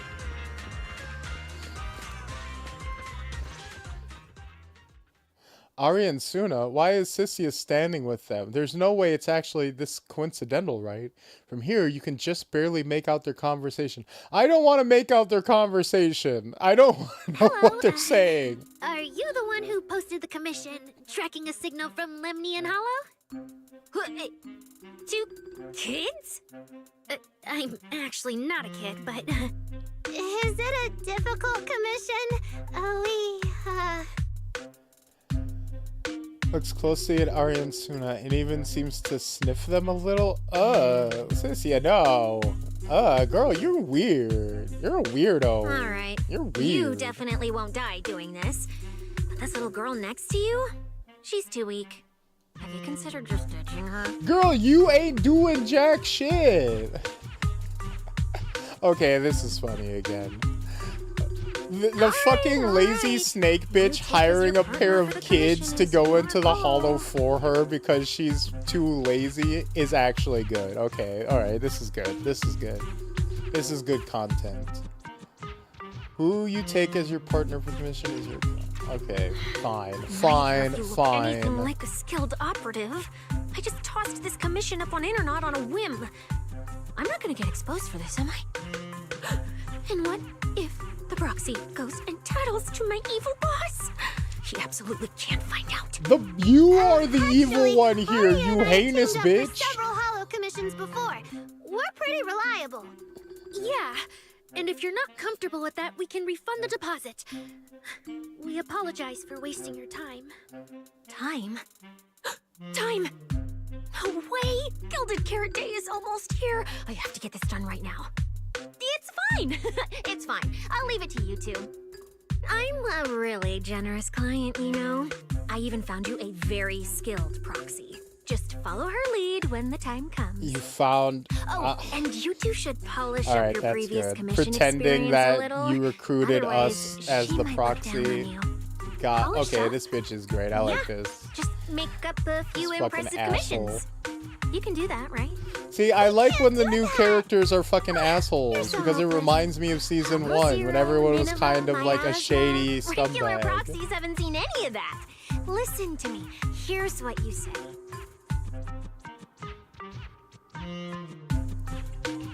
So the partners for this commission are Arya and Suna? Alright, the commission has to get done. Forget how Cecilia found them, and set aside the wishing sprite for now. But I can't let her mislead them.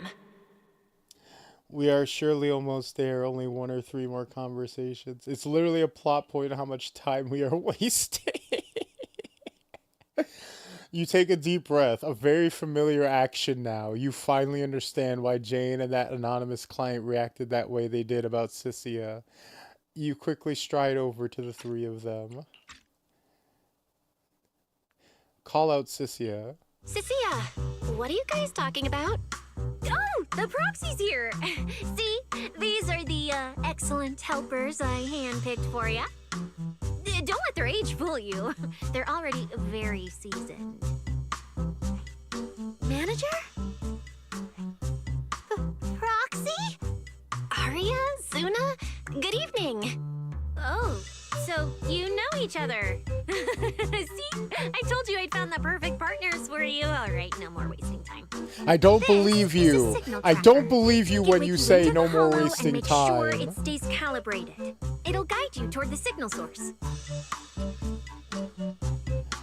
What in the fucking virtual boy is this? What the fuck is that? Did we decapitate Rob?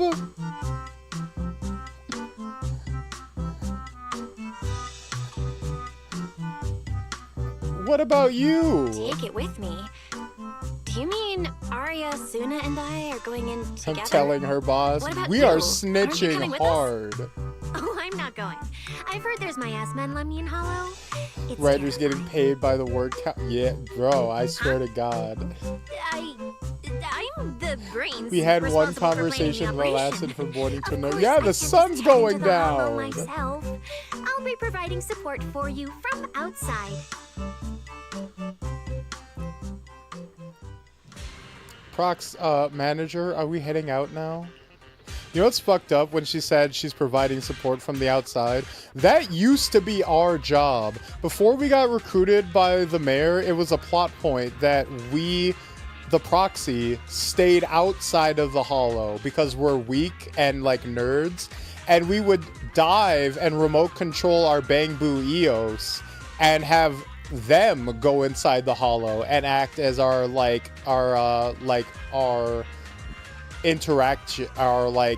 method of interacting with the agents. But after we, like, season 2, they're like, oh, we have to send the main character into the hollows with everyone, even though they're weak and a massive liability, and constantly almost get the other characters killed trying to protect them. So now we're getting to the point where the actual fighters, the actual agents are staying behind outside of the hollows and sending us in. It's getting to the point of parody. But I think that's intentional. I think that's them, like, taking the piss. So that's very funny. I'm totally fine. My aptitude for ether has always been really good. The three of us sometimes do some simple holo commissions together to help fund our group. Though this holo today does feel a bit unfamiliar. I don't care if she's hot, I'm going to kill her. I'm totally fine too. My aptitude for ether is pretty good. Been that way since I was a kid. Plus Nangon had a friend mod our weapons earlier and everything's in top shape now. Wait, seriously? That kind of price must cost a fortune. Not at all. Nangon's said that when she went to try out the VR stages at Lumina Square's HIA Club, she lucked out as the 10,000th visitor, so they hooked her up with this modification service as a freebie. Yeah, all our equipment's been modded to perfection. The HIA really knows their stuff. Can HIA really manage that? Lumina's HIA Club basically just handles rookie signups and training sessions. No way they'd offer weapon mods, especially not for free. That kind of service is crazy expensive. Don't let her say some last words, otherwise we'll be there all day. We're going on a mission with 2 little kids. Literally, she said no more wasting time, and we're still here clicking through dialogue. But wait, did Nongong keep going on about winning 500,000 Denny jackpot and stuff like that before?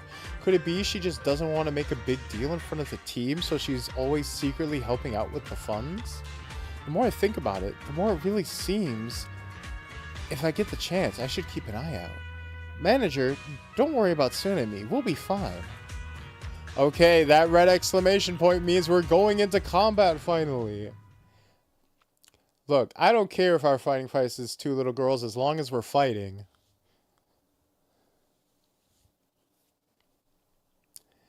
And with that, guys, unfortunately, I'm going to have to cut the stream here. We are out of time. No!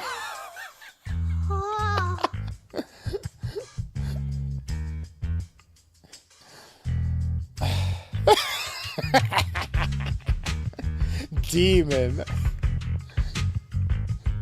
I didn't expect that. You're ow.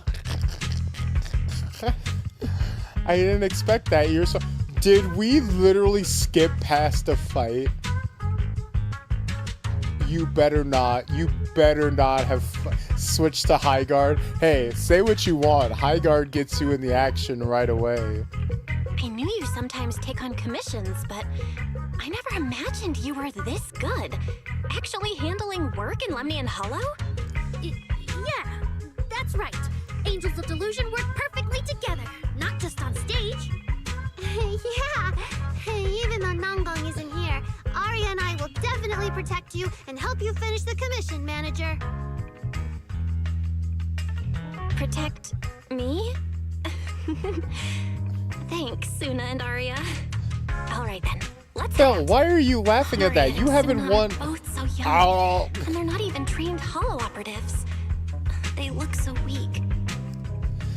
Bill, you have not won a single fight in your entire life.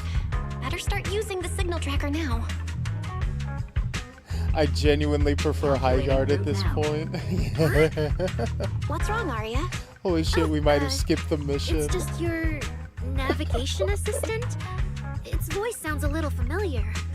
Understood. Providing more voice options now. Current voice pack. Thoughtful AI assistant.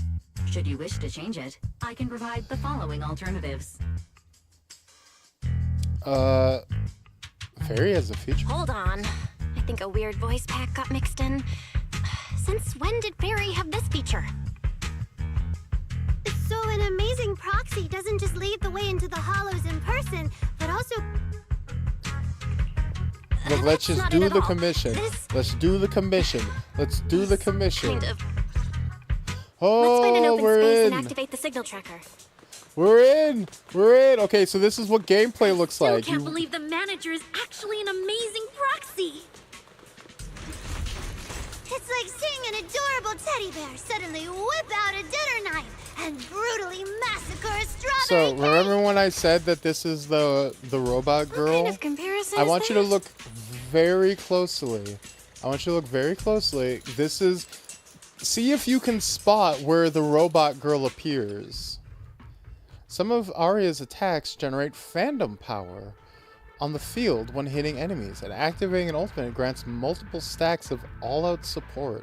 While charging by holding a basic attack, if all-out support is active or fandom power is present on the field, all-out support of fandom power is consumed to quickly increase the charge level. This heavy attack of the third hit of basic attack, perfect pitch, triggers a bloom when hitting a target suffering an attribute anomaly, with additional damage dealt if the target is stunned. All right, leave it to me. Manager, if I start to look different, try not to freak out, okay? Alright, did you see it? Did you see the robot? Hit the beat. Did you see the robot form, guys? I know you might have blinked, but...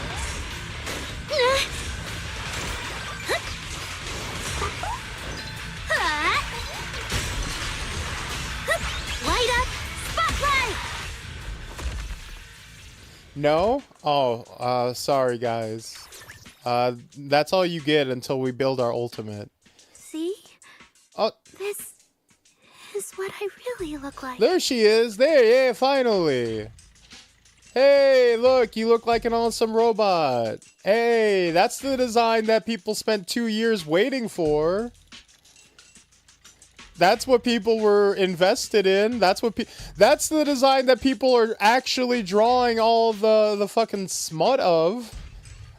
I don't think I've seen a single piece of fan art of the human form of this character. People just want the clanker of this character. But that's not what they put in the fucking game. Arya, that was incredible! I've been wanting to say it, but watching you take down those ethereals really made me feel safe. Huh? See? Arya, I told you everyone would like the real you. But I'm an intelligent construct who deceived everyone with a projected image. I'm not the pretty girl everyone likes at all.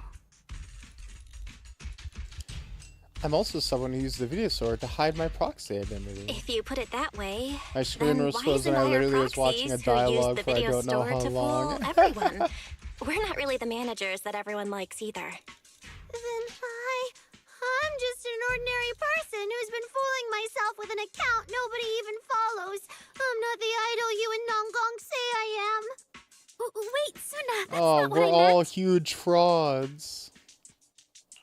Arya, you've noticed it too, Oh, look, right? she has like cool, like Everyone little has their own LED little secrets. expressions on her eyes and Meridu, shit. an That's so intelligent much construct cooler than her performing with a human generic girl fucking projection human is as expressions she's normal been as using putting on this whole makeup time. Or changing outfits. Look how cool that And is. besides, if you weren't such an Wow. awesome intelligent construct, this commission would have gone sideways. Let's find the signal source first. Then we'll get somewhere safe and give you all the praise you deserve. Okay. Arya turns the projection. No! Turn it off! Arya, you're so stingy. I haven't seen that cute, round look of yours in ages. I want to be the big sister, too. Once we find the signal source, how about I turn off the projection and go to Yomcha scene with you, Suna? All right. Didn't that weird client just say we gotta activate some signal tracking device and go wherever it points us? Yep. This is pretty open. Want to give it a shot now? Let's give it a try.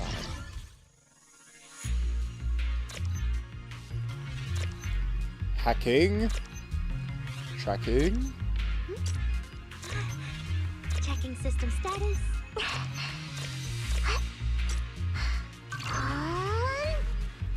Picked up 2 signal sources. Let's check out the closer one first. Okay. And they had a gold mine and turned it into bland white rice. Because that is literally just that. It's literally There that. might be some good And stuff they've inside. done this so many times. Oh my god, it's a mimic. Activating EX Special Attack increases attack for all squad members. Activating EX Special Attack again activates Ether Veil. When any squad member activates an Ether Veil, or when an enemy on the field enters an attribute anomaly state, Suna gains a certain number of claw sharpeners.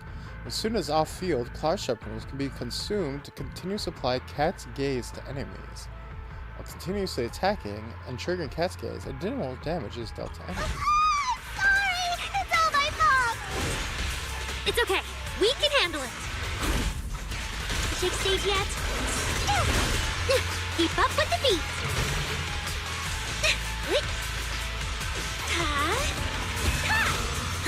Arya, look at the camera.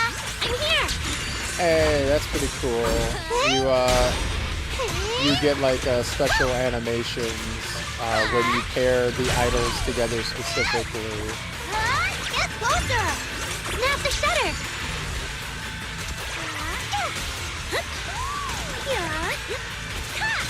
Keep up with the beat. Angel Okay, so look, here you go. You get one. This is the one animation that actually has the robot in it.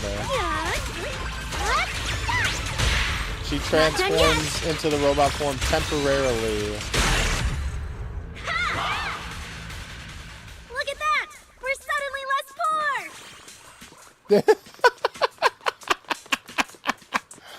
Okay, that was funny. Okay, oh, you know what, game? You know what, game? Okay, you're cool. You're good. Hey, look, we're suddenly less poor.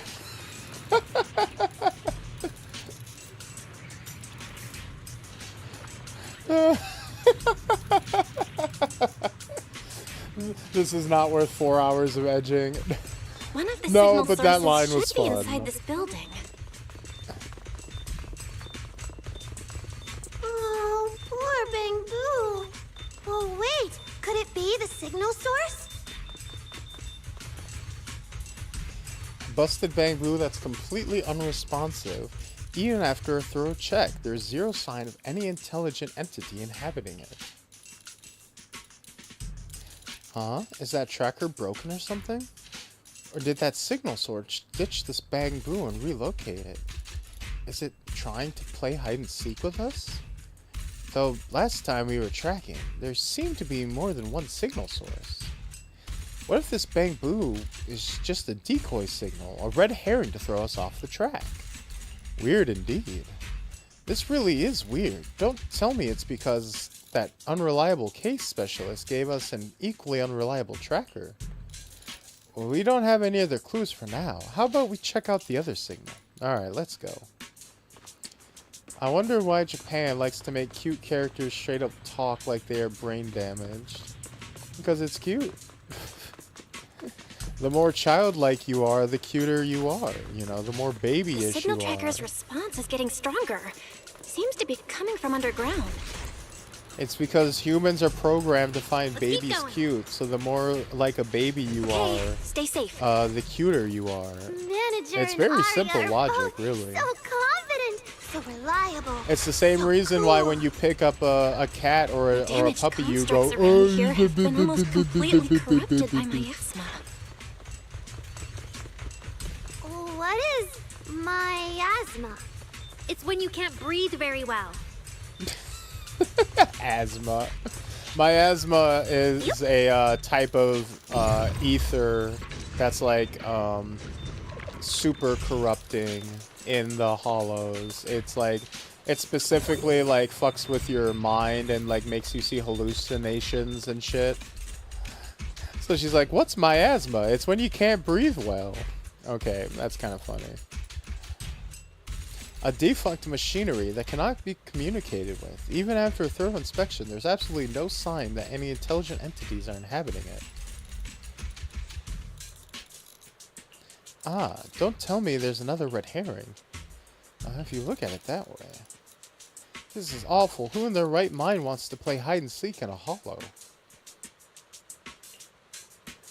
This is why cuteness aggression is a thing. Yeah, exactly. Manager, let's hurry and test that signal tracking. I really don't want to stick around here any longer. Hold up, Arya. This place is pretty open, so it shouldn't be perfect. What do you think, Manager? Sure, let me try.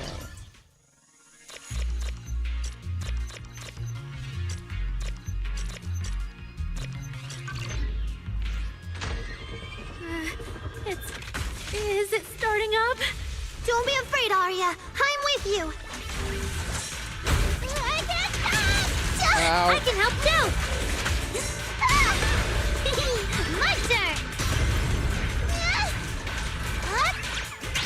3, 2, 1! What a grand entrance! Hit the beat! To shine for everyone! Okay, that's pretty cool. I'll take See, it the from thing here. is, the combat feels so satisfying. I know it doesn't probably translate visually, but like the feedback, like the vibration, the chunkiness of the hits, like it always feels really good to play. Like that's kind of the thing that will always pull you back. It's just that like hitting the buttons, I'm a construct created for it. like is just very nice. It has great If I game can't protect feel. everyone, then there's no meaning for me to exist.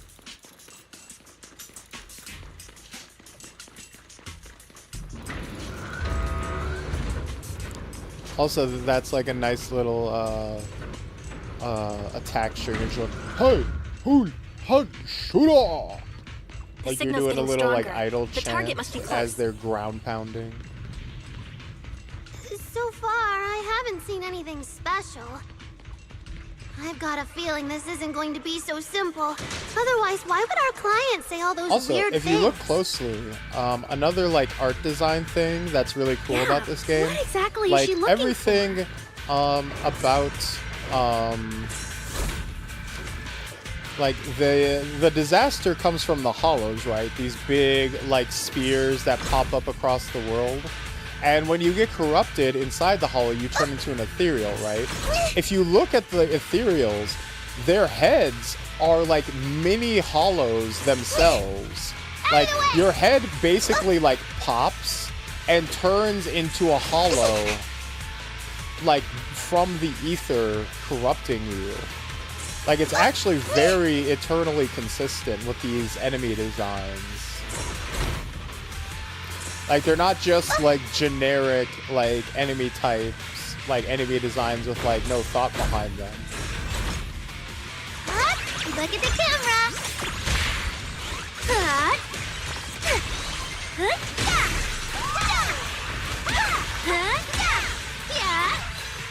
Get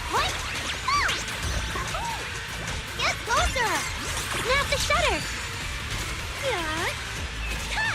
Hit the beat.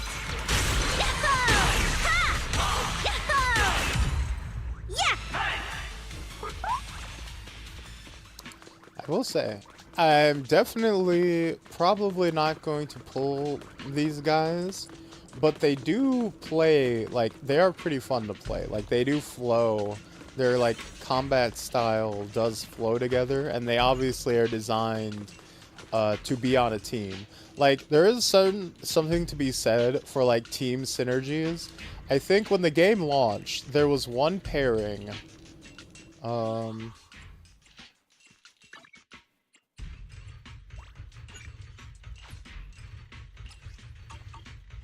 there was one pairing in the game of characters that you could have. It was the big bear guy and the little redhead girl.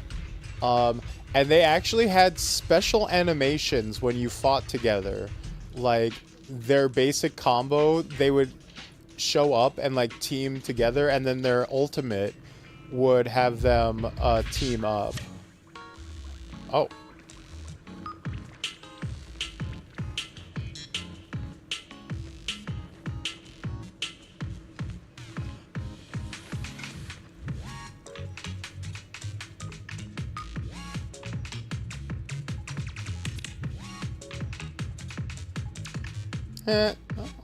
Okay, you're cute. You're cute, game. Okay, fuck you, Zenless, you're cool. You're not justifying the bullshit you just put me through, but, you know, you're cool. But, like, when the game first came out, there was one pairing of characters where they gave them, like, super unique animations for when you team them up. And then they never did that again. They never made another, like, team-up animations, because obviously it's a lot of work, right? It's a lot of extra work for something that players might not do. Like, you know, the players might just not bother to pair the characters together. But now with the idols, they actually are doing it again, which is cool. You know, I'm glad they're doing it, finally. Should have been buried long ago! Don't you dare hurt my friends! Oh, so these guys you're willing to put in the fucking robot form the whole time. So you can. So you're capable of making the robot model be in combat the whole time. You did have animations prepared for the robot model to be in combat the whole time. That's crazy. Wow. Calibrating. I would have sent all the bad guys flying!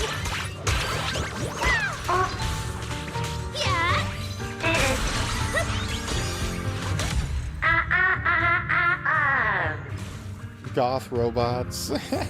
Weren't someone literally talking about their goth robot, GF? Two constructs. Arya ravaged by corruption. Crumble after taking that final blow. Arya stares silently in the direction they had appeared from, her logic core pounding wildly like a heartbeat, erratic and intense. I'm sorry, I don't have the right to put you to rest. If one day I revert back to being like you, a construct with nothing left but hostile instincts, When that time comes, we'll rest together forever. If there really is such a day, I'll take it as punishment for the moments of happiness I've stolen these years.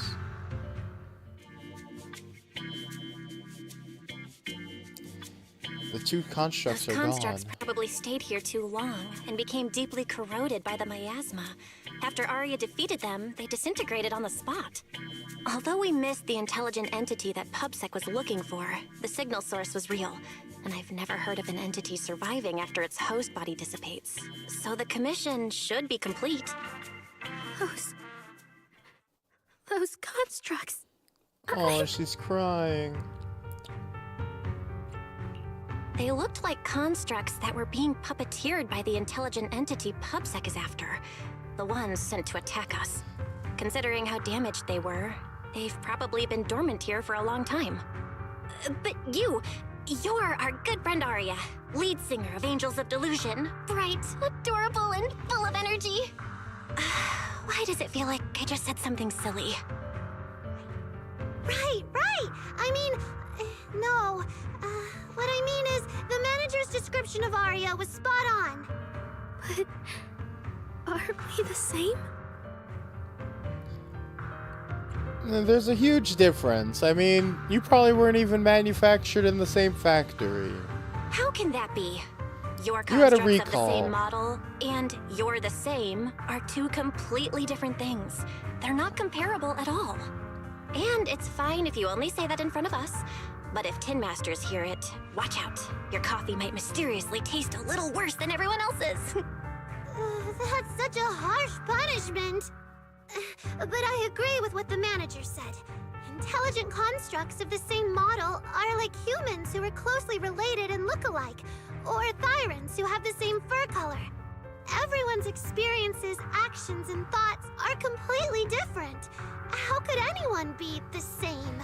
Yeah, If Arya, you think that just because you have don't the be a same eye self-hating patch and skirt hem as racist. they do, you should be the same, then how could an ordinary human like me, who doesn't even have wings, be called an angel of delusion with you and Nangong? But I'm not an angel either. I don't care! I saw your wings and halo! There's a huge difference. Those were darker in color. Suna makes a good point. And she really did put a pair of little wings on her backpack. Was that why? No, that's totally different. Intelligent constructs aren't quite the same as what Suna was talking about. Humans who share blood and look alike can still live very different lives. And even Thyrans with the same fur color can have totally different personalities. But intelligent constructs aren't like that. I remember everything. The reason we were created. What we went through. The long dormancy we fell into together. Arya doesn't look right. I need to change the subject. At the very least, we have to get out of the Hollow ASAP. Let's not stay in the Hollow any longer. Since the commission's done, we can talk about the rest once we're out. You give... Really? Already? Well, we could stay in the Hollow a little longer. Maybe a boss fight? You might be right, manager. I realized I might just be getting a little dizzy from staying in the hollow for too long. Am I gonna turn into an ethereal? If you do so, can you do so quietly without crying? Foxy, can you find the nearest exit? We need to get out fast!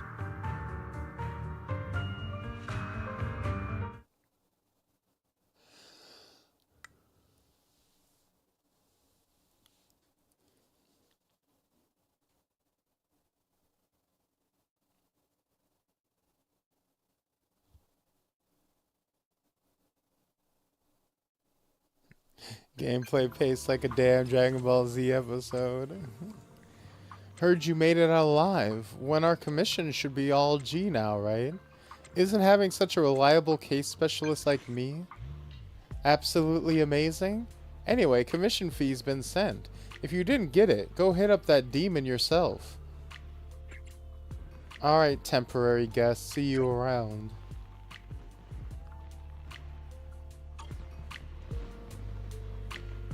Just messaged the client, and she immediately wired over the commission fee.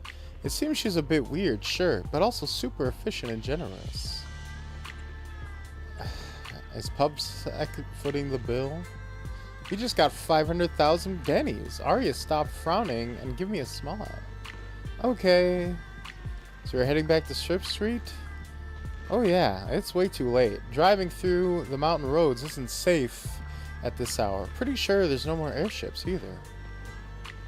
Alright, come back to Swabian Temple with me for the night. Huh? Wait, really? You not only run a video store on 6th Street, but you're a master proxy and a disciple of a mystic sect from Wi-Fi Peninsula? That's insane. Even Arya is making fun of me. But I've heard mystics have super strict routines. We're not going to get dragged out of bed for morning practice tomorrow, are we? Yeah, I'll tell them you want to join the morning routine soon, huh? It's really late.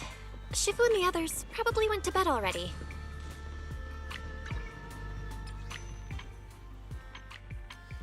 All right. Okay. So, I think we are probably going to leave it off there for the story content for this stream. Listen, you might have had to destroy some family yours, but I think Moolah, we just made the oil money this morning. But how about we try out some other content for this game? Let's try out something that's not running through mountains of dialogue. How about that? We can try something a bit more engaging, right? Because we got more stuff going on in this game. For example, it's Valentine's Day, is it not? Why don't we try going on a date, right? You can actually have light dating sim elements for this game.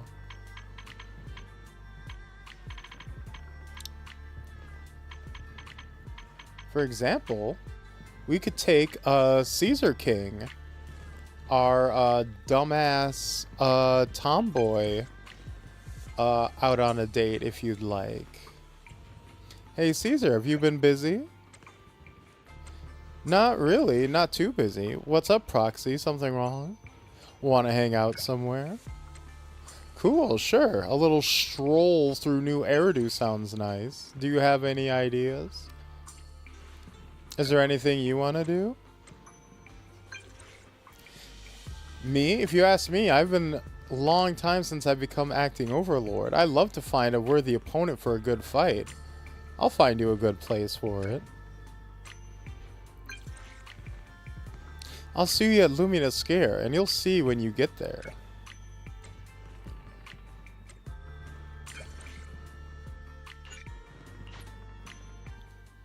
You meet Caesar at Metro entrance at Lumina Square. I knew it's a JRPG, exactly. What's your top dating pick? Let's see, who have I... We'll have to scroll through once we get to the actual menu again. I haven't maxed out Caesar yet, so that's why I decided to go with her. There you are, Proxy. I was worried I went to the wrong place. Is there really a place to fight in a bustling place like this? Of course, it's right up ahead. You always got a lot of ideas. When you talk about a good fight, I feel like a different from an ordinary brawl. Well, since you say it's ahead, let's go. Also, damn, you are also a tall lady, aren't you? My big mama muscle mommy.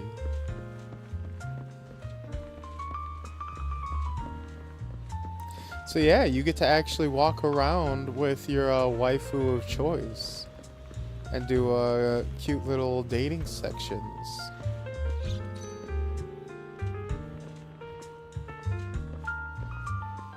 Granted, it's not super deep or anything. Isn't this a Hollow Investigation Association? I never really figured out exactly what they do. Here, is this the place you're talking about? Tell Caesar about the VR game.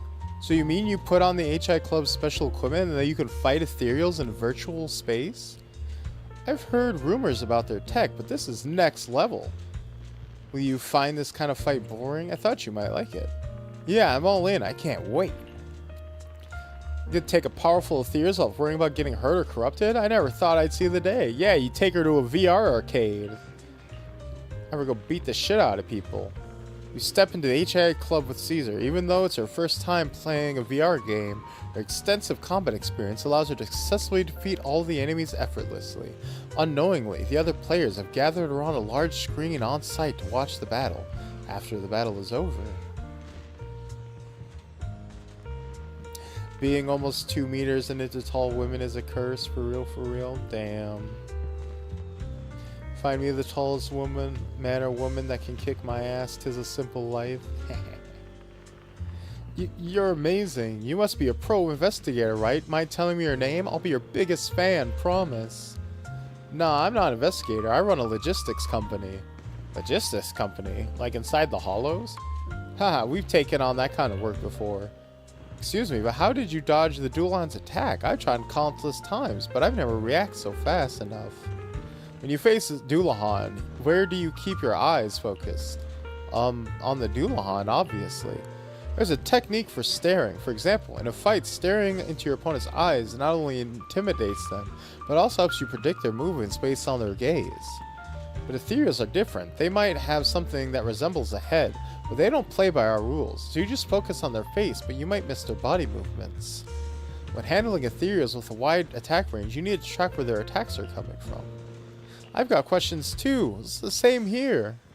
After quite some time, the crowd gradually disperses. Sorry for the wait, Proxy. You were really patient with everyone. Huh. Fighting is my thing. Get me started on combat and I just keep talking. Most of the players are beginners. Most of them probably haven't even seen actual combat. With some advice, they can steer clear of the usual pitfalls. The association did a good thing by developing this game.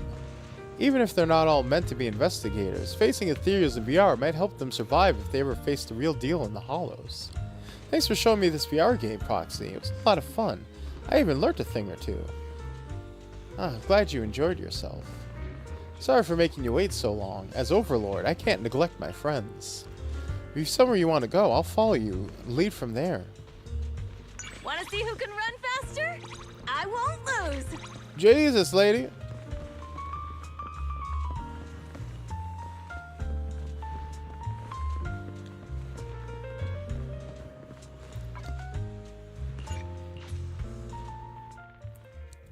Damn, we get NTR tonight. I have to say, they took all the attention away. But,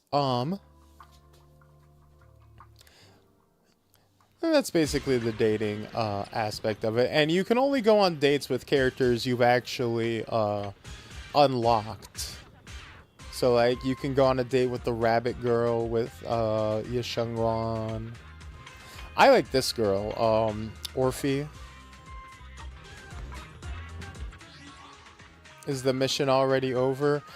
We're gonna be done with the story mode for tonight because I do have to go to work tonight. A mission needs some. And I don't know if I have the time to invest in another 2-hour cutscene. But yeah, this is the girl that I think is one of my favorite agents. She's Orphe and Magus. Basically, her whole deal is that she's essentially the same character cloned twice. So essentially, Orpheus was a highly skilled soldier back in the day who died in the field, and they then took her body, cloned her consciousness, and put it into a intelligent construct, which is the gun on her tail. Like the gun you see with the blinking eyes, that's Magus. That is the personality and mind of the original Orpheus, the original soldier lady, turned into a gun by science. And then they took her body and cloned it into the girl you see, Orphe, and made a, like, innocent, young, like, clone form of her who doesn't have her memories or, like, experiences, but is just her body recreated.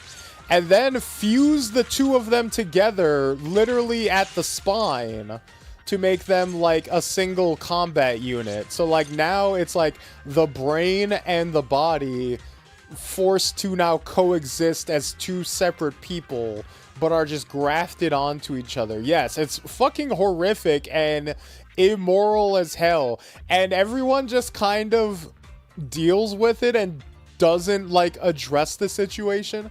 And it's extra fucked up because intelligent constructs exist and have rights, and there is literally no reason why they can't just make Magus a separate body, because keep in mind, Billy exists as a separate built robot body. Banui exists as a separate robot body, and we just got done talking to Arya, who exists as a separate robot body. There's no reason the military couldn't have just built a independent robot body and stuck Orpheus's brain in that instead. They went out of their way to do this in the most fucked up way possible, because the military in this world is just fucked up like that. Like, it was, like, literally the plot is just, it was part of a fucked up military experiment that they did kind of for shits and giggles to see what would happen. And then, like, as compensation, they got made, like, the captain of their own squad, as like, hey, sorry about that. Here's your own squad to make up for it. The military is notorious for being cheap. I feel like this is more expensive. I feel like creating a fully functional living clone body to then graft onto is more expensive than just making a robot body to put her mind into.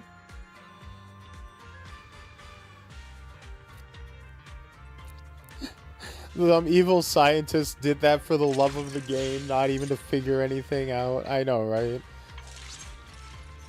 And, like, yeah, so they have, like, a very fun relationship, though, where, like, Orphe, the girl, is, like, very, like, timid and shy.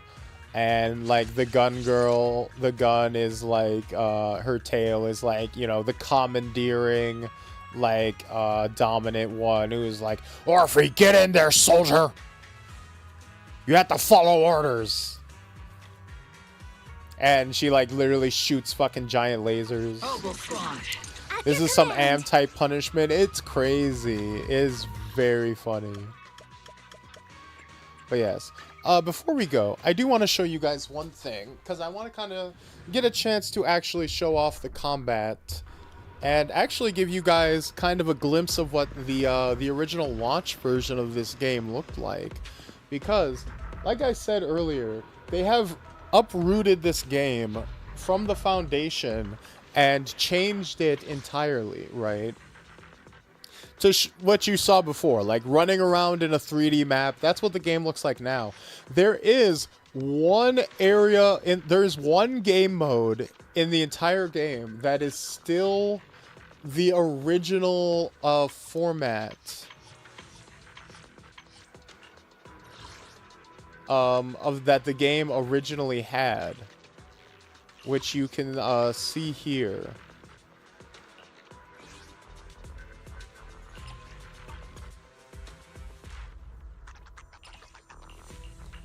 And with this, you can kind of get a glimpse of what the game originally looked like. They needed a Jekyll and Hyde character. Yeah, no, it's a really cool design. It's a really cool, like, the idea of having, like, a dual character with, like, 2 personalities. It's really cool, like, having the...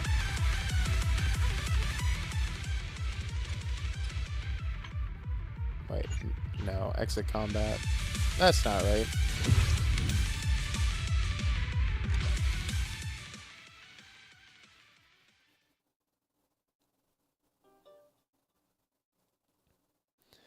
Did I click on the wrong one?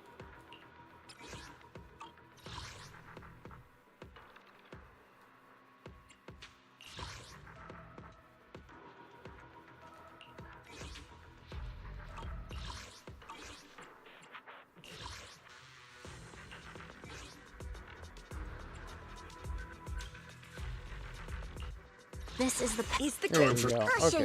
Where we go? What brings you here this time? There, promise. Numbers. If you... Standing by. Dun, dun, dun, dun, dun, dun, dun, dun. Ooh. Okay. Erratic. I've got. I am the. So this is Hollow Zero, which is the roguelike mode for the game. At your command. I'm at your... Hello. Which again, kind of is like a carryover from the original style of the game. How can I help? Promise. Is the we fighting? Take me. Or at least I think it is.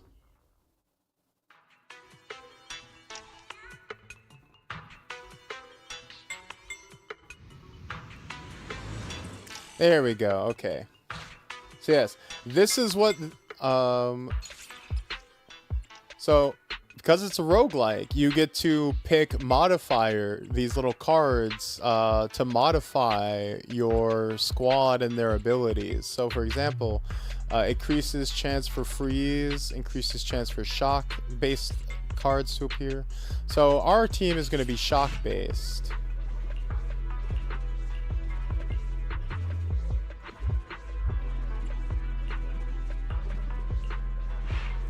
Commission start. So as you can Objective. see, this is what the Clear game Old originally Capital looked Metro. like when it Core. launched. This is called TV mode, where because you're not in the Hollow with the agents, you're a proxy, right? You're the like nerd in the chair sitting at the computer tracking them as they move through the Hollow and giving them advice. Like you're like telling them where to go, right? You're guiding them. So basically, this is supposed to represent what your main character is actually seeing. You know, you're watching as they're going through. So this is what basically every game mode used to look like, where you would walk around and maneuver, and you would collect modifiers and abilities to boost your squad up and modify them, kind of like Slay the Spire. Can you use the Hammer Woman? I didn't unlock the Hammer Woman, unfortunately, unless you're talking about the redhead.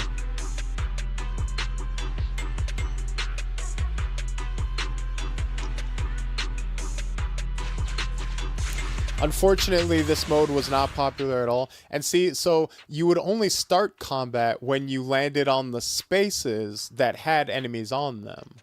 So it was almost like a board game where you would like plan out what spaces you wanted to land on and select, because they would have like, you know, some of them would give you abilities, some of them would like be shops, some of them would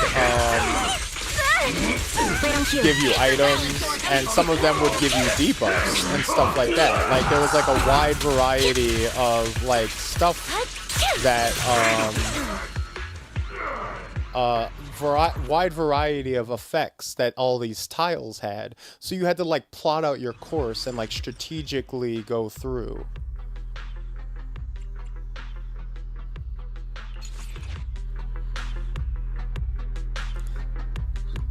So your job is literally sit in the chair and just watch them girls, maybe throw some advice from time to time. Basically, you're the guy in the chair. And yeah, it is a very cool mode. You're wearing the cup chair.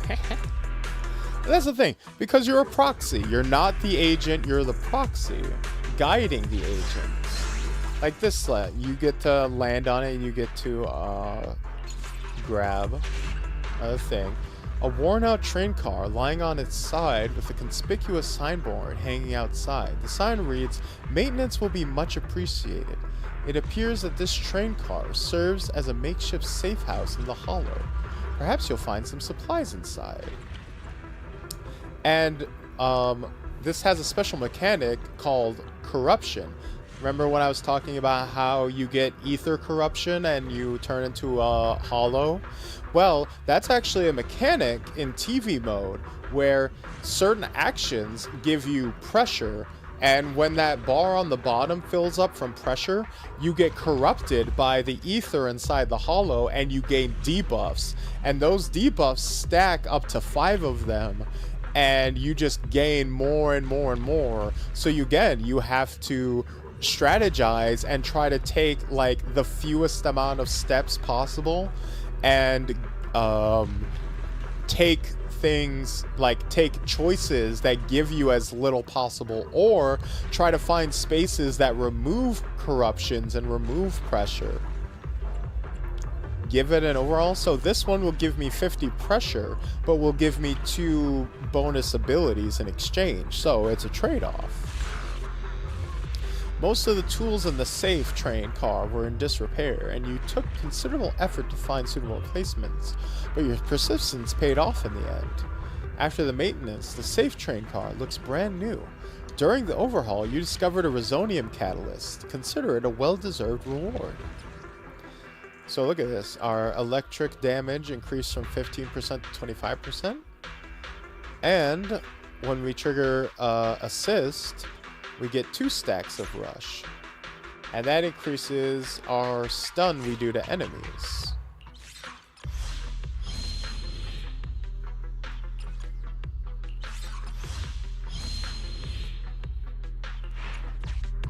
This seems so much cooler than what we have now.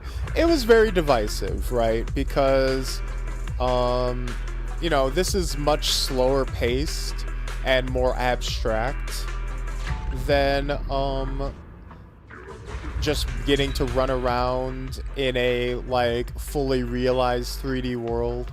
And they, you know, there are negatives and positives to both.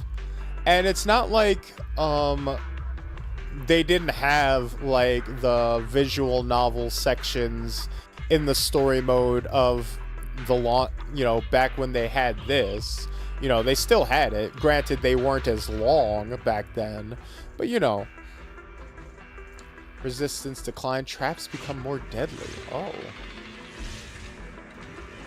Removes a corruption effect and opens the valve.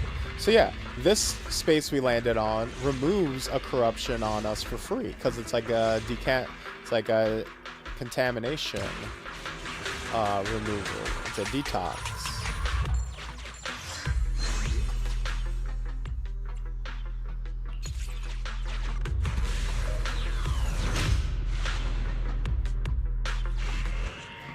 You're now in a special area. Violating exploration.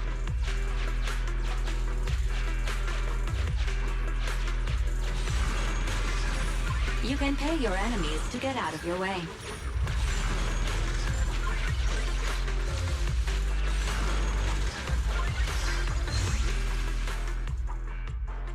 Inflicting shock on enemy subframes generates 10 energy.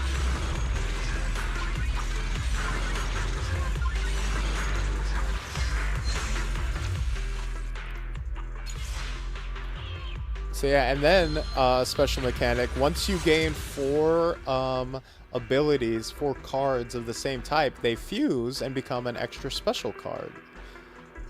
So when we do electric damage and we trigger the like you know, special status effect, we gain an extra bonus to our damage, you know. Just a little cool, you know, your standard kind of roguelike stuff. Nothing super crazy, but it's very fun. It adds a lot of replay value. This is probably like the most fun mode as far as like endgame style stuff.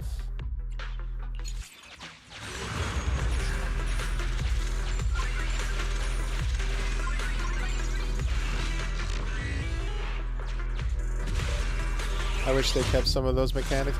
And it's interesting, like but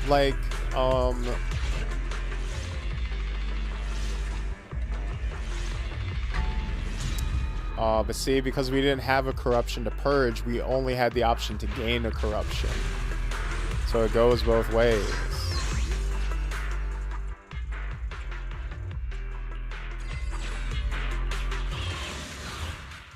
And now we go into a boss.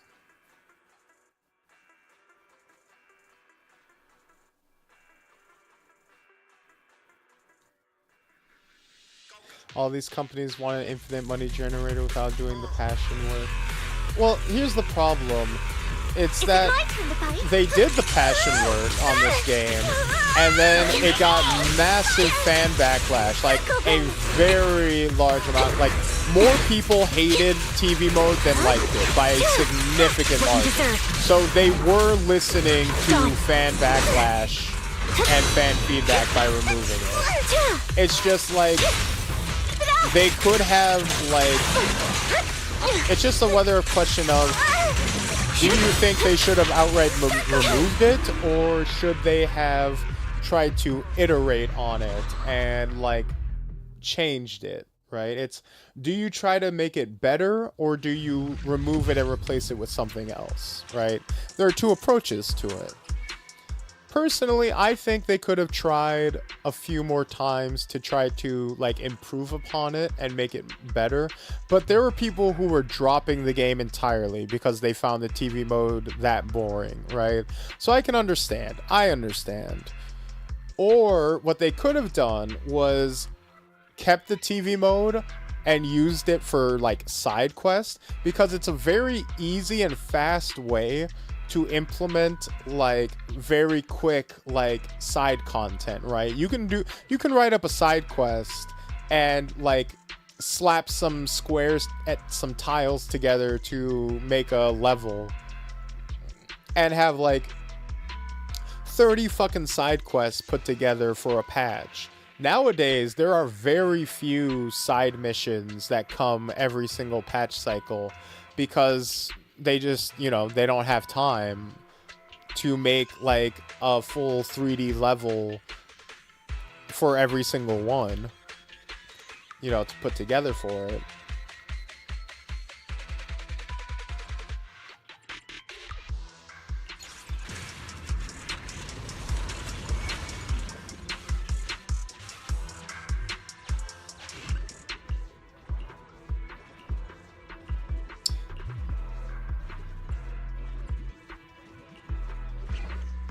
Get rid of this corruption. Thank you. Ow.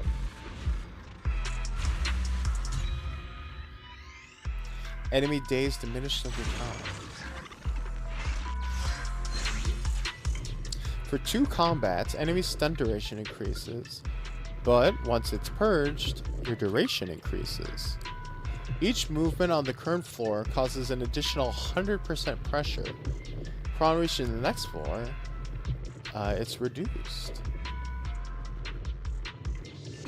Let's do the crit rate.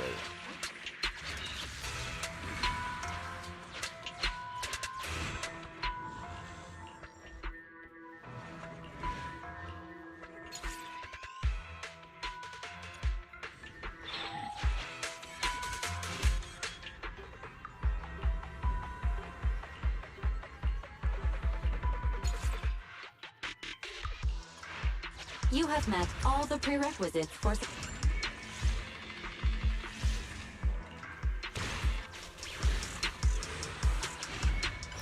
I think I have to go after this boss. You all have a wonderful night. Take care of yourselves. And by the way, I had a wonderful time yapping during the visual novel section, so don't worry about it. Oh, thank you, Daddy. I'm glad you had a good time.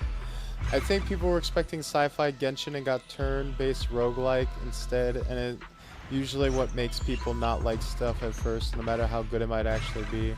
True, that's definitely fair.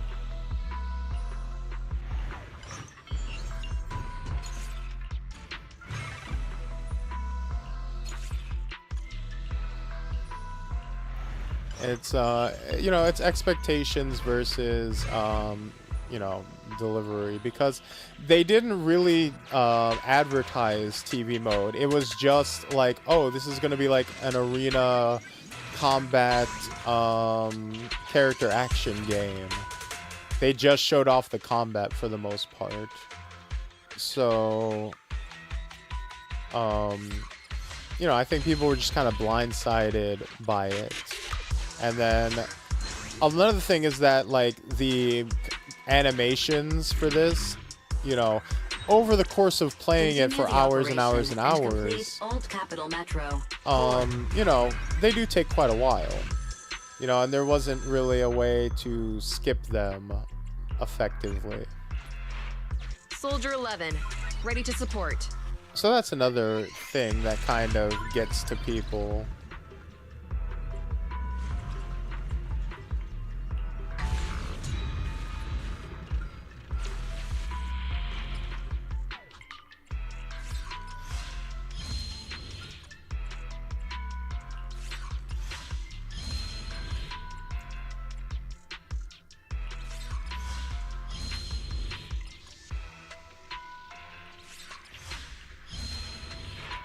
Pressure is mounting. Please adjust the battle plan.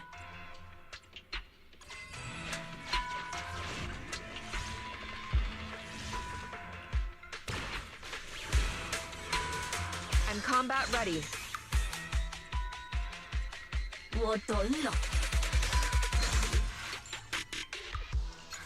An accurate assessment. Oh, that's super important. Unskippable, completely kill the game sometimes on its own. True. And also keep in mind this is a phone game, so like having unskippable animations on a phone game, also very, very bad.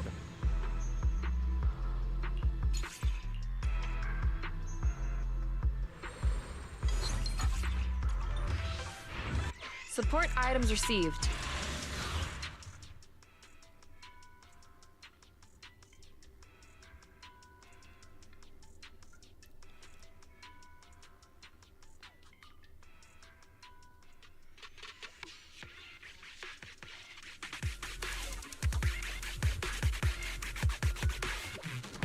Reporting in.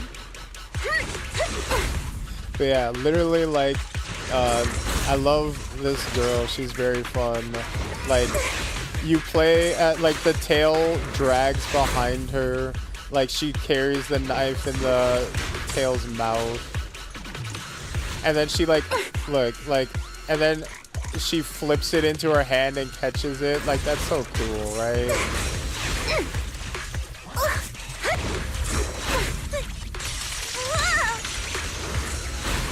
And then when you get the full charge of that meter underneath her, What a magnificent fight, you get to fire the fucking full-ass laser.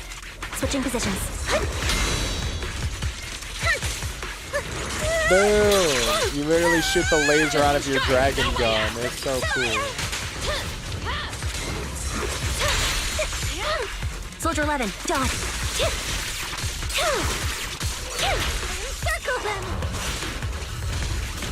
And then even when you're off screen, Orphe will still come in and attack for you because she's what's called an a sub DPS, where she will literally come in attack while you're off screen, while she's off screen. Like, she's a very, very cool character. Literally, you can see her like in the air, like fucking chilling. Have you ever looked at Valhalla? I've played like I think like 2 nights of it, like 2 in-game nights. I've always wanted to get into it, but I just never got around to it. Like, I bought it like goddamn like 6 fucking years ago. There's a line between not changing anything and completely overhauling a game, and they went too far over the line. There's definitely an argument for that. Like, it's one of the things. It's really complicated, because everything they've changed has been things that people have asked for, right? Like, removing TV mode is something that a massive amount of people asked for. Like, all of these things are like, obviously, like, adding in, like, a 5-hour dialogue story mode is not something people ask for. That's just, unfortunately, the story in this patch isn't very engaging. And that's, you know, that can happen with any game, with any patch. Is just, you know, it's kind of a dud. But, like, you know, and it got better. Like, when the Snake Lady came in, we started having more fun with it. It's just the early part was very boring. But, like, you know, it's not paced well. But, like, that's, you know, as far as, like, changes, they've all been, like, mechanical changes have all been relatively well received, you know. They've made a lot of quality of life changes that have been good.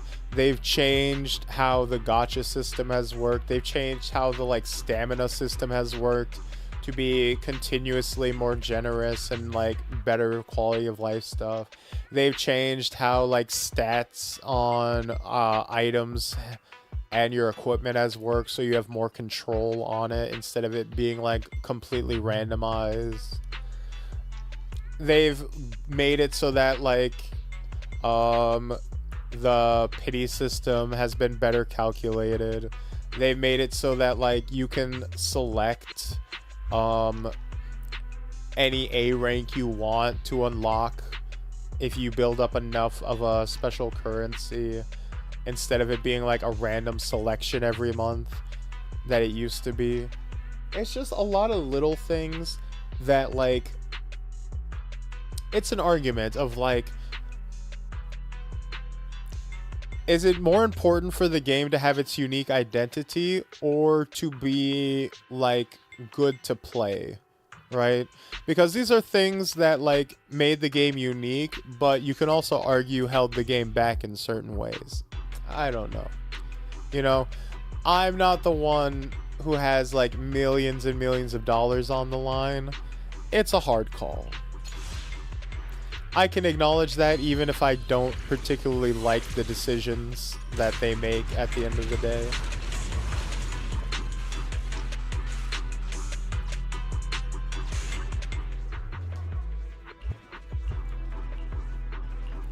And it's one of those things. I do think that they care a lot.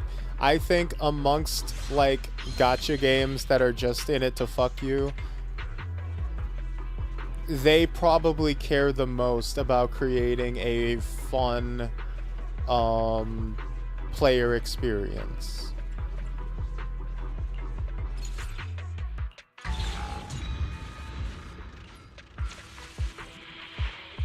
Pressure is mounting. Please adjust the battle plan.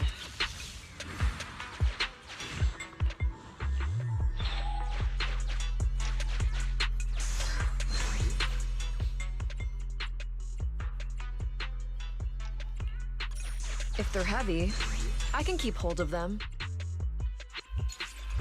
An accurate... No one wants their game to fail. Obviously, yeah. But, like, well... there are some people who want their game to fail, judging on the decisions they make.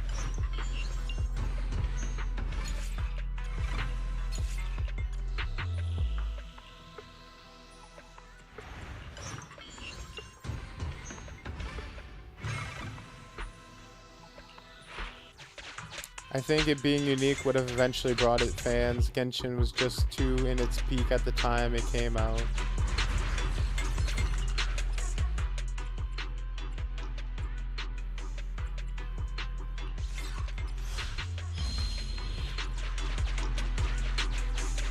Thank you.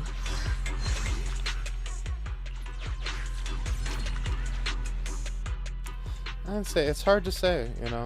There's a lot of investment and stuff on the line, and like I said, I don't...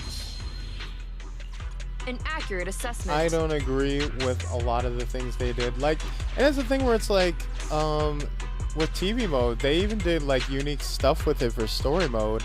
Like, there's a story mission where they're investigating a, like, haunted, building. Continue the operation And they complete turn Old all the Capital lights Metro off Core. in these, like, on the board. And they give you, like, a camera that you have to, like, use the flash of it to light up the board and, like, literally kill on board ghost tiles that are, like, attacking you and haunting you.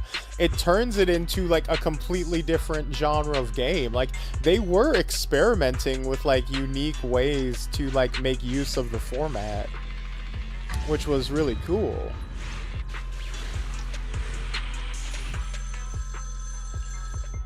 It's just a situation where,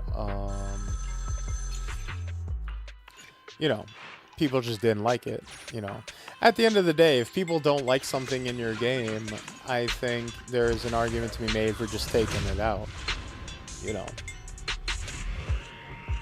If, like, that many people are screaming out for it.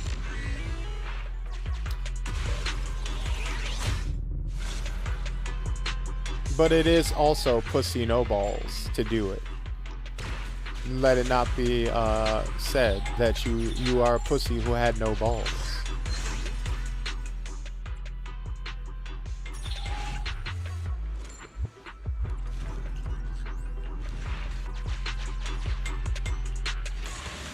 Alright, I think this is the final boss. So we've built up a rather strong character with all kinds of crit bonuses, electric bonuses. So our hot girl squad is gonna basically tear through these guys like tissue paper. Leave it to me, Andy. Especially because we got this cool sniper girl. Here, the melody of combat. Suppressing! Suppressing position. Show no mercy. Fire support ready. Move behind me. Am I keeping up? It's time.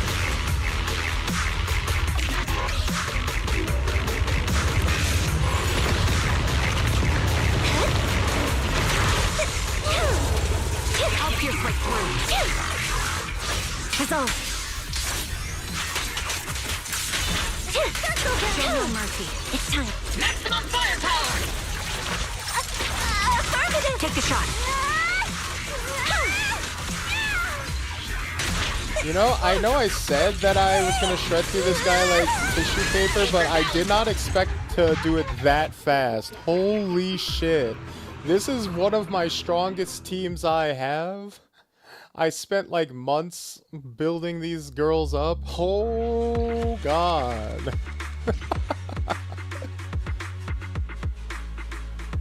That was a 24 seconds basically.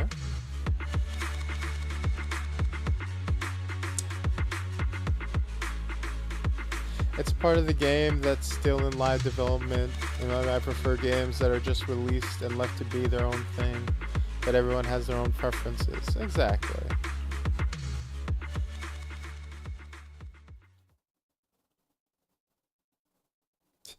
Months of work for sub 30 seconds of play. Hey, that's how it goes.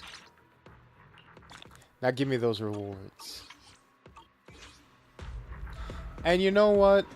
I said I wouldn't pull the idols, but since we're here, since it's a special occasion, why not? Let's just fuck it. Fuck it. Let's blow these 4 pulls I have on them anyways. Let's go. If we get it, we get it. As a treat. Nope. You get ball.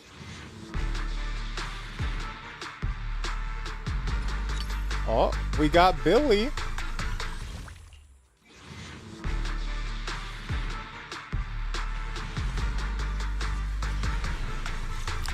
We got nothing. We got a ball. And last chance. Boop.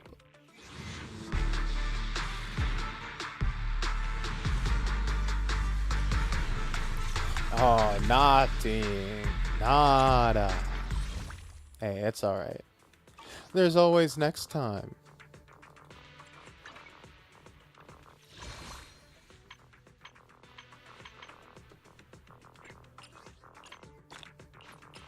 Alright. Thank you all.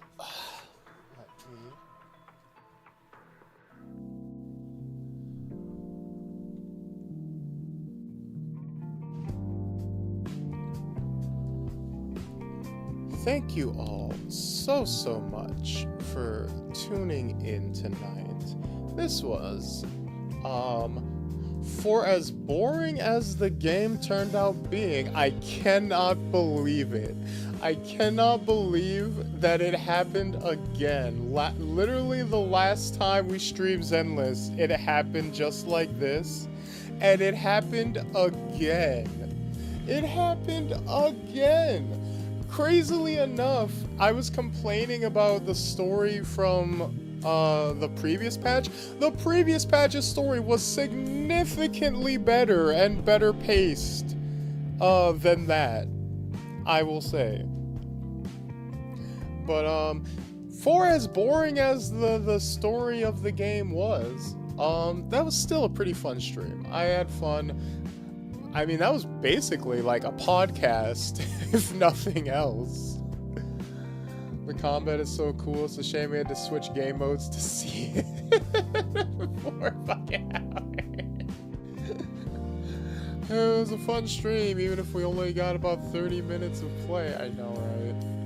And then even when you do get combat, like when you get into high-level combat, like it goes so fast because like the game is built for speed, right? It becomes a bit of a blur when you're playing like really high level and you're like really good at the combat. Oh, ooh, that was a crunchy one. But anyways, who else is on at this hour on a lonely Valentine's Day?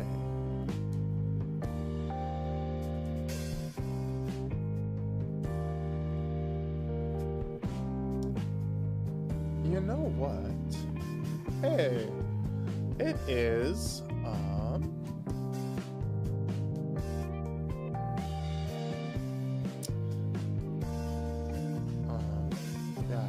Lazulite Sky, aka, Vita, from our D&D collab. Looks at Hygar. It's nice to talk about shit games sometimes. The cat girl from our D&D game that I was lightly trolling a little bit. Why don't we stop by and say hi to her? So, we will be coming back tomorrow night with a healthy dose of Final Fantasy VII, and we will most likely, I hope, fingers crossed, be finishing that off once and for all. Or at least the main story. Obviously, we'll have the DLC. So, I will see you there at our regular scheduled time. Same bat time, same bat channel. So, hopefully, I will see you then. Or, if I don't, I will see you when I see you. And until next we meet, my fruits and nigglets, peace, love,